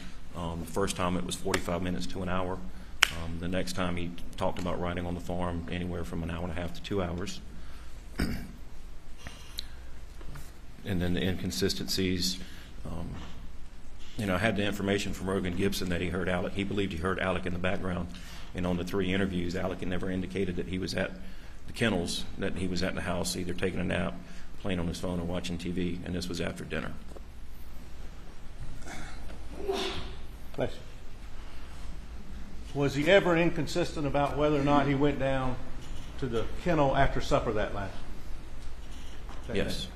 Did he ever say he did go down there after dinner? He never told me he went down there after dinner. Never told you that? He told me he took a nap and then he was at the house after dinner. He knew Maggie went to the kennels. At first he wasn't sure where Paul went, but then he realized that Paul must have gone to the kennels because that's where he found him. But then he stayed at the house, took a nap.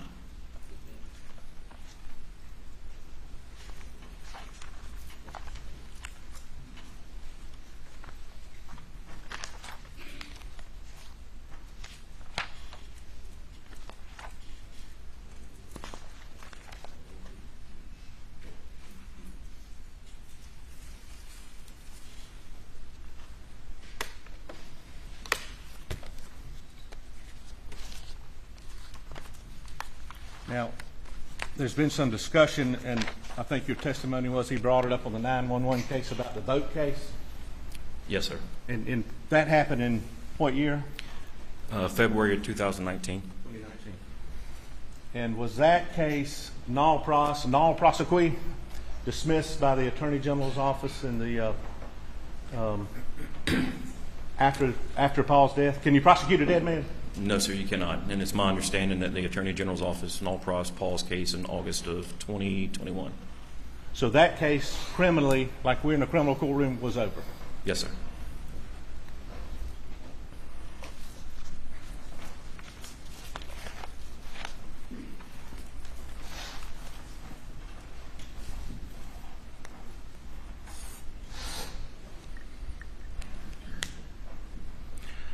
at some point in 2021, in the fall, did a financial investigation begin involving Alex Murdaugh?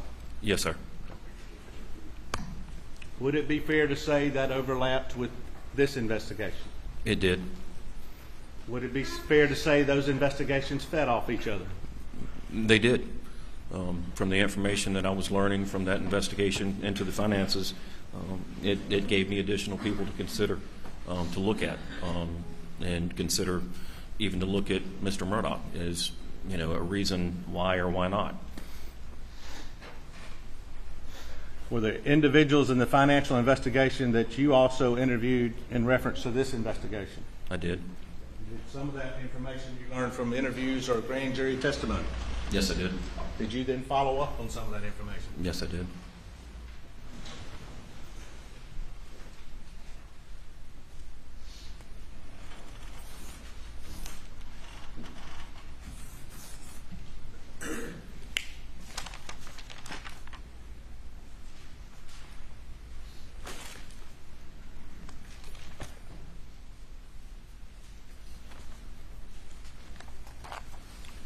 And from August, September of 21 to the summer of 22, were you, as a member of the South Carolina Law Enforcement Division, working exclusively or primarily on this case? That's correct. And were search warrants still out there you were waiting on? Yes, sir. There's a multitude of search warrants. And let's talk just a moment, and I'm about through about the phones, if we could. Okay.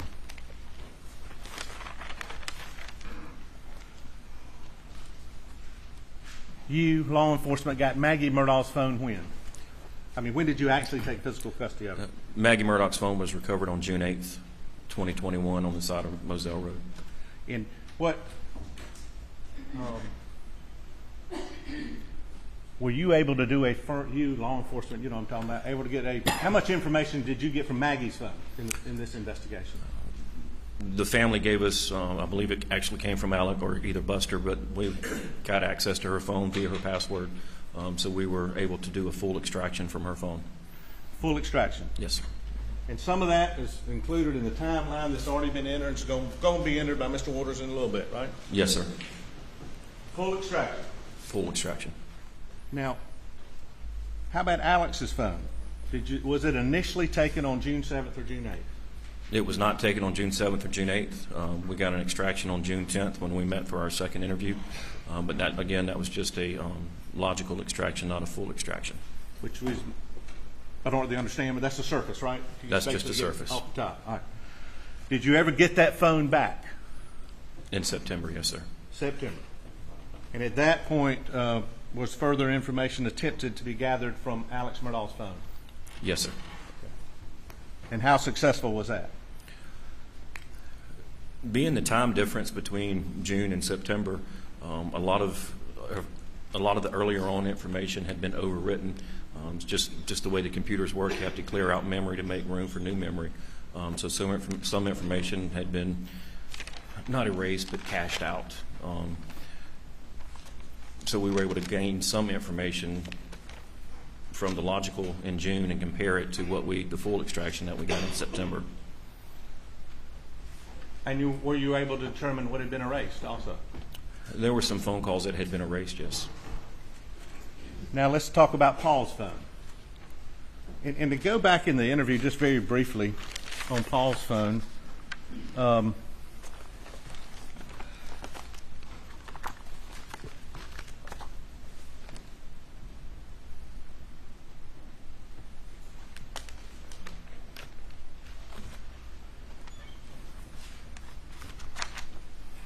sorry, Judge, 1 second, I apologize.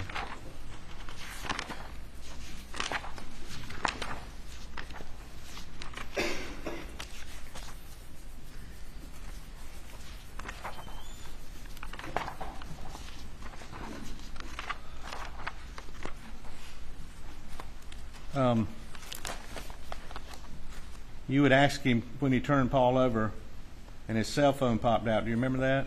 Yes, I do. And what's his answer just a little while ago? I don't know. I mean, when I went up to him, the phone came out, but I don't remember having any intentions of doing anything with the phone. Well, the first interview, he stated that the phone popped out and that he picked it up and thought about doing something with it, thought better of it, and put it back down. In this interview, he said it came out, right? Yes. Now, Paul's phone, did y'all attempt to do, so you had it from June 7th until today? Yes. Okay. Were you able to do a full extraction on Paul's phone? We were able to finally do a full extraction in March of 2022. Okay, March of 2022. Yes, sir. What, if any, information came as a result of that extraction after March of 2022? The kennel video. That we've all seen, yes. The kennel video where Paul is videotaping the chocolate lab, and you can hear Maggie and Paul and Alec in there. And that video is time-stamped at 8:44. Say it again? 8:44 p.m. And until that day, what day was it, do you know? Well, if you don't, that's fine. But it came out. I believe I got the information on April 8th of 2022. Until that day, and it was extracted, to your knowledge, did anybody else in the world know that was on there except Paul? Nobody, to my knowledge.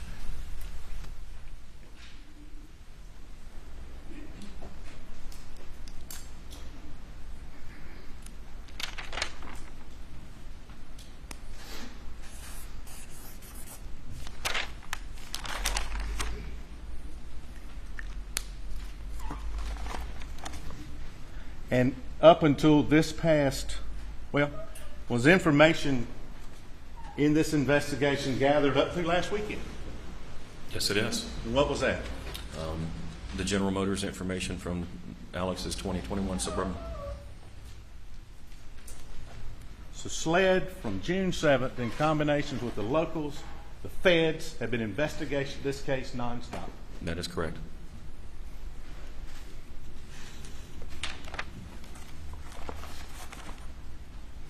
Where is it? What is it?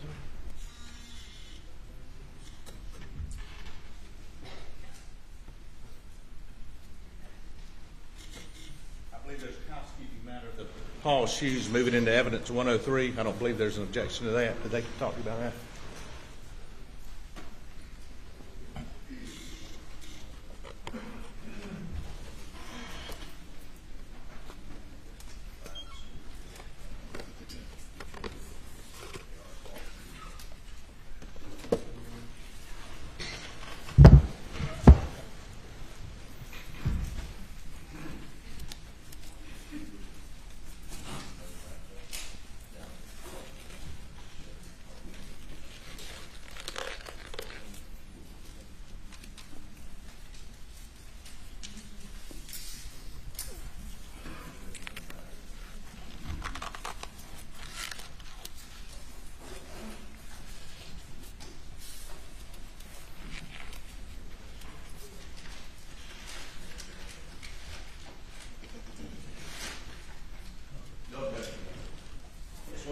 Objection. Thank you, gentlemen. 36 without objection.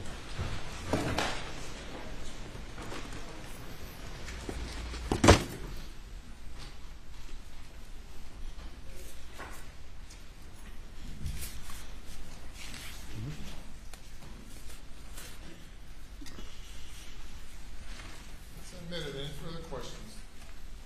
Yes, sir. I don't believe I asked you this, but for the couple of questions. Were there any other credible leads that you've investigated that led you to anybody else beside Alex Murdaugh? Not credible, no, sir. Did you follow up with every lead that came in on this case, social media or otherwise? Yes, we did. All the SLED did? Yes, sir. Locals? Charleston, Collin County as well, yes. Law enforcement really worked together on this case, didn't it? Yes, we did. And is the individual that you took this statement from on August 11th of 2021 in the courtroom? Yes, he is. Sitting between Mr. Harpootlian and Mr. Griffin? Yes, sir, in a blue blazer and a white shirt. We'd ask the record so reflect. That's all we have at this time. Thank you. Cross-examination.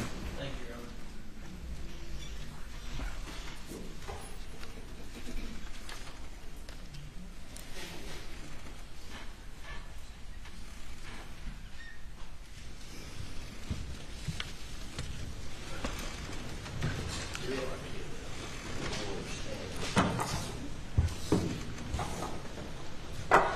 afternoon, Agent Oak. Good afternoon, sir. Get my stuff organized here.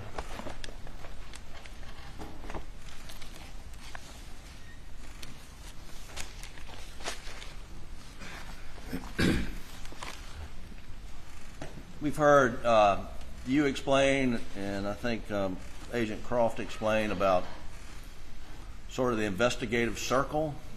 Yes, sir. And I think you talked to Alec about that on the video, that he is in the circle. Yes, sir. And he was in the circle from the moment he called 911, correct? I would say yes. And no one had to give you any lead to put him in the circle, right? No, sir. He called 911. He's the one who discovered. He's the one who discovered him. He's closest in relation to him. So when you're asked about, were you given any other credible leads except the one that led to Alec Murdaugh? I mean, he was there from the moment he called 911. Yes, sir. And what has happened over the last year and a half, 2 years, is, as you explained, you've been unable to get him out of the circle. Isn't that right? That is correct. So if someone's in the circle and can't get themselves out, they end up sitting over there where he is today. That's what happens. Isn't that right? As long as there's credible evidence to keep them in that circle, yes.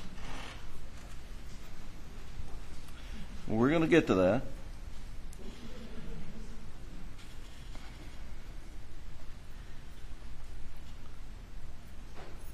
Here,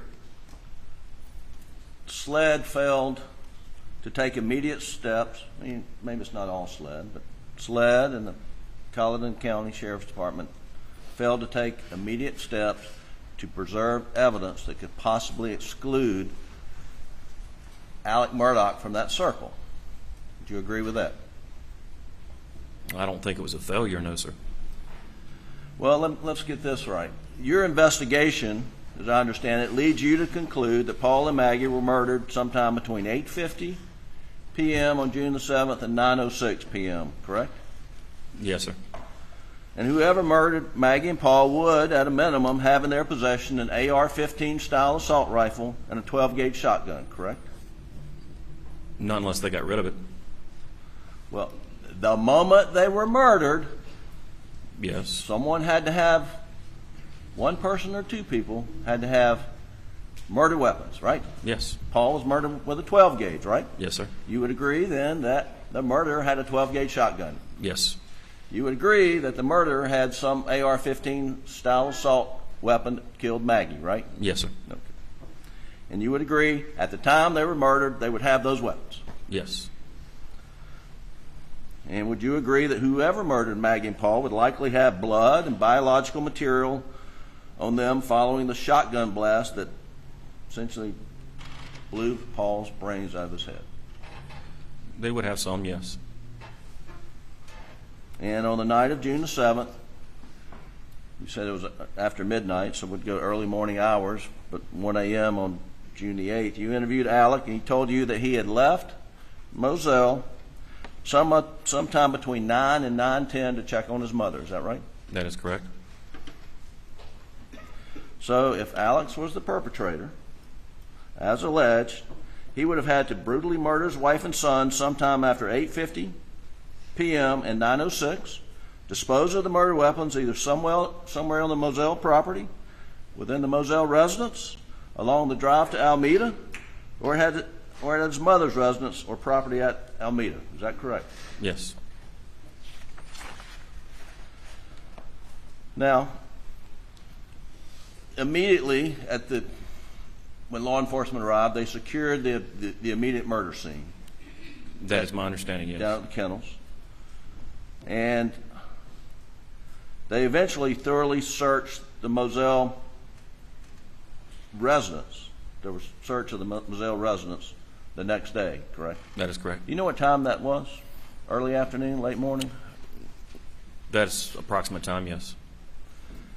And No murder weapons were found in the residence, is that correct? That is correct. And no murder weapons were found on the property at Moselle, is that correct? That is correct. And was a search of the route between Moselle and Alameda ever done? It wasn't walked from Moselle to Alameda, but it was driven several times. And you didn't find any weapons there, correct? No, sir. And was a search of the waterways along the route done between Moselle and Alameda? Most waterways, yes. Excuse me? Most waterways, I don't know if every single one was searched, but there were several waterways searched. Now we know from the General Motors OnStar data that was delivered during the middle of this trial that Alec did not stop from the moment he left Moselle to drive to Alameda. Is that correct? Correct. You've reviewed that? Yes. There's no detours along the way, correct? No, sir.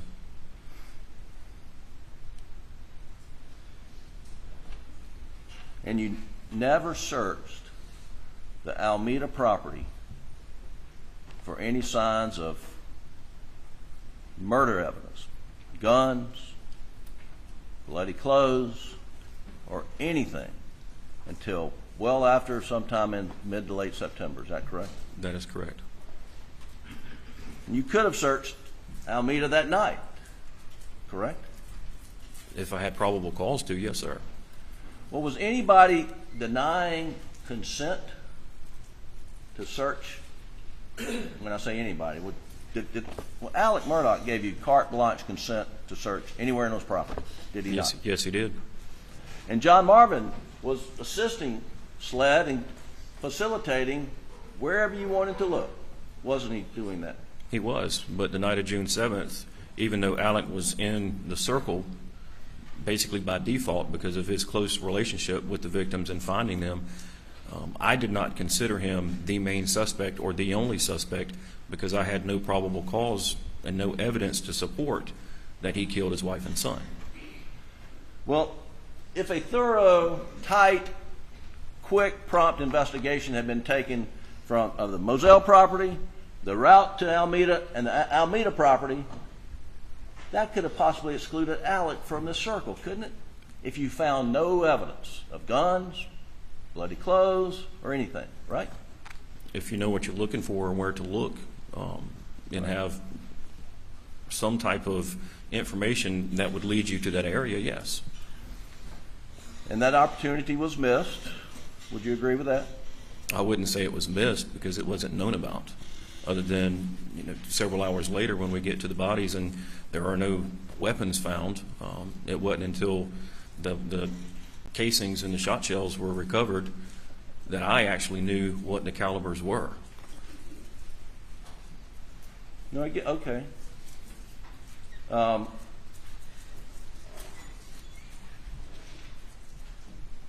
Pretty clear the night of the murders, Colleton County Sheriff's deputies on the scene recognized the shell casings as being 300 blackouts, correct? That is what they told me, Okay. but I want to verify for myself. Right. And by 6, 7, 8 o'clock the next morning on June the 8th, Rogan Gibson had been interviewed where he said, I thought I heard Alec Murdaugh's voice in the background. Right? Yes, sir. Okay.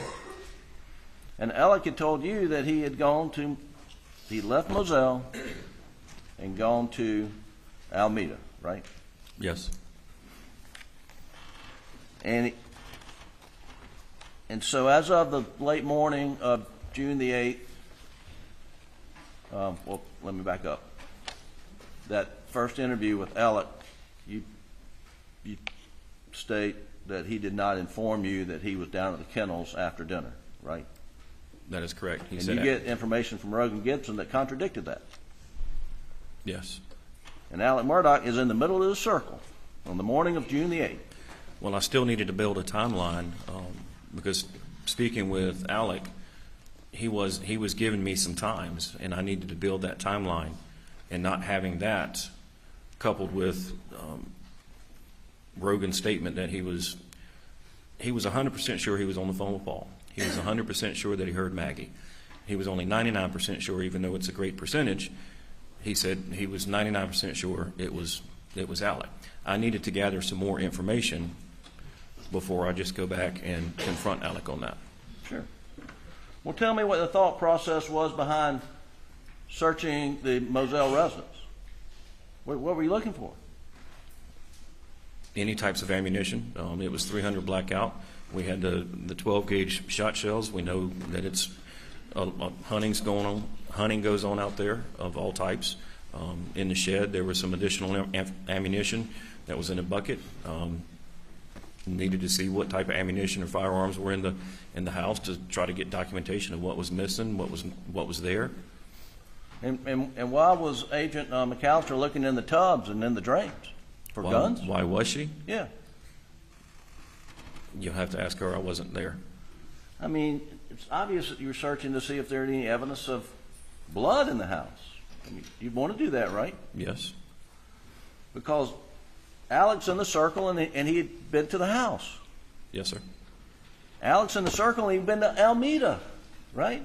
Yes, sir.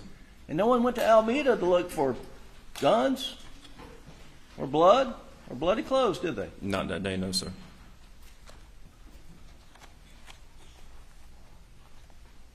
Would you agree that was an opportunity missed? For Alameda, yes. Okay. Now,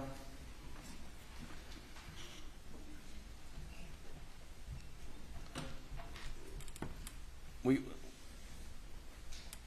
talked about the murder weapons. You would expect that the murder weapons would also have on them, at least the shotgun, the 12 gauge that killed Paul, would have some biological material, blood on the shotgun. Fair enough? Fair enough. And the assault weapon and the shotgun would have GSR on it, would it not? Yes. And if someone were transporting shotgun with blood on it and a rifle with GSR on it, and you got their vehicle, you would look for signs of that in their vehicle, would you not? Yes.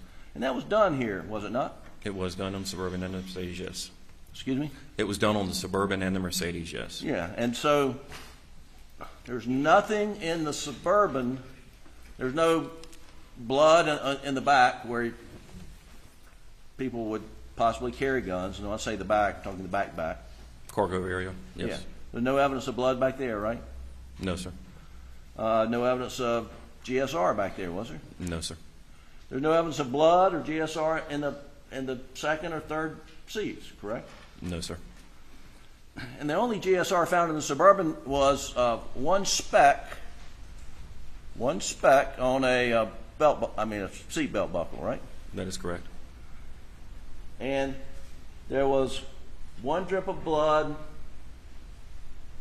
confirmed on the steering wheel that comes back with Maggie's DNA. Is that right? Yes. And we know from the General Motors stuff we just got during the trial that Suburban never went down to the kennels until after Alec came back from Alameda. Is that right? Yes, sir. Okay. So can we rule out that Alec put any guns from the murder in the back of the Suburban? Unless it was wrapped in something. Okay. And have you found anything it was wrapped in? We have a blue raincoat that has numerous particles of GSR in it. Let's talk about that blue raincoat for a second.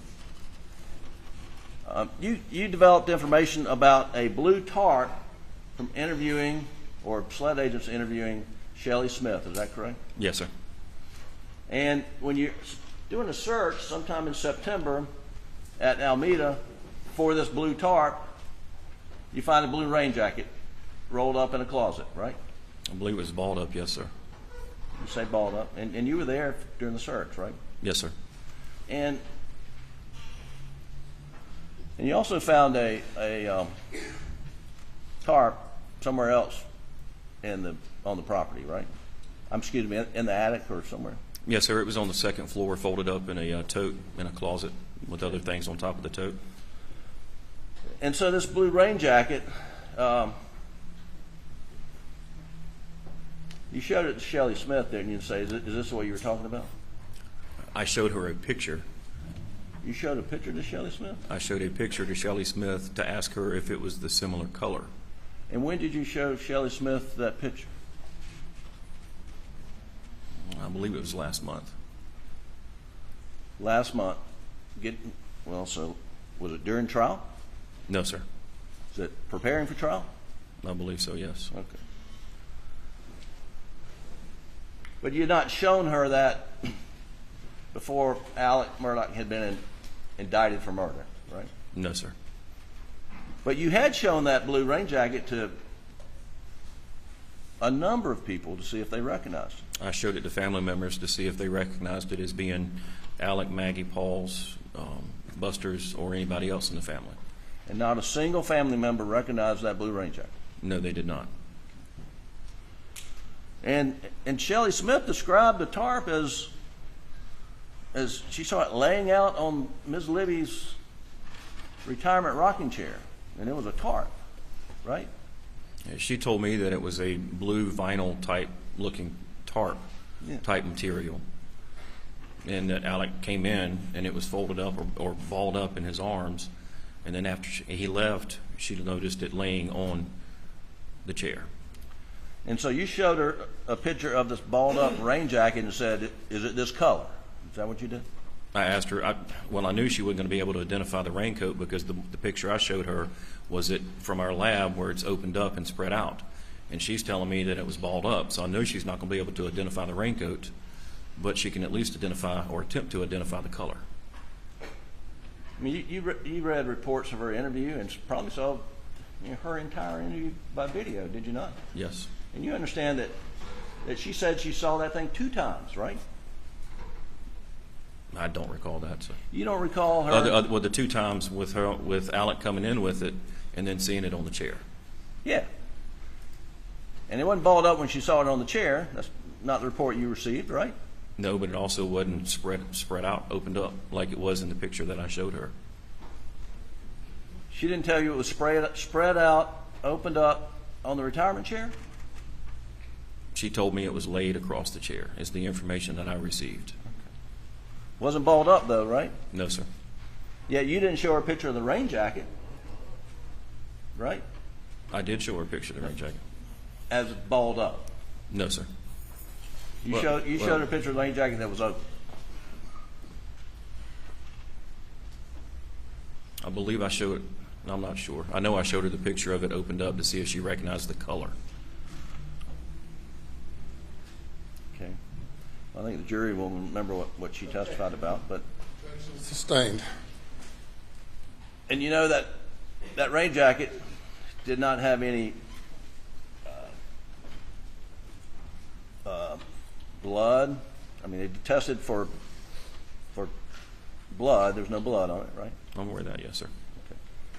And if someone had wrapped up shotgun killing Paul in that rain jacket, you expect to find blood, would you not? At least DNA, yes. Well, there's no DNA either, right? Yes. So there's no DNA and no blood in that rain jacket, right? There's no DNA, yes. And you know it was tested with LCV and there was no presumptive sign of blood there, right? Correct.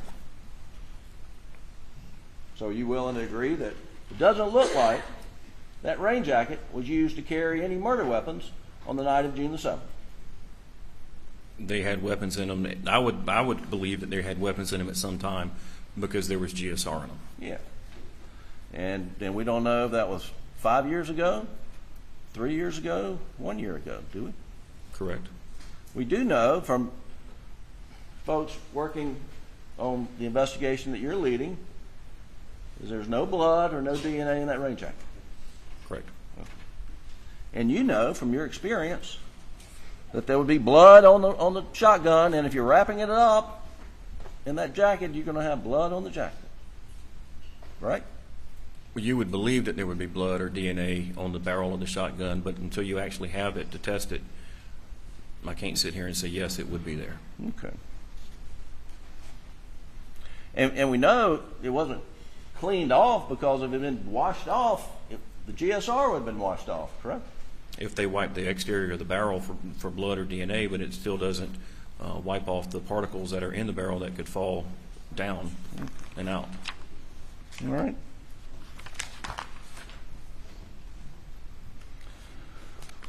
And let's talk about washdown. Did you notice any wet spots in the back of the Suburban? No, sir. You notice any wet spots in the back seat of the Suburban? No, sir. Did it look like the Suburban, anything wet had been placed in the Suburban? No, sir.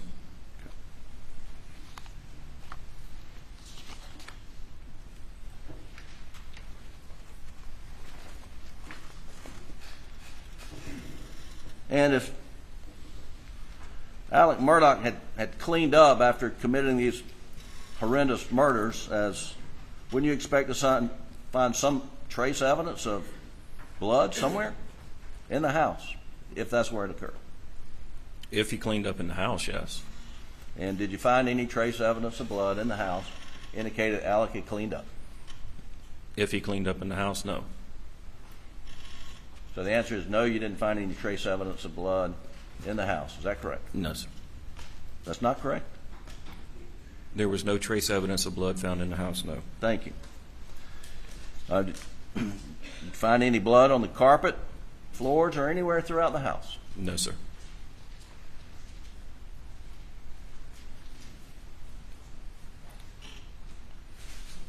Now let's talk about Alec's clothes. On July 7th, 2021, you obtained a Snapchat video of Alex in khakis and this short-sleeve dress shirt taken by Paul sometime on June the 7th. Is that correct?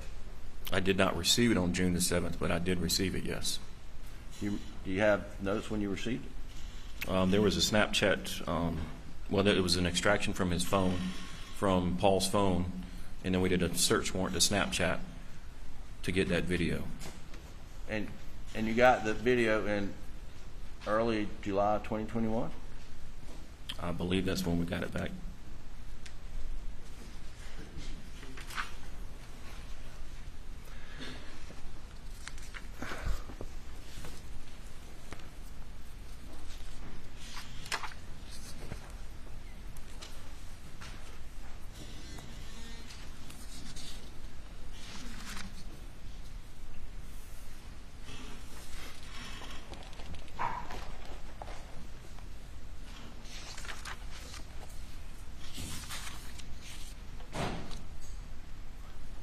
And Agent, it may not be in your narrative, your case management notes, but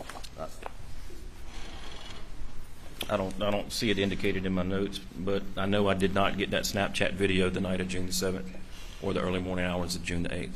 No, I said July. I'm sorry. Okay. We got it a couple weeks after. Yes. Yeah. So by early July, you had the Snapchat video. Yes. And it's in the evidence as Exhibit 306. Will you please just pull it up, Doug, and let's freeze it. Stop it right there. Now, is this the same video that you showed Alec during the August 11th, 2021 interview that the jury and all of us just watched? It appears to be the same one. Yes. I mean, and you're pointing out to Alec in that interview, you know, here's a picture of you in these clothes, and when did you change? That was your question, right? Yes, sir. And his answer was, I don't really remember when I changed. Is that right? That is correct. And it looks like he's wearing khaki pants, right? Yes. And it looks like a dress shirt. I think that's what you called it in the interview. Is that right? Yes. Would you agree it looks like a blue dress shirt? It's a light blue, yes. Okay. And you agree that on August the 11th, at the conclusion of the interview, you essentially confronted him. Did you kill Maggie? Did you kill Paul? And he asked, am I a suspect? That happened on August 11th. Is that right? Yes, it did. And you said, I got to go where the evidence leads me. Yes. Is that right? And And you testified here today that on that date, Alec Murdaugh was the one and only suspect. He was the only known suspect at that time, yes. And I think you testified that that you had interviewed Blanca, or you got some information from Blanca, but where Blanca had talked about a conversation she had with Alec after this interview on August 11th. It was sometime later, yes. And Alec was asking during this conversation with Blanca, what do you remember I'm wearing? Objection. Nature of the objection. State the sweet, self-serving hearsay it calls for. He's asking him what the defendant said. Objection sustained.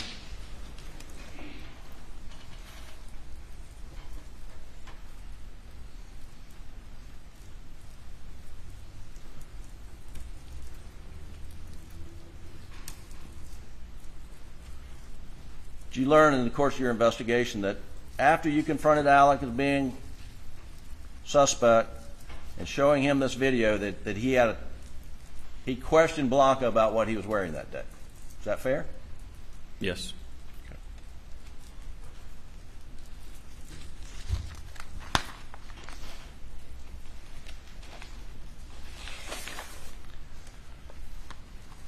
Up until August 11th, Alec had given you carte blanche to search anywhere, anytime on any property he had. Is that right? That is correct. And on August 11th, he was encouraging you to try to get information from General Motors, and he would do whatever he could to facilitate that exchange, right? Yes. And up until August the 11th, I mean, you'd reached out to Alec, me, John Marvin, whenever you need to go on property to do anything, and you always got consent, correct? That is correct. And anything you asked, for the most part, it was provided. Yes. At no time prior to August the 11th, 2021, did you ask Alec Murdaugh, where's that blue shirt? Where are those khaki pants? Where are those shoes? Did you? No, sir, I did not. And you have never asked him for that blue shirt, those tan shoes, and those khaki pants, have you? No, sir. And the reason you didn't, because you weren't concerned about those clothes. Your investigation has been focused since early June on the T-shirt he was wearing, the shorts he was wearing, and the shoes he was wearing at the time he called 911, right? Yes. Is that correct? Yes. And you were actively investigating whether or not the T-shirt had evidence of high-velocity blood spatter, which you would expect to find on someone who was shooting Paul. Back spatter, yes. Back spatter. And your agency, in fact, engaged an expert out of state to give his assessment on whether there was high-velocity back spatter on the T-shirt, shorts, or any part of the clothing, right? Yes, we asked an individual to examine it to look for back spatter. And that was after it had been sprayed with, the shirt had been sprayed with LCV to see if there was any indication of blood on the shirt. Yes. Okay. And I noticed that you opened up in these exhibit boxes. I mean, you opened up, pulled out Alec's shoes, you pulled out Alec's shorts. Mr. Meadows paraded shorts around the courtroom. But you didn't pull out the shirt, is that correct? No, sir. Because the shirt is turned purple completely, has it not? Yes. Okay, and that was from treating it with this LCV. That is correct. Okay. That is my understanding. Right.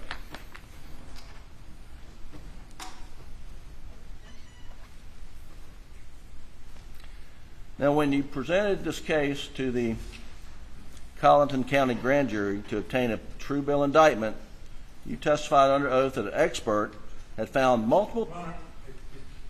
Is he talking about grand jury presentation? Carlton County, you can't, it's not a record of a county grand jury.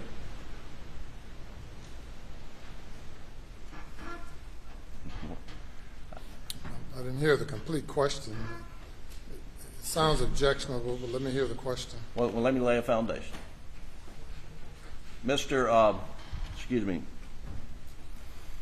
Agent Owen, before you testified before the Collin County Grand Jury, you prepared an outline of your presentation, did you not?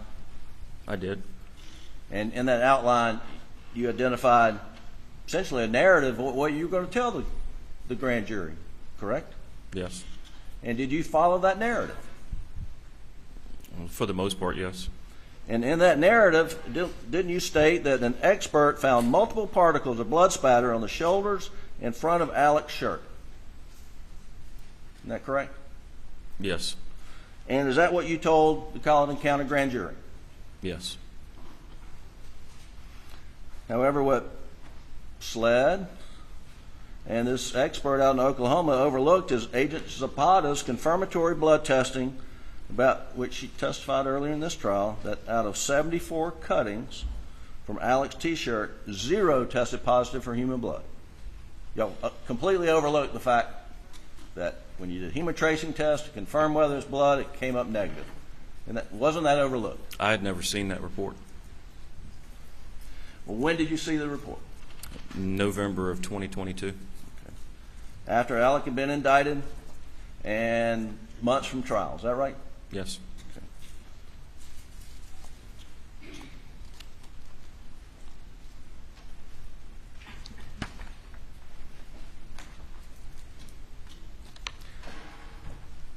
Now, a couple of things. You talked about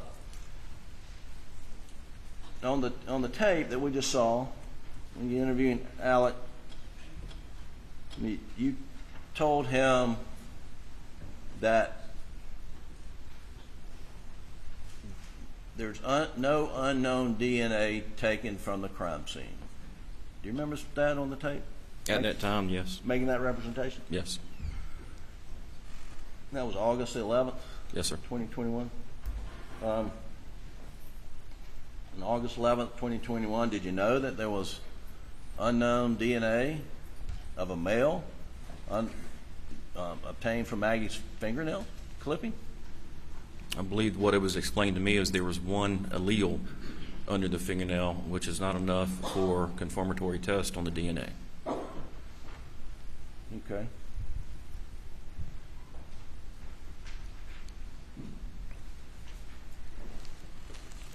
What did you hear in court? There are 3 alleles? I heard that it was one.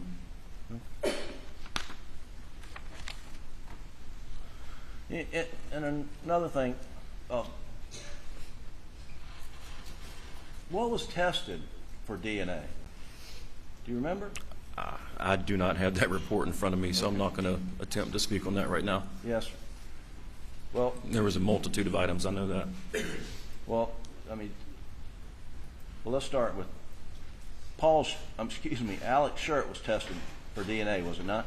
Yes. Maggie's clothes were not tested for DNA, were they? No, they were not. Paul's clothes were not tested for DNA, were they? No, they were not. Now, in your communication with Mr. Bevel out in Oklahoma, at one point in time, he asked you to look into whether there was a blood mark in Paul's pocket and whether there was a matching blood mark on the outside of Paul's pocket. Do you remember that? Yes, sir. Was any DNA testing done of that area? No, sir. But Alec's shirt was DNA tested front and back, right? Correct. But Alec wasn't the victim of any crime on the night of June the 7th, was he? Not to my knowledge, no. So why are you testing Murdaugh's clothes for DNA? What are you expecting to find? Evidence to include or exclude him.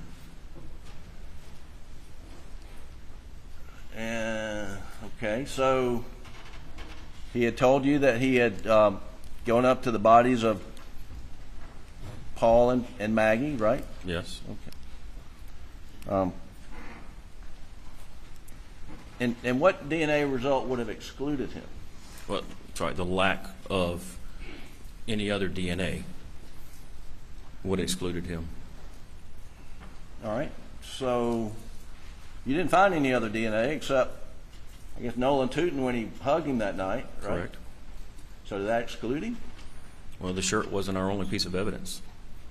Well, the shorts. Did you find any? The shorts weren't our only piece of evidence. I'm trying to focus on DNA. Okay. I mean, so the DNA didn't really add much whatsoever. Is that correct? Correct.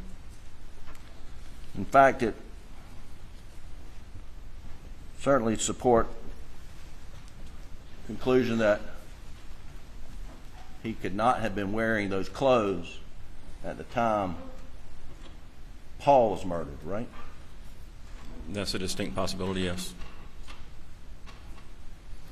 Well, I mean, we already talked about, and the jury's already seen how gruesome Paul's injuries were. They've seen the blood in the feed room, and they've seen everything that is unimaginable. There was no DNA found on Alec's shirt from Paul, was there? Except for the little piece down the hem. There was some DNA of Paul on that shirt, yes.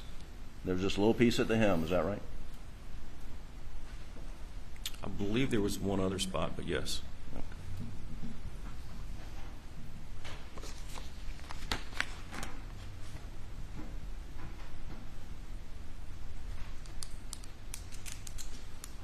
In your outline to the Colleton County Grand Jury, it indicates on page 18 that you found DNA in the areas of spatter that were identified belonging to Alec, Maggie, and Paul. Do you remember that? Yes, and that was from the report that I had in my possession. And was that accurate? Now that I had the hemotrace report, the hemotrace indicates the parts that she tested, no human blood was found. So you didn't know at the time, but you know now that what you told the Colleton County Grand Jury was not correct. Is that fair? In reference to the shirt, correct.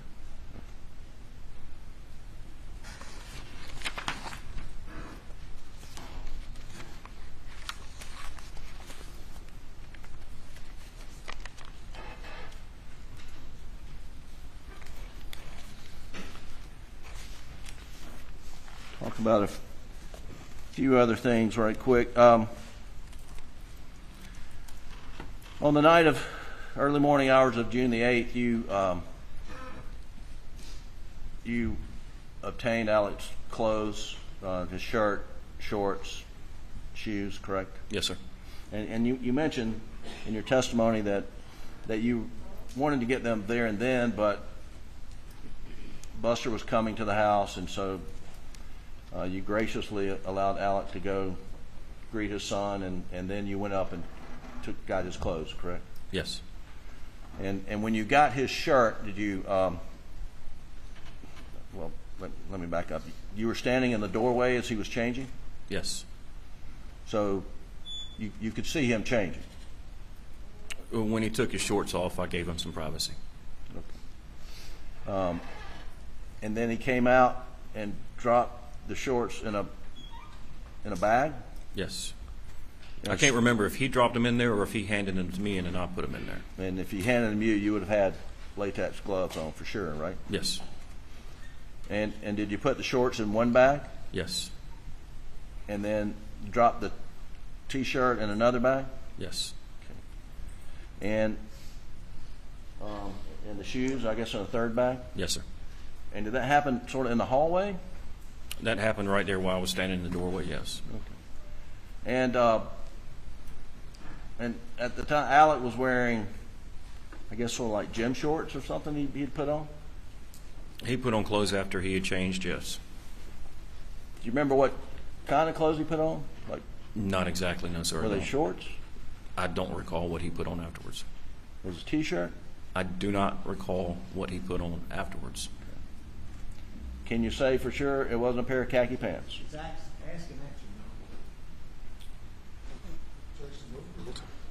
Can you say for sure it was not a pair of khaki pants? I do not know what he put on afterwards. Okay.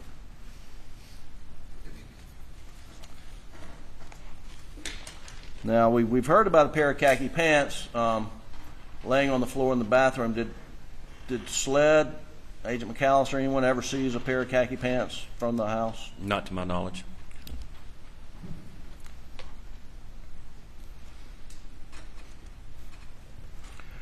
One of the things that you testified to, and I just want to see if we can clear it up. I don't. You stated in your testimony that Alec indicated he attempted to contact Nolan Tootin that night. Are you sure it was Nolan and it wasn't Rogan? He contacted Nolan Tootin that night and attempted to contact Rogan Gibson that night. Okay. And you also mentioned that as you're driving from Charleston, it's intermittently raining, sometimes hard, sometimes not so hard. Yes, sir. And then when you got to Moselle, it looked like it had been raining. Sometimes it rained hard, sometimes not so hard. Yes, sir. And wasn't it true that rain was dripping off the rooftop of the kennels and above the feed room onto Paul's body? That's a fair assessment. Okay. And on his body, and then it was washing down the concrete pad. I mean, that's a fair assessment also, isn't it? Yes, sir. And if the jury has seen in this trial photos of puddles of water that may look like blood, it's very easily explainable that it came from the rain dropping on Paul's body, right? Yes.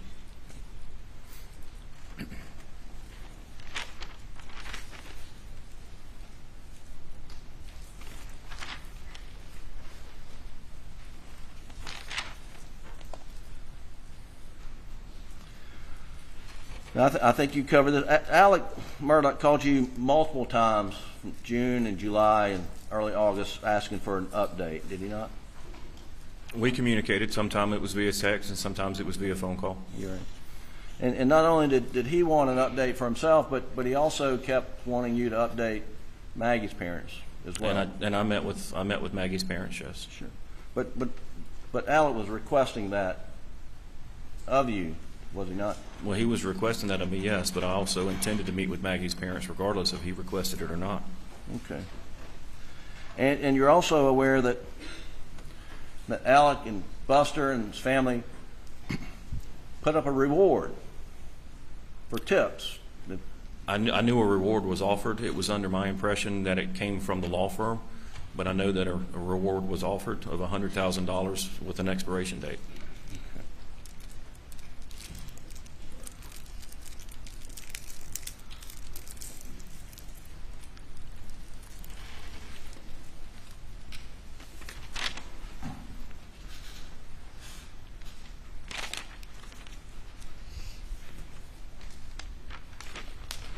And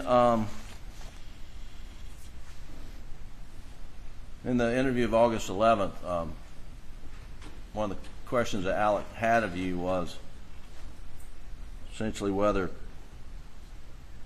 Maggie and or Paul suffered. Mm-hmm. Do you remember that? Yes, sir. And I think you told them that if they did, it wasn't for very long, a matter of seconds. Is that right? Yes, sir.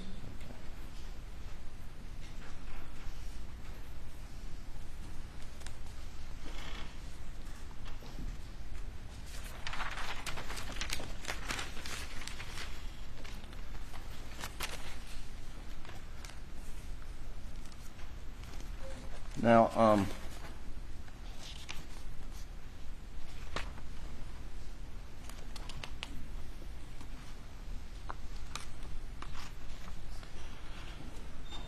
let's talk about the shot shells. The shot shells that were found in the feed room where Paul was murdered.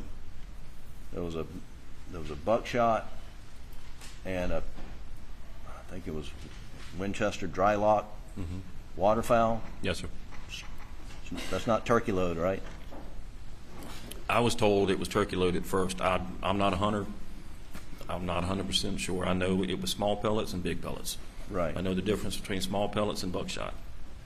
And that after, okay.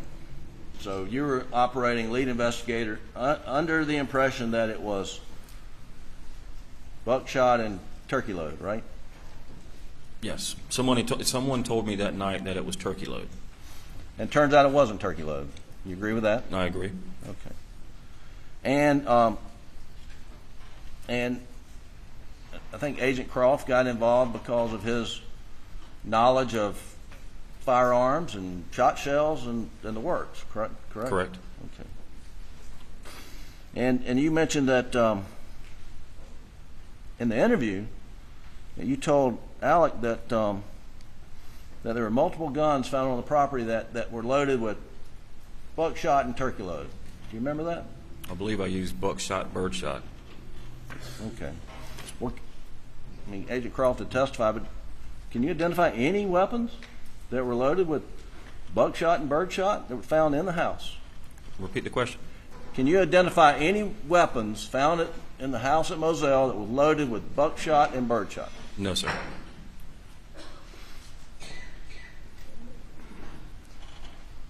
Now, when you told Alec that there were multiple weapons loaded with that same load, buckshot and birdshot, I mean, was that an investigative tool, or were you just under the misimpression that that was the case? Investigative tool. So you lied to him? I'm allowed to use trickery to elicit a response. I understand. And so you're trying to trick him. Agreed? I'm allowed to use trickery to elicit a response. Yes. Okay. And you're allowed to do it, and you did it. Yes.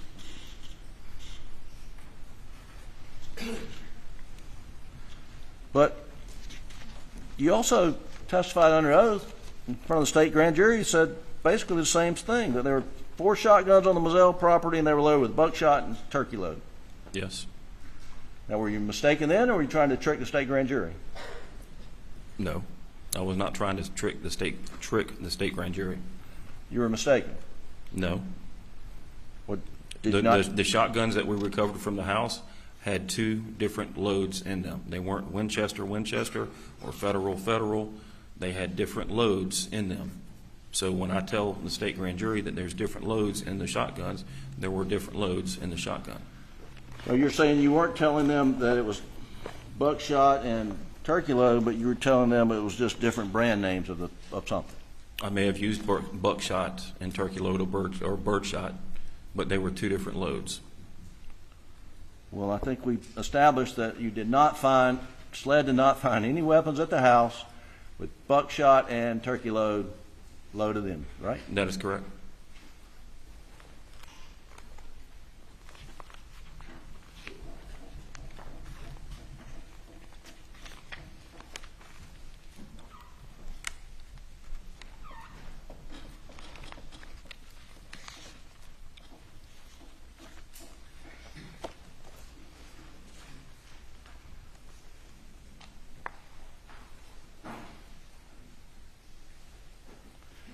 I'm gonna show you page 48, line 7 through 14 of your statewide grand jury testimony.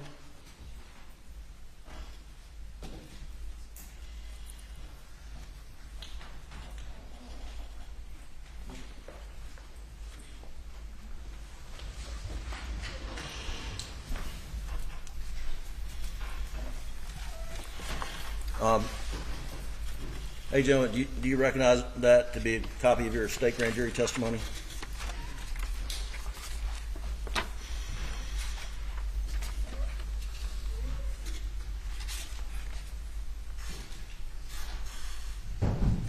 Yes, I do. And what date was that given? Tuesday, November 16th, 2021. All right, and if you'll go to the page I had open, and I tell you, I'm going to read the question if you'll read the response. It says, at line 7, all right, and were all of them, to your recollection, loaded like that? And your answer was? They were located loaded in a similar fashion. Yes. Question, in a similar fashion? Yes, sir. Question, with 1 turkey load and 1 buckshot load? Response, yes, sir. All right, thank you. And that was not accurate, correct? Correct.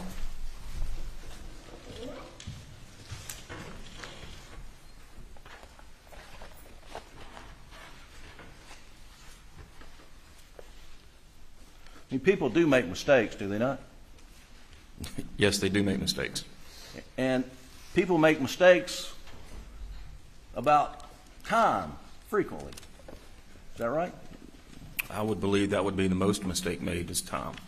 Okay. And here, you were asked to identify inconsistencies with Alex's statements to you, and the one that you pointed out was times. Do you recall that? Well, the inconsistencies is they kept changing. Well, that's right. I mean, you said that he said on June 8th he was at his mother's for, quote, a little while.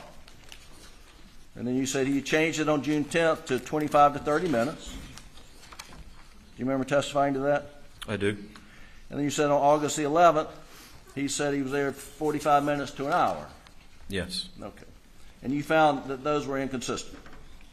Well, there was a difference between 20 to 30 minutes and 45 minutes to an hour. Well, let's work on that.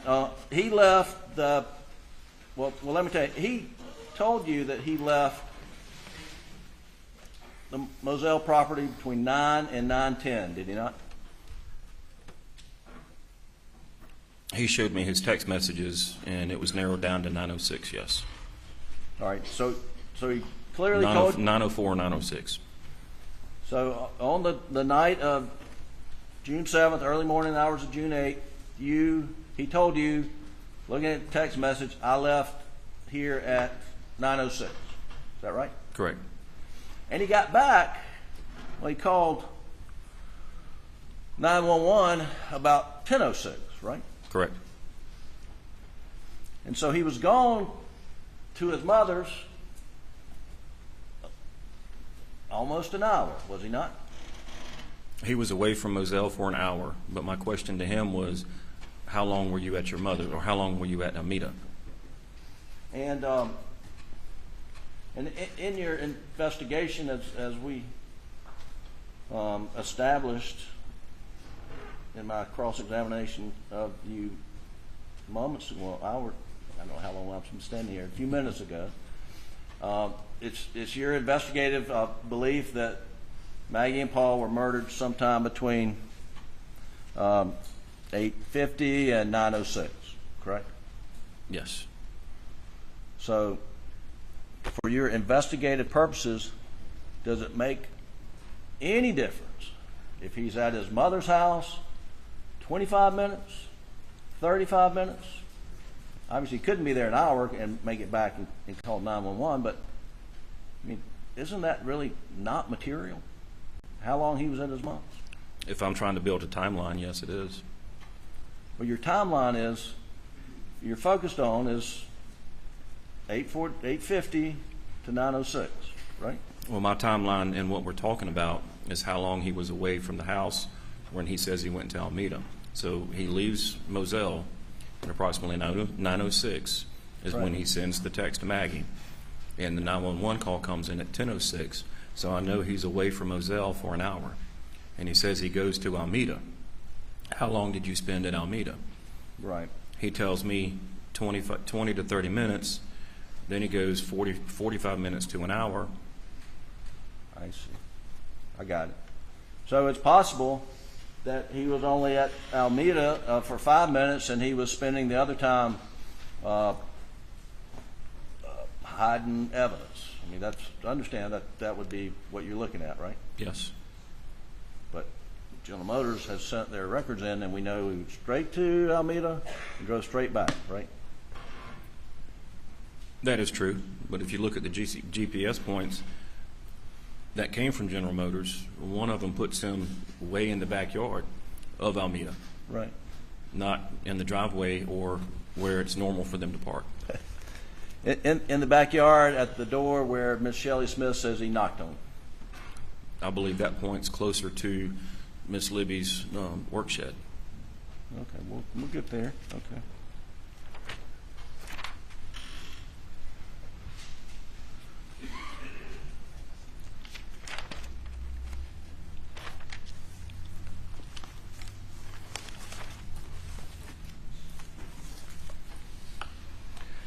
But we know from phone records essentially when he got there, like 9:22, correct? Yes, sir. I believe that's the time, yes. And we know from the GM telemetry data and the GM OnStar and other records what time he left, about 9:45, right? Yes. And so we know exactly how long he was there. Yes. But the fact that he couldn't recall whether he and Paul rode around for an hour and a half, two and a half hours, you found that significant in your investigation? Yes.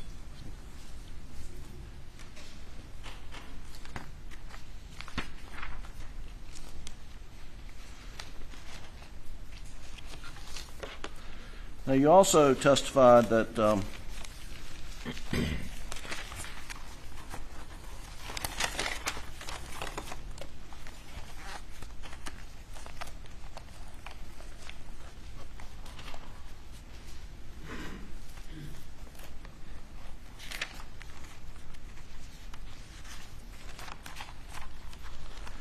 that in the fall of 2021, there started up a financial investigation into Alex's financial dealings. Is that correct? Yes, sir. And you said that overlapped and fed off each other with what your murder investigation was doing? Yes, it involved Alec. Right. So we were looking at the totality of the circumstances and seeing if there was any paths that crossed or. Okay. Well, I tell you what, I'll skip one part. In your interview, as of August 11th, you told us that you had excluded everyone from the circle who had come in to the circle except for Alec, and he was your one and only suspect at that point in time. Yes. And you talked about interviewing C.B. Rowe and him telling you where he was on June 7th, right? Yes. But he later, you found out, he lied to you about where he was on June 7th, right? Yeah, he came forward and was honest with us without us even approaching him. All right. But he was initially told you one thing about where he was, subsequently told you I was not honest about where I was. Yes, he didn't want Mr. Murdaugh to know that he was looking for another job in fear of being fired. Okay.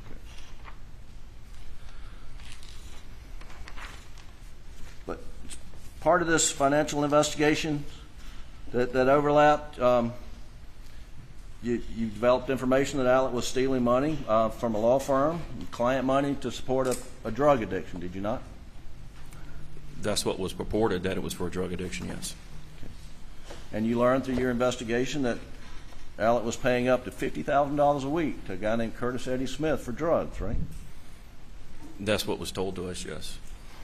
And you learned through this investigation, what was told to you, that Eddie was buying these drugs from other folks, members of Sand Hill drug gang, right?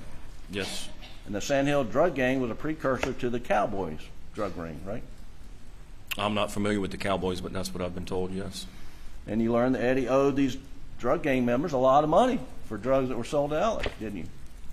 I believe the information came into that they weren't worried about what was owed because they knew they were going to get paid. That came to you after the Maggie and Paul were murdered, right? That came to us after September-ish incident as well. And did you ever conduct a cell phone analysis of these drug gang members to see where they were on the night of June the 7th? I didn't have their phone numbers. In my experience, that they don't keep the same phone numbers. They use what's called burner phones. But we also did an analysis around Moselle trying to encompass anybody else coming in, and that information did not pan out. There was only 2 people identified, and they were emergency first responders. And you're talking about the geofencing stuff? Yes, sir. Well, did you ever obtain any DNA samples from these drug gang members to see if they matched Maggie's fingernail? No, sir. And you really never put them in the circle, did you? The investigation into that, in my understanding, I'm not investigating the drug aspect. That investigation is still ongoing from my understanding.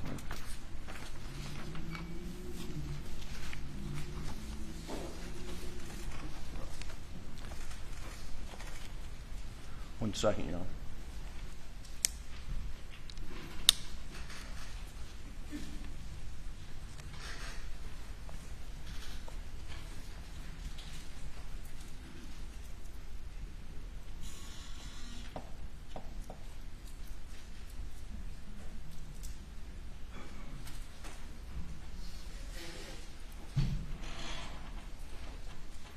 Ladies and gentlemen, if you all would go to the jury room for a break.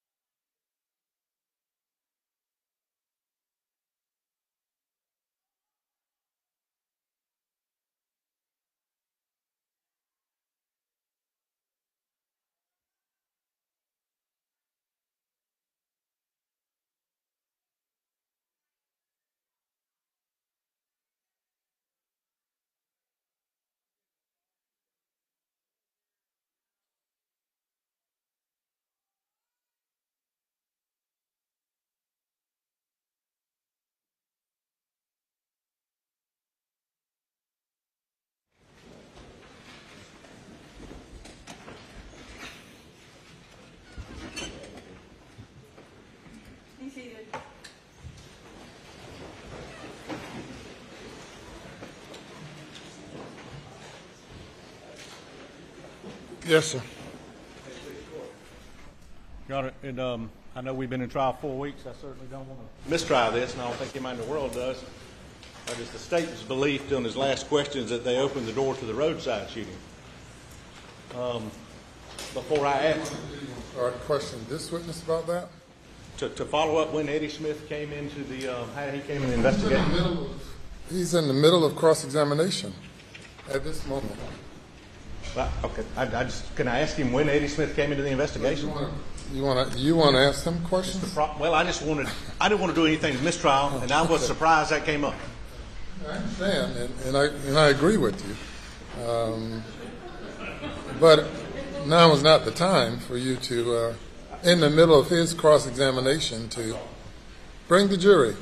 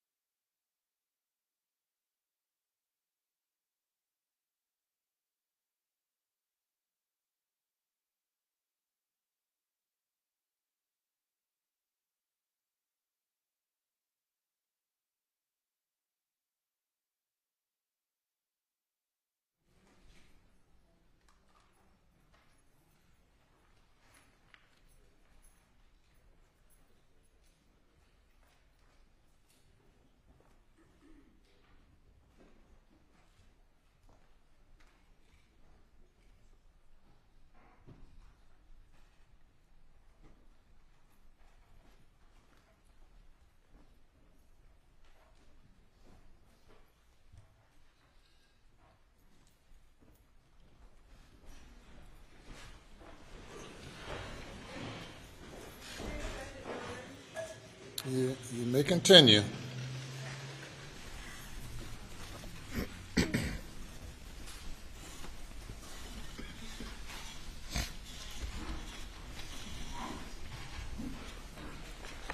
Just a few loose ends, Agent Owen. In your investigation, you did not identify any life insurance on the lives of Maggie and Paul. Is that correct? No, I did not. And one of the things that was asked of Dr. Reamer about a conversation she had with you as to the stain on Maggie's calf. Do you remember whether Dr. Reamer told you that there was a bruise there as well?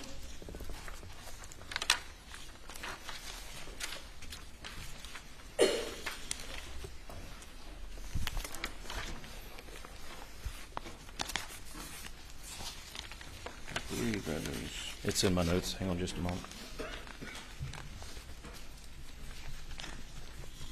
According to my notes, we talk about believes first shot was to Maggie's legs, then abdomen, followed by the wrist to headshot with final rear headshot. There was a bruise on Maggie's left calf that coincided with possibly shoe print, but Dr. Reimer did not feel someone intentionally stood on her leg. Okay. And that's according to my notes. Yes, sir. And your notes related to there was a muddy thing on the back of her calf, and Dr. Reimer noticed there was a bruise there as well. Is that right? Yes. Okay. Lastly, fingerprints. Were there any dusting for fingerprints done in the feed room at Moselle? I am not aware if there was or not. I wasn't in the feed room with the crime scene the entire time. Okay. And and we talked about the DNA swabs.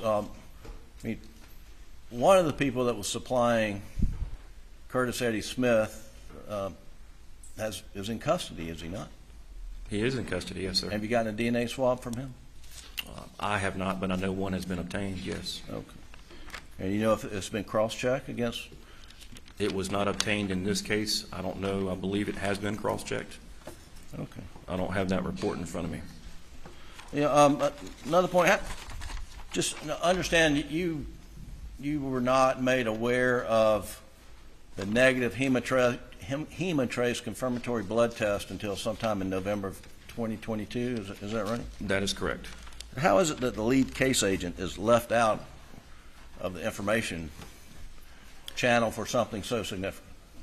From what I was able to figure out when the lab issues reports, pursuant to my case or any other agent's case, we have email notifications to go in and find that report, or there's a new report available. Once I figured out that report existed, I searched my emails and I did not have an email notification that report was there. There's multiple other reports. I had been in there multiple times looking at other reports, and that report, I did not see that report. I was not made aware of its existence.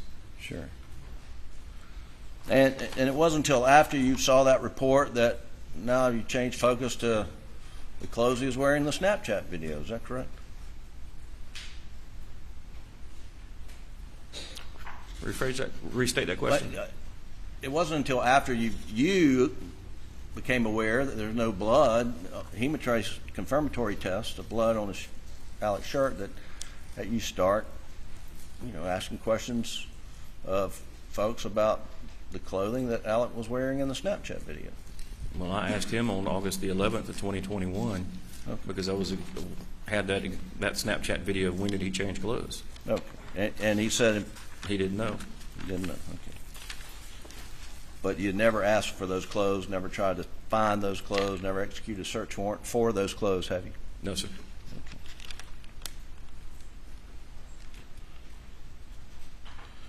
Did you develop any information that Eddie Smith was skimming money, that Alec was paying him for the drugs, that he wasn't paying the Sandhills gang everything they were due? I am not aware of that information. Okay. And the last thing,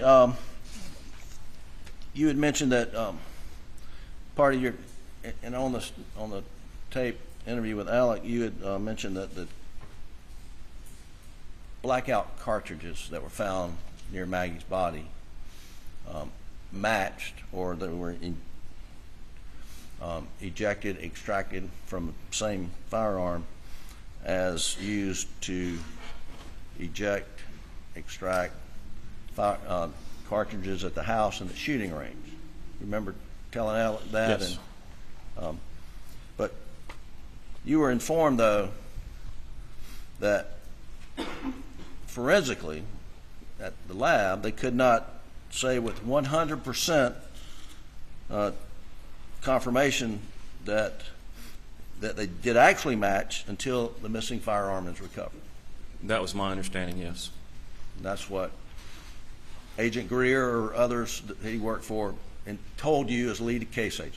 That's what Mr. Greer told me, yes. Okay.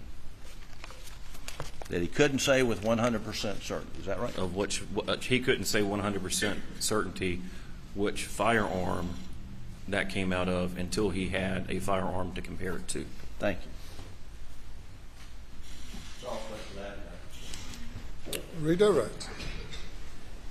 Could he say that those shell casings from Maggie's body, the side of the house, and the shooting range were all cylinder that had been in the same gun at one time? Yes. And when you asked the defendant on that in the third interview, they said this was told him Jackson what I told you. So it was a family-owned gun, right? Yes. And then he kind of responded, how did they get it? He was almost going with you. How did they get it, right? Yes, sir.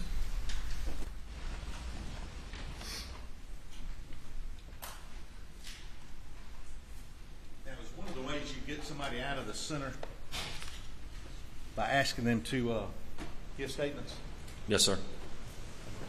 Tell me what happened. Yes, sir. And on June 7th, did you say, tell me what happened? Yes, sir. And on June 10th, did you say, tell me what happened? Yes, sir. And on June 10th, I wanted more detail. I'm sorry. I wanted more detail on June 10th.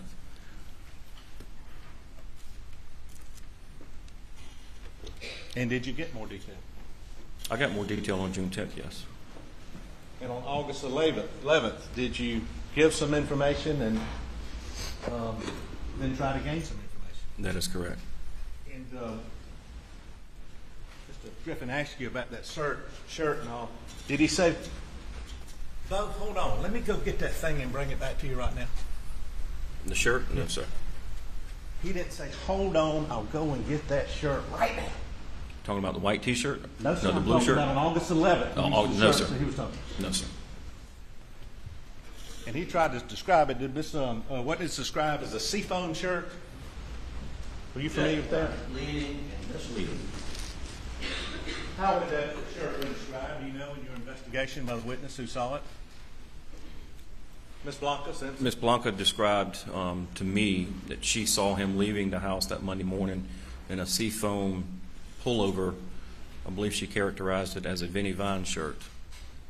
she said a polo shirt leaving that morning. Yes. On this video he showed you with the tree, It's how would she describe that shirt and the tree? A blue button-up she described as a Columbia-style shirt. Columbia. Seafoam. Seafoam color? We don't lead the witness. Did she tell you what color she thought it was? The one leaving that morning. No, sir. No, The one on the tree. blue.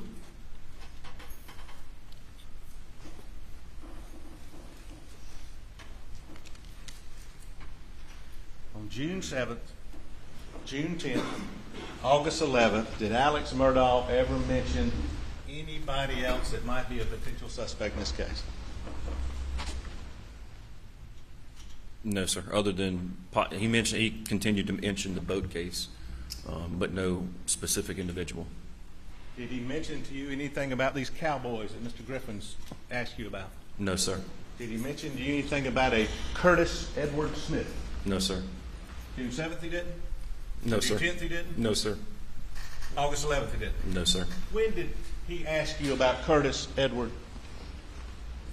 Or when did he bring in Curtis Edward Smith into this investigation? He being Alex Murdaugh. September 4th, 2021. September 4th, 2021. And could you tell us how that came about? Overruled. Continue. How did it come about that Mr. Murdaugh told you about Curtis Edward Smith? On September 4th, 2021, I received a phone call from Randy Murdaugh that Alec had been shot, and they were concerned for his safety and what was going on. And I immediately responded, along with other agents, to the scene. And the scene on Old Salkehatchie Road in Varnville, Hampton County. And did you go to that scene? I did. And did you see the defendant, Alex Murdaugh, at the scene? No, I did not. He had been transported to the hospital. And do you know where he was transported? I believe it was Savannah, a hospital in Savannah. Okay. And at that point, did you or another SLED agent go to Savannah Hospital to interview the defendant? 2 other agents went to the hospital to interview Alec. And was one of those agents Neil? No, Agent Kelly. Agent Kelly? You in the courtroom? Yes. Will you please stand? Is that him? Yes, sir. Okay. Thank you. And in the hospital, and what day was this? September 4th, 2021. September 4th, 2021. And at that point, did the defendant, or did you learn through an investigation, did he say somebody shot him on the side of the road? Yes, through the investigation, that's what's told to us. Well, did he identify anybody on September 4th who shot him? Not by name, he gave a description. He gave a description. Yes. Did he attempt to pick somebody out of a book? No, sir. There was, I believe, a SLED forensic composite artist went down and did a composite drawing with him. So he helped get a sketch of the person who shot him? Yes, sir. Describe the person? Yes, sir. Did they actually do a sketch? Yes, sir, they did. And at that point, had he mentioned anybody's name else in the investigation that you ought to go back and look at about Paul and Maggie's murder? No, sir.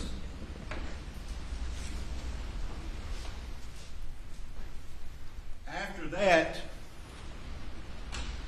did the defendant tell you or your law enforcement friends he was lying about the roadside incident? extent it's hearsay, if he didn't tell this agent, then it's not the appropriate witness. Yes, sir. Did the defendant give another statement about the roadside? Yes, he did.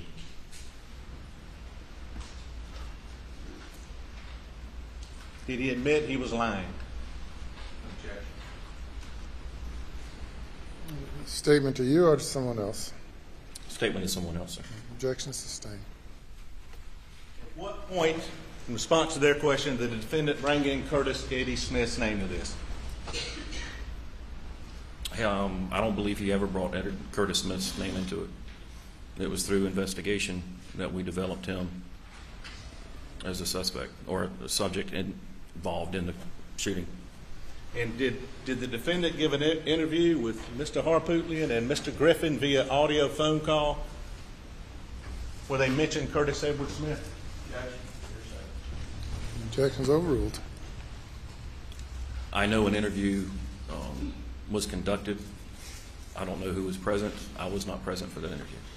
Did Curtis Edward Smith come through this chief investigator's name come out of that interview? I do not know, sir.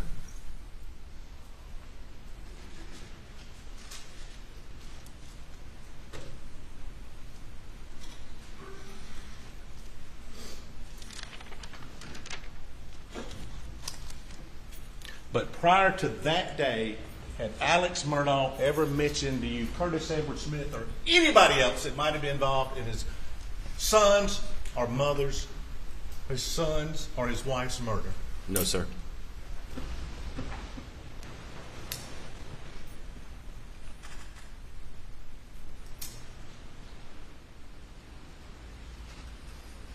So after the roadside incident and whatever he told whoever's going to be called, that's when he brought in other people. Yes, sir.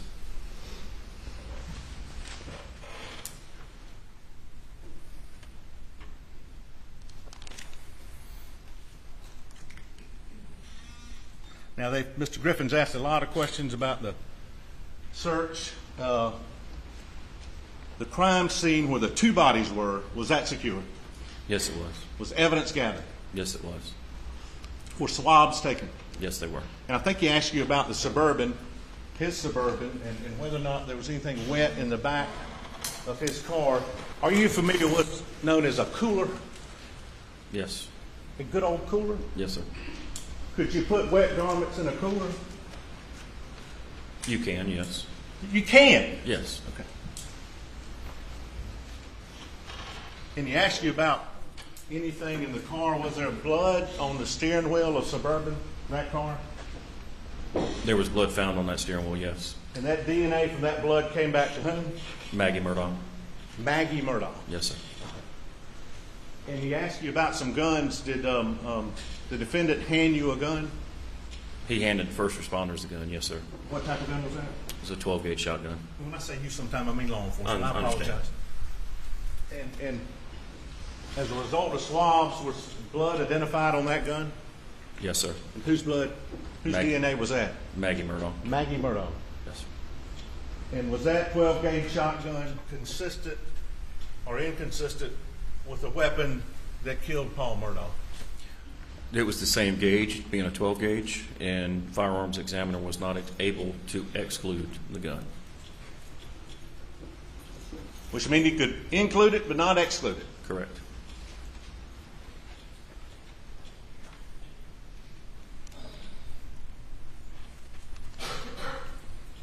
And Mr. Griffin asked you about getting out of the circle. But when you talk to somebody, are you looking for consistent statements, inconsistent? When you're examining or talking to somebody who might be involved, why are you asking them questions? To learn more, to see if they tell the same story. And if that story is contradicted by other witnesses, do you want to know that? Yes, sir. And were you going out to check his story with other witnesses? Yes. What he told you versus what other witnesses told you? Correct.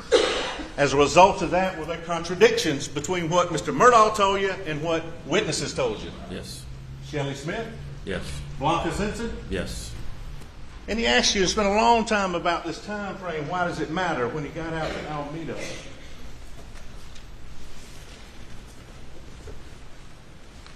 Would it matter if somebody's hiding guns somewhere on Alameda? Would you need time to do that? You would need time, but if you're familiar with it, I don't think you would need that much time. But would it take time to go hide guns?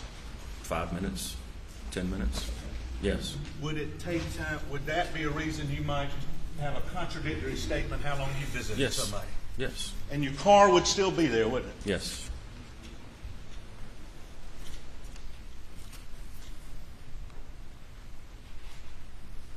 Did CB? He asked you about CB Road. Did he ever identify did he ever tell you about a cooler that was found out there at some point that wasn't usually there?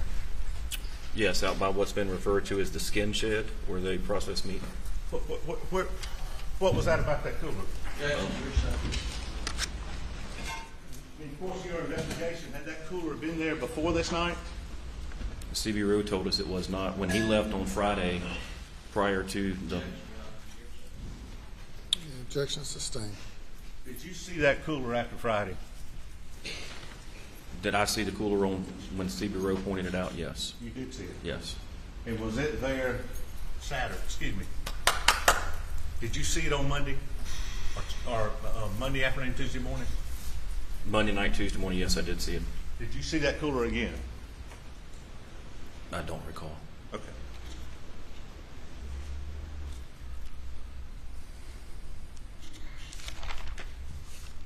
He asked you about the rain jacket, the tarp, and asked you if was there any blood or these notes everybody's giving me.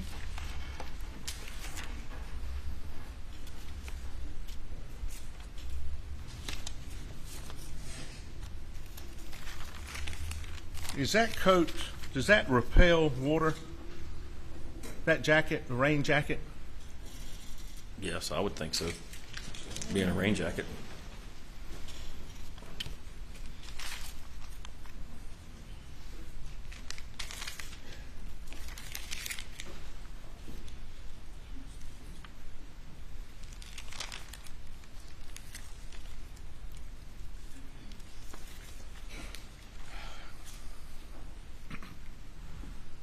Was there GSR located on that rain jacket? On the inside of it, yes. Say it again, on the where? On the inside.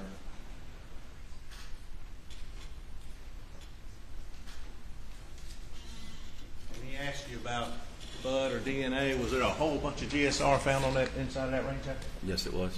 And he asked you about, I believe, Shelley's testimony or about seeing that rain jacket. Did she say he was holding it like this? Yes, she said it was balled up in his arms.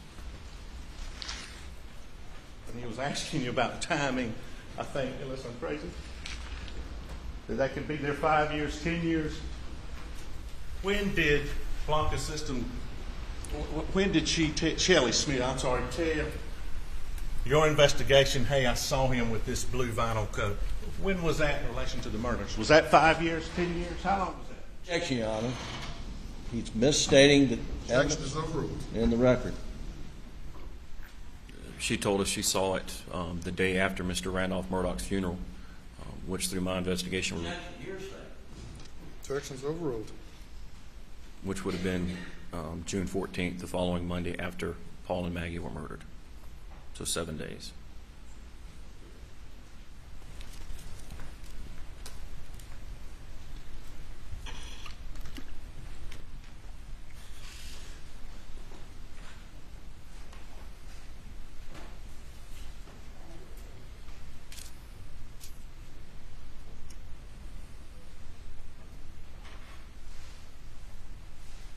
Was there?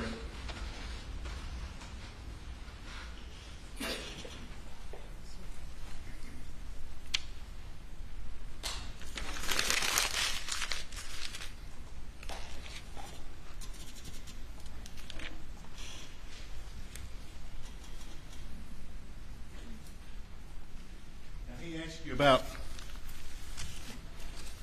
your testimony to the Colleton grand jury. Yes, sir. I didn't know it was out there. Did you give them a summary of the case? The grand jury, yes. And Did that include timeline? I believe so, yes. Some of his financial crimes? Yes, sir. Background? Yes, sir.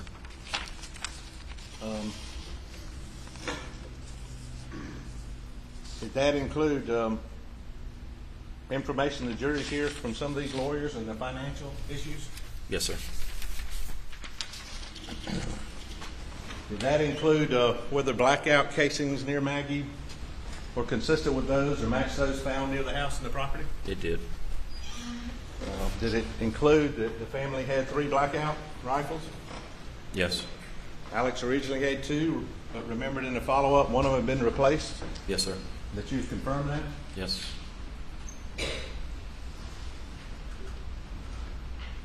Did you present whether or not shotguns of similar make and load were found on the property?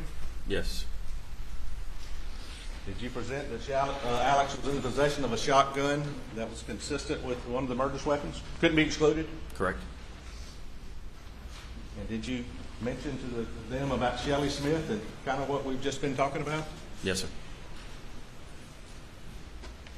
Did you mention to them about defendant denying going to the kennels 3 times? Yes. Leading the witness. Don't lead the witness. What did you tell them about him going to the kennels? That after dinner, he stayed at the house and took a nap. When Maggie went to the kennels and Paul left, he wasn't sure where he went, but that he was never at the kennels after dinner. Did you mention to them about Rogan Gibson? And the phone call that he had with Paul, and that Rogan had heard, Paul was talking to Paul on the phone, heard Maggie in the background, and he was 99% sure that he heard Alec in the background. And that phone call would have been around 8:44 p.m. Did you mention about this to the grand jury? This video ultimately got located or downloaded? That it was found on Paul's phone. And did you tell them the contents of that video? Yes, that Paul was taking a video of the dog, Rogan Gibson's dog, Chocolate Lab, and that Maggie was in the background, and that Alec was in the background. And did you present to them about I think some of what we heard, the money he acquired, he being Alex, after this incident, the money he came into? Yes. Did you mention to them about whether Maggie intended to go to Moselle that night or not?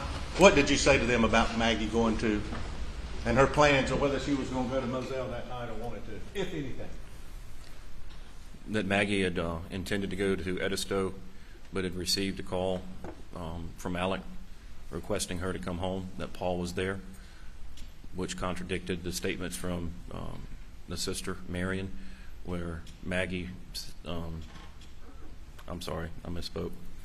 Maggie had called Marion and said that she had received a call from Alec, that Alec wanted her to come to Moselle, that Paul was there and his dad was in the hospital. But during an interview with Alec in August, he stated that it was basically a surprise. He didn't know she was coming. And did you mention to them that a reward had been offered on the offer? That a reward was offered, $100,000 with an expiration date. And did you tell them whether or not there was any other information or any other credible evidence pointing to anybody else? I did.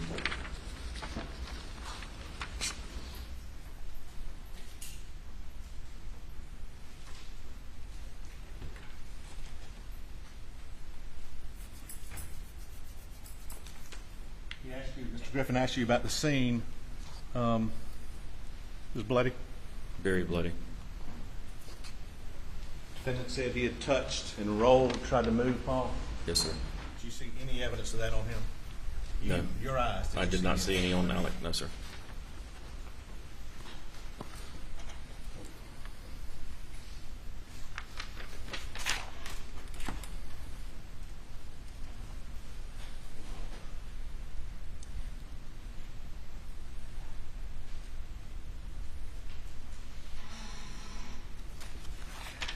Mr. Griffin's gone.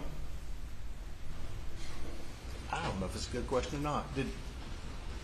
Did they say go to Alameda? Who? Him. No, sir. Alex Murdaugh. Any of the lawyers there? No. They give you consent to search Alameda that night? No, sir. They said go search Alameda. No, sir. Is that funny? I'm sorry. Your Honor, I object to him addressing me. If I found his question humorous, I'm sorry. I thought it was a funny question. It was a rhetorical question. I asked the court to instruct him not to address me, but the witness. Thank you. You may proceed.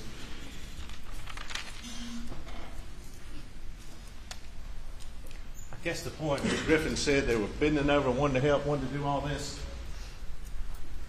He never mentioned Curtis Smith or anybody else until September, right? Leading. Can't lead the I'm witness. sorry. I apologize. Did he ever mention anybody else who could have done this, who could have been involved with, who could have killed my wife and my son from June 7th, 2021 until September of 21? Did he ever mention anybody else? No, he did not. He's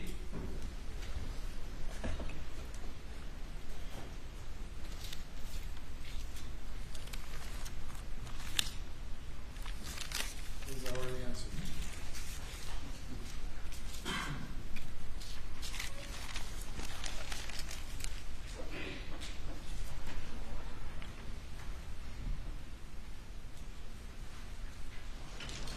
Thank you.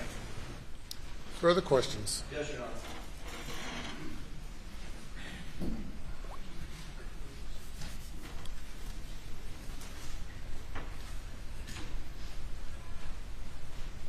Is it police procedure that the suspect of your investigation is supposed to solve the crime? No, it's not. But it helps to have information from other sources. And you were asked a number of what ifs. One what if was like, what if he hid the guns in Alameda? How long would that take? And you said 5 minutes, right? I said 5 or 10 minutes, depending on if you know the area. What if you'd gone over there that night and searched Alameda? How long would that have taken? Quite sometimes, large property. And we would know today that there were no guns hidden on the property. Well, that night, Alec was not considered a main suspect, and I had no information to go search Alameda for guns. At what point in time did you ask Alec, did you hide guns at Alameda? I didn't. First time that question ever came to you was on February 15th at 4:30 in the afternoon. Is that right? Yes, sir. Now, I think you testified about item 22, and I just may not have heard you correctly, but and Mr. Greer's testimony will speak for itself, but the results were he can't say it's item 22 is the shotgun that Alec had when Deputy Green came in, but he can't say, he can't exclude it, he can't exclude it. He can't say anything about it. Correct. Okay.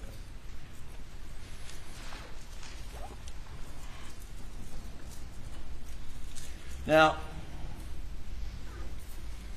you mentioned what Shelley Smith told you in an interview, I take it. Did she tell you? Did you ever interview Shelley Smith? Yes, I did. And you testified that she told you that Alec came over there on June 14th in the morning, right? That's what you testified to this jury. That's what she told you. She told me it was the day after Mr. Murdaugh's, Randolph Murdaugh's funeral. All right. Through my research, would have been June 14th. And you were here in the courtroom when she testified under oath in front of this jury that Alec came over there 3 days later, and it was June the 16th on Wednesday. You heard that testimony, didn't you? That's what she said in court, yes.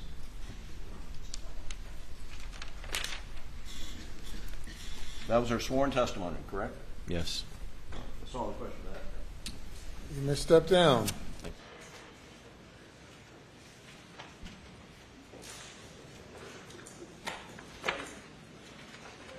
Call your next witness. This guy called is David Gross.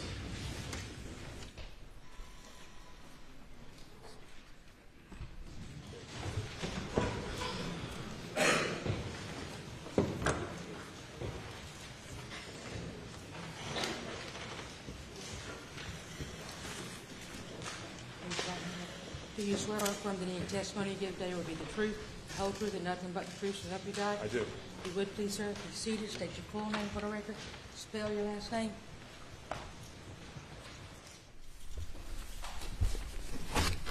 My name is David Grubbs, Grubbs. Good afternoon, Mr. Grubbs. Where are you Good employed, afternoon. sir? I'm employed with the South Carolina Attorney General's office. All right. And what is your job title at the Attorney General's office? I'm the Chief Forensic Investigator for the Internet Crimes Against Children Task Force. All right. And then just briefly, let the jury know what the Internet Crimes Against Children Task Force does. So we assist agencies throughout the state as well as have our own investigators, and we look into peer-to-peer downloads that go over the internet, usually containing child pornography in them. We also do chat ops throughout the state, posing as minors to attract suspects. Okay. My unit specifically does the computer forensics for those cases. Okay. When you say forensics, you mean, for instance, cell phone forensics, correct? Yes. So as part of your job duties, you perform cell phone downloads, extractions, and analyze them, correct? Correct. And you've gone to a number of trainings in the past that's focused on that. Yes, sir. Correct? All right. Can you read for the jury your training in this area, please? Sure. So I am a Celebrite certified operator, a Celebrite certified physical analyst. I'm a certified blacklight examiner, which both of those are cell phone data extraction tools. I'm certified in Forensic Explorer, which is used to analyze computers. Griffi, Analyze training, Detigo in the area of magnet forensics, which is magnet makes the tool Axiom, which is one of our primary tools that we use. I've received advanced iOS and gray key training, advanced iOS examinations, Magnet Axiom Advanced Mobile Forensics, Axiom-based computer forensic examination, and Axiom Advanced Computer Forensics. I'm also a member of the United States Secret Service Cyber Task Force, Cyber Fraud Task Force to be specific, which runs the National Computer Forensic Institute in Hoover, Alabama, where I've been sent to for basic network investigations, Macintosh forensic training, digital investigation supervisor's course, and I received an award in 2020 and 2021 being ranked in the top forensic examiners with the Secret Service. I've had training from the National White Collar Crime Center, which is called NW3C, in basic data recovery and acquisition, intermediate data recovery and acquisition, basic cell phone investigation, cell phone interrogation, advanced wireless network investigations, GPS interrogation, Windows artifacts, social media, identifying and seizing electronic evidence, encryption, and legal concerns for digital evidence responders. I've also been to the SANS Institute for multiple trainings for advanced network forensics and analysis, advanced digital forensics and incident response, hacker tools, techniques, exploits, and incident handling. I've taken a course with Texas A&M Engineering Service for information security, and then for other forensic softwares, I have had Access Data Bootcamp, Access Data Mac Forensics, Encase Computer Forensics, and in addition to that, pretty much every year except for when COVID was going on, we'll go to a national training for law enforcement on child exploitation in Atlanta. All right, thank you. At this time, State would move to enter Investigator Grubbs as an expert in cell phone forensics. No objections. Qualified. And Investigator Grubbs, there are 3 cell phones in evidence in this case, and the data associated, you've analyzed some of it, haven't you? Yes, sir. All right. Let's talk specifically about Paul's phone. And to your knowledge, was that originally extracted by, I believe, John Van Outen of the Secret Service? Yes, sir. And then that information provided to Lieutenant Britt Dove? Yes, sir. All right. And you've received that cell phone information from him, and you've analyzed it as well, correct? I did. Okay. And you were asked to focus on a couple of specific areas in your analysis of Paul's phone, correct? Yes, sir. One of which was Paul's battery habits and battery usage on his cell phone, correct? Yes, sir. All right. I'm going to show you what's been marked as State's Exhibit 530. Do you recognize that, sir? I do. All right. And what is that? That is a report that I generated concerning Paul's phone and battery and shutdown time with the phone. Okay. And you looked, in the week prior to the murders, you looked at how many times Paul's phone it died because of its battery ran out, correct? Correct. And you identified those times, right? Yes, dates sir. And times. Yes, sir. So how many times that week did his phone die in total that week from the battery? 4. All right. And what days were those on?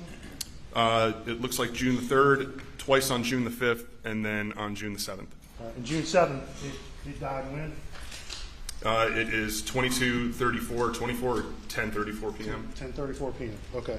And one of the pieces of information that cell phones log is when a phone is plugged back in after it's died to charge, correct? Yes.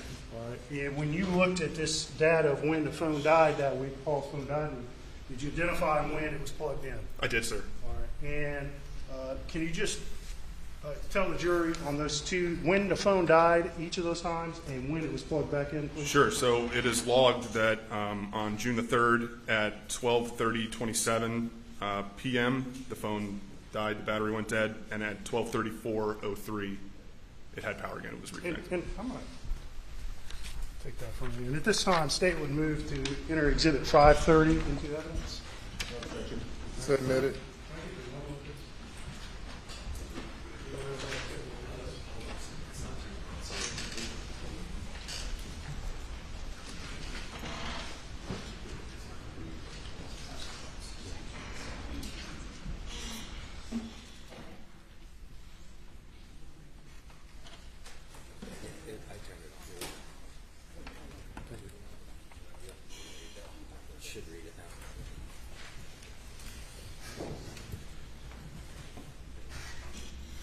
Can you see anything on your screen up there? Oh, here it comes. All right. Sorry about that. Okay, so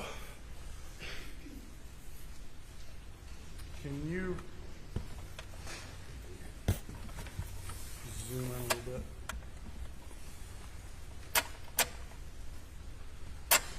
There we go. All right, so on June 3rd, 2021, what time did Paul's phone die? On the 3rd, 12:30:27. All right, what time was it plugged in? 12:34:03. About 4 minutes later, Yes, correct? sir. A little less than 4 minutes, correct? Yes. June 5th, the first time, at what time did the phone die? 10:18:33. All right, and what time was it plugged back in? 10:36:17. So that would be roughly 17 minutes or Yes, so? sir.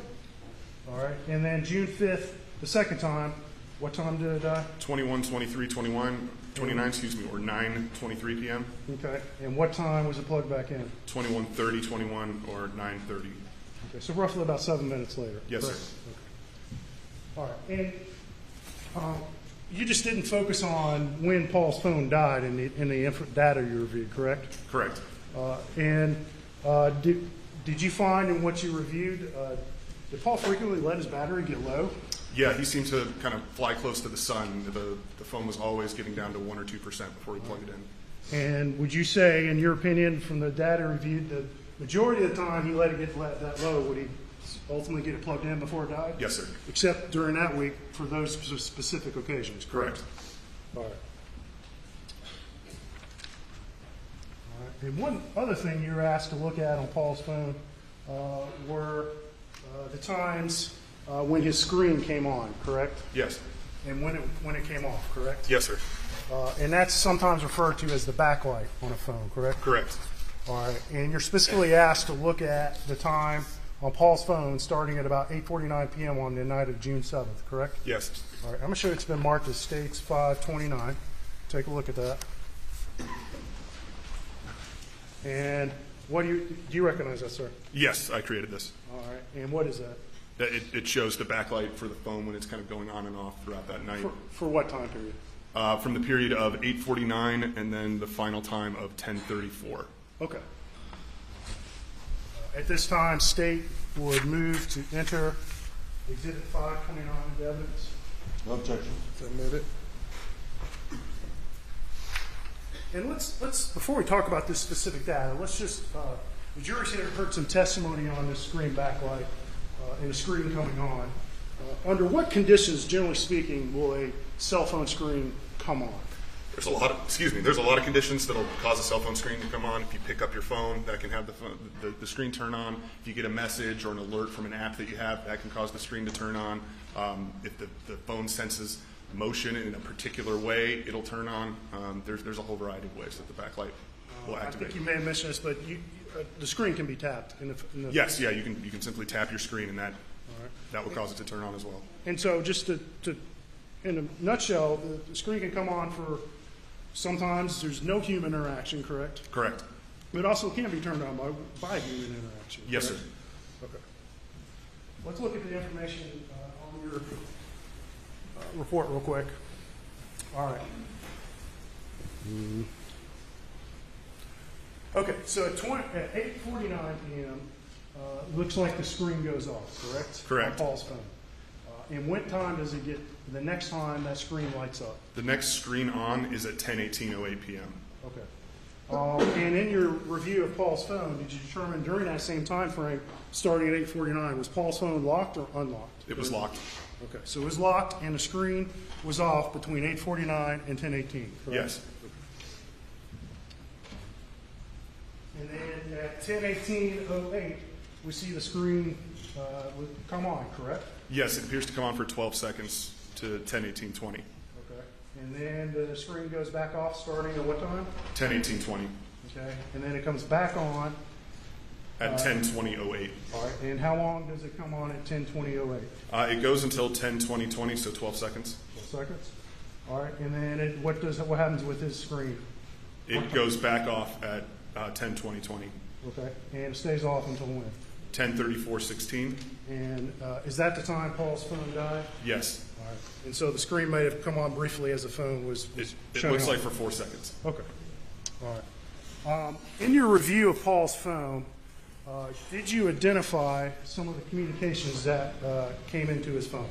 Yes, I did. And did you identify the last text that was sent to Paul's phone? Yes.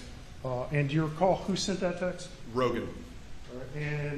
And you may not remember this exactly, but well, first of all, was that do you recall contents of that very last text from Rogan? Yes, it just says yo. All right. And did this jury's heard testimony that cell phones will log when someone actually reads a text. They correct? do. And did you find any log that text yo was read? It was not read. Okay. And do you recall roughly the time that text hit Paul's phone? I don't off the top of my head. All right. Was it between 9 o'clock and 10 o'clock p.m.? Yes. Roughly speaking? Okay. But that was the last text. No other text came to his phone after that text from Rogan that said yo. Correct. All right. And in your opinion, if anybody had been looking at that screen that came on at either 10:18:08 or 10:20:08, would they have seen a notification on that screen? Most likely, yes. You can set your phone to not show contents, or sometimes if you have a text that comes through, it'll show the whole text and the contact. It depends on how it's setting, but yes, typically, if you were to see the home screen of the phone, there would be the notification. Right. And so, depending on the settings, there's a good chance if anybody happened to be looking at that phone screen either of those times, they would have seen a text notification from Rogan Gibson, correct? Yes. Okay. And you just testified, we don't know exactly why the screen came on at that time, correct? We do not. All right. It could have been somebody tapped it, correct? Yes. Somebody may have briefly picked up the phone, correct? Yes. It could have been any number of things, correct? Yes, any number of things. And you can't tell us exactly why, though. I cannot. Now, this jury's heard a good bit of testimony about phone orientation changes, and we'll talk a little more about that in a minute. But in your opinion, is it possible for someone to just briefly pick up a phone, see the screen come on, put it back down, and for the phone not to record an orientation change? Sure.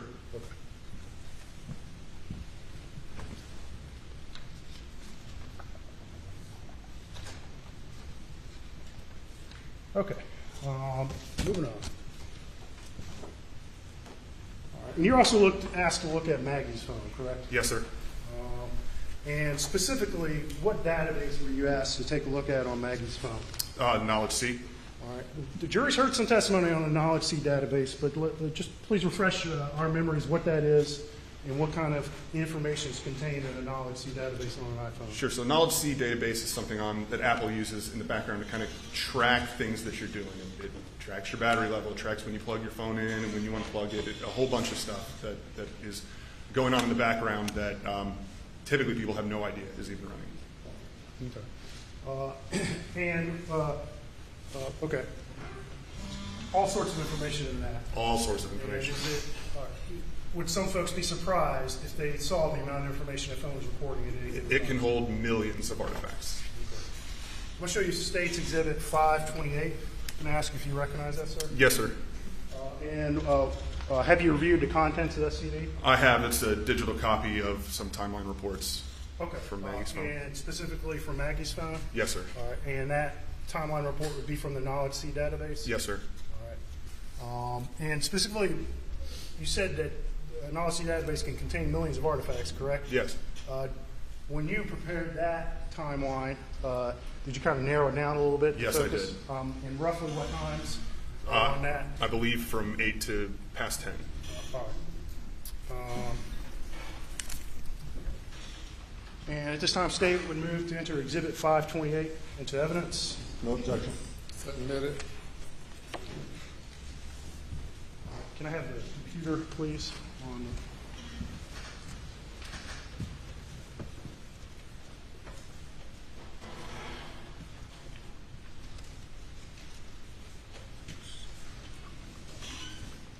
Okay, I'm going to pull up this spreadsheet on the computer that's in evidence on the CD.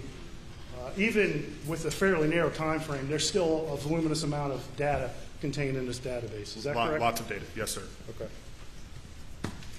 All right, and specifically, let's take it to start time and end time. For this particular report, you kind of limited between time. What's that start time? That first 2053 to 8:53 p.m. Okay. And we'll scroll down to the bottom real quick. And it looks like it stops at what time? 2108 to 908. 9:08 p.m. Yes, On sir. what date?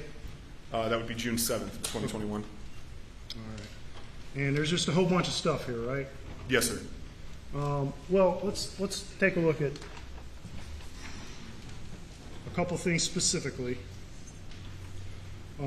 Excuse me. Starting at 2053, we see some orientation changes, correct? Yes, sir. All right. And in your opinion, when you see an orientation change on a phone recorded in a Knowledge C database, what does that information tell you? Typically, that somebody's handling the phone. Okay. So while a screen coming on and off may not necessarily tell you somebody's handling a phone, the orientation change definitely does, correct? Yes, it's the phone logging that it's going from either vertical or landscape to the other. Okay.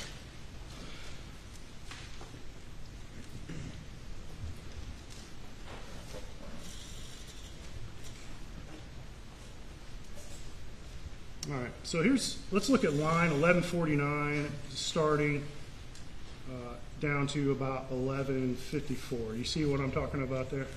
Yes, sir. These lines here. And it says camera.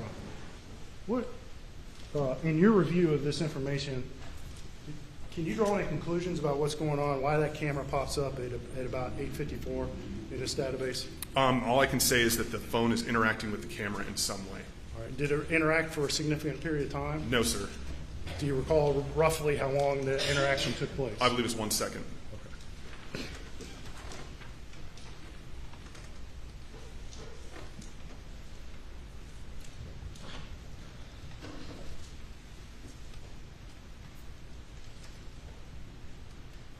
Okay.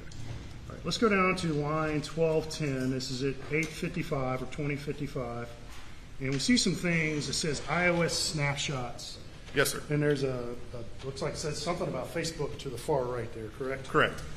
What, in your opinion, what's going on with the phone at this point? So a snapshot or an iOS snapshot is something that your phone does when you minimize an app in the background. So if you close Facebook and put it kind of in the background, it takes a little snapshot of it so when you pull it up you can see what it is.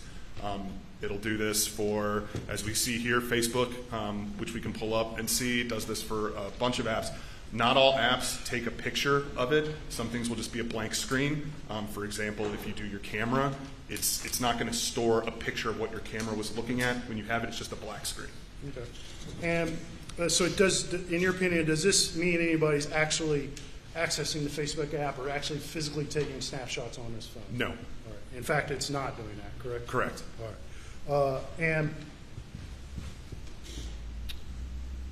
In fact, in your view, the time frame on this report's 8:53 to approximately 9:08 p.m., correct? Yes. And during that time, in your review, was Maggie's phone locked or unlocked? It was locked. Okay.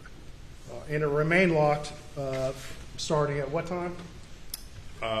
It's You may have to draw on your memory because this doesn't start till 8:53, but it's prior to 8:53, correct? yes, All right, and it remains locked until the next day, correct? yes. Okay.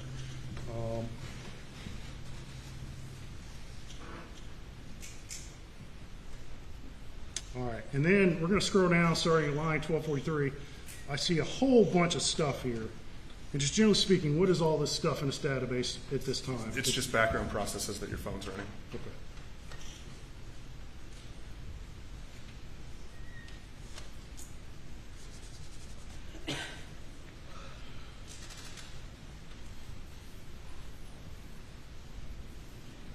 And I think we already skipped by that, so I'm just going to ask you real quick. But in this this time frame, we also see looks like the Siri app pop up in the NOC database, Yes. correct? And how can the Siri app be triggered? It could be a background process that's going on, or it could be triggered by somebody holding the power button or interacting with Siri. Okay. All right, and we're almost done here. I'll be done by then.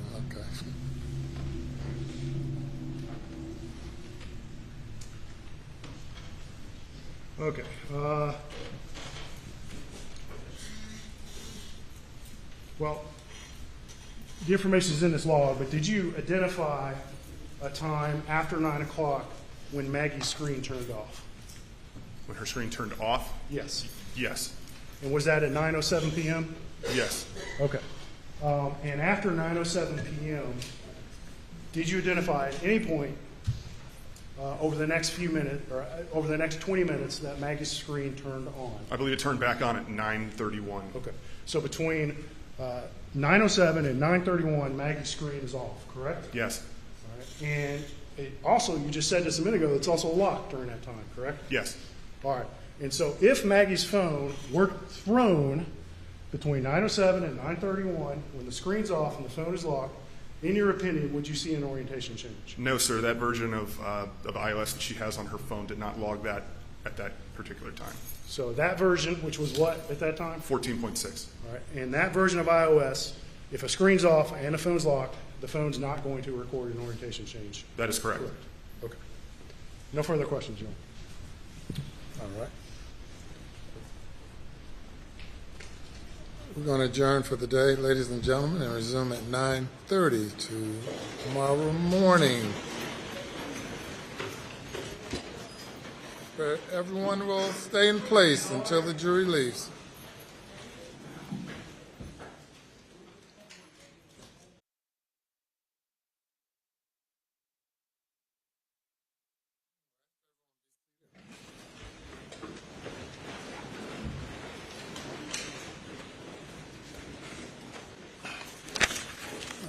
With regard to the court's earlier ruling excluding not allowing the roadside shooting incident during cross-examination, I find that the defense opened the door to all of that testimony